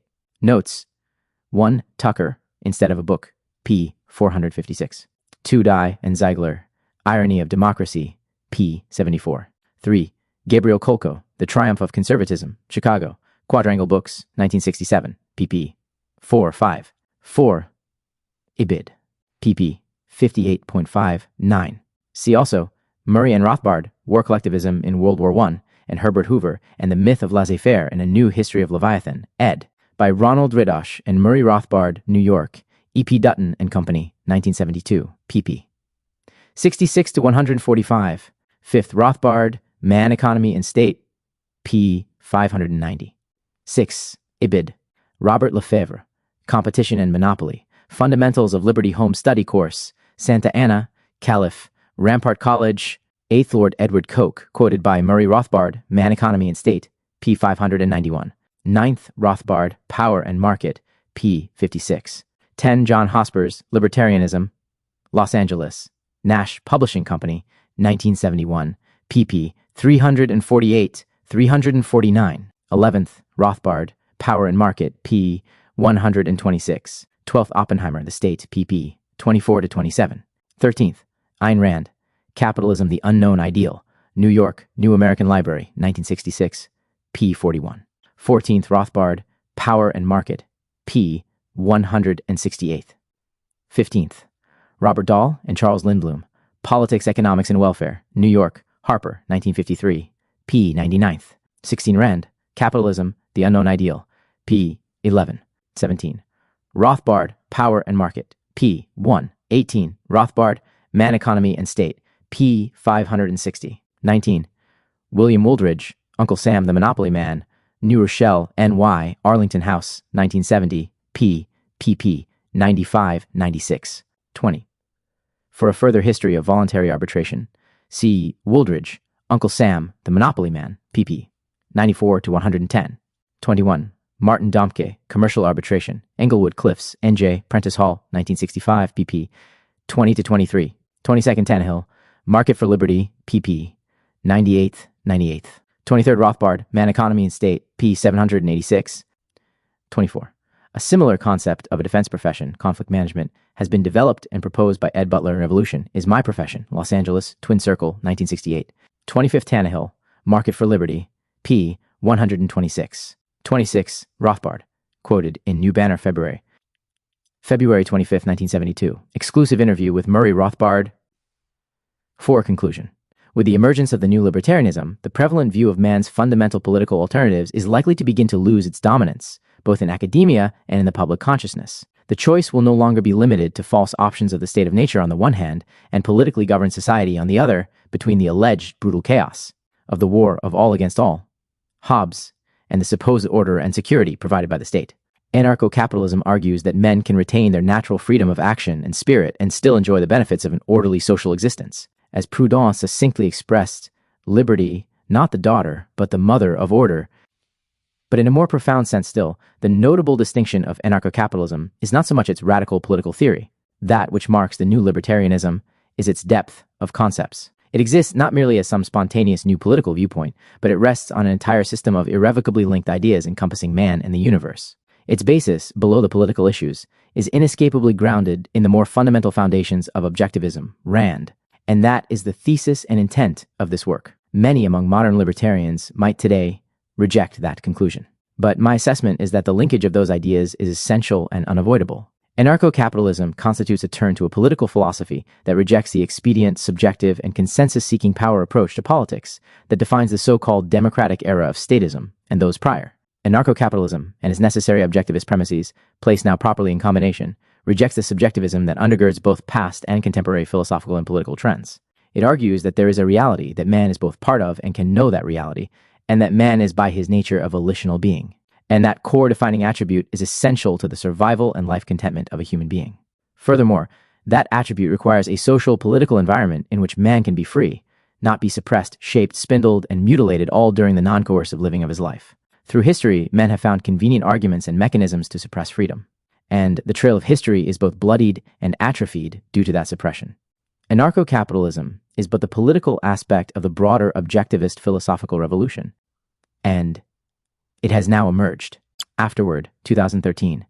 Personal encounters. Murray Rothbard. In 1971, I founded and edited The New Banner, probably the first objectivist periodical to also embrace anarcho-capitalism as its logical political conclusion, then and still quite at odds with Rand's ardent defense of limited government.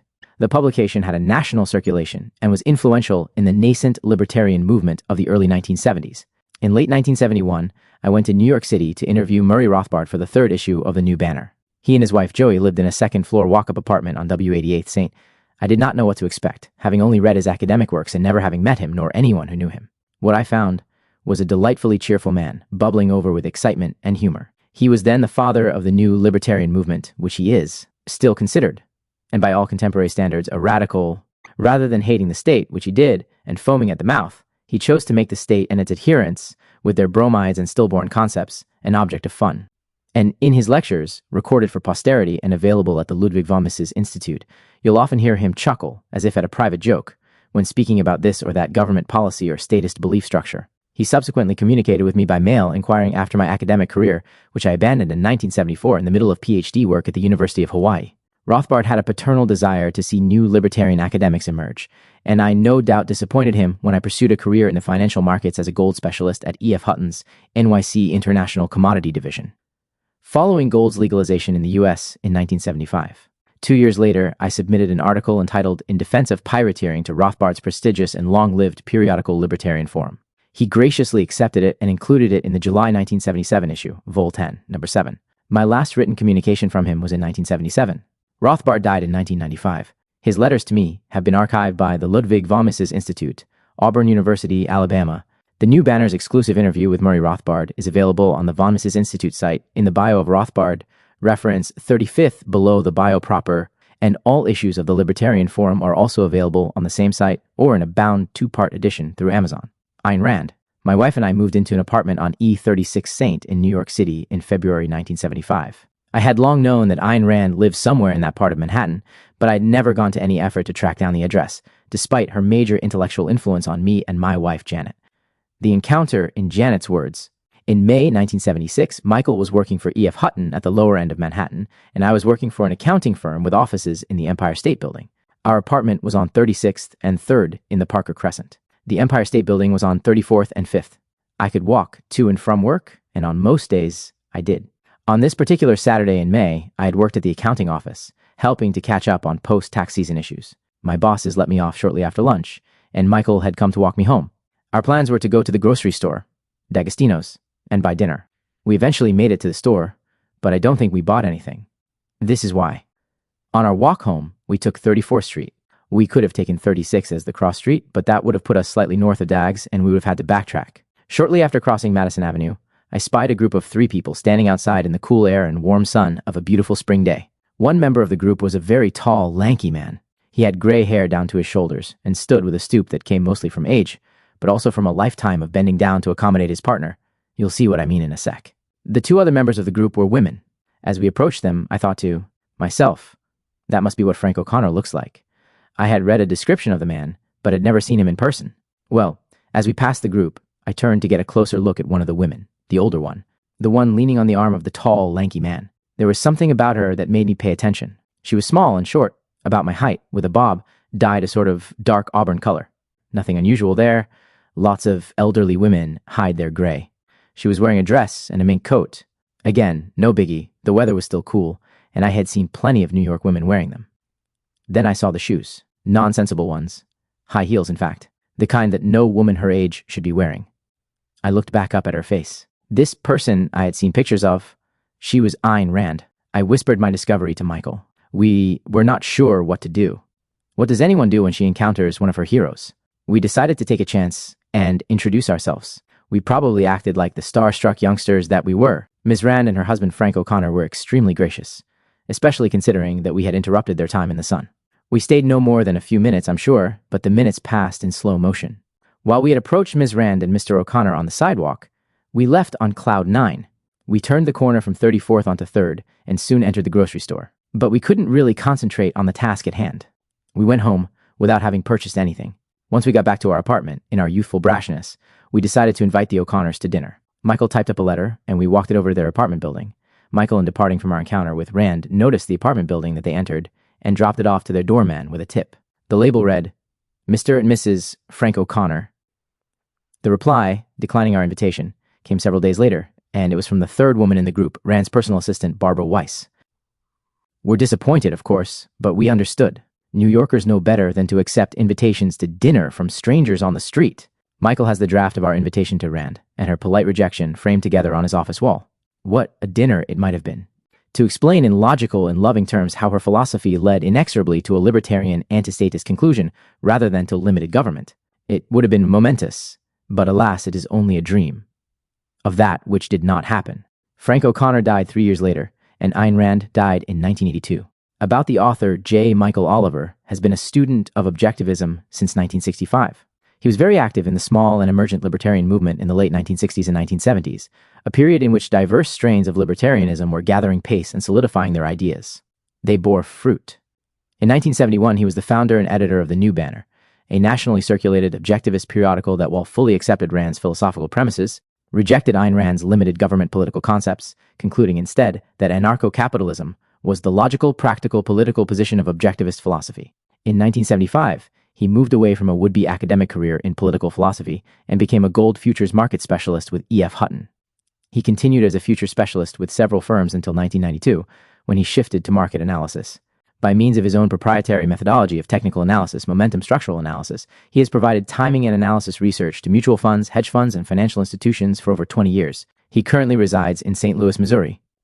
www.newlibertarianism.com. He moved away from a would-be academic career in political philosophy and became a gold futures market specialist with E.F. Hutton. He continued as a future specialist with several firms until 1992, when he shifted to market analysis. By means of his own proprietary methodology of technical analysis, momentum structural analysis, he has provided timing and analysis research to mutual funds, hedge funds, and financial institutions for over 20 years. He currently resides in St. Louis, Missouri. www.newlibertarianism.com.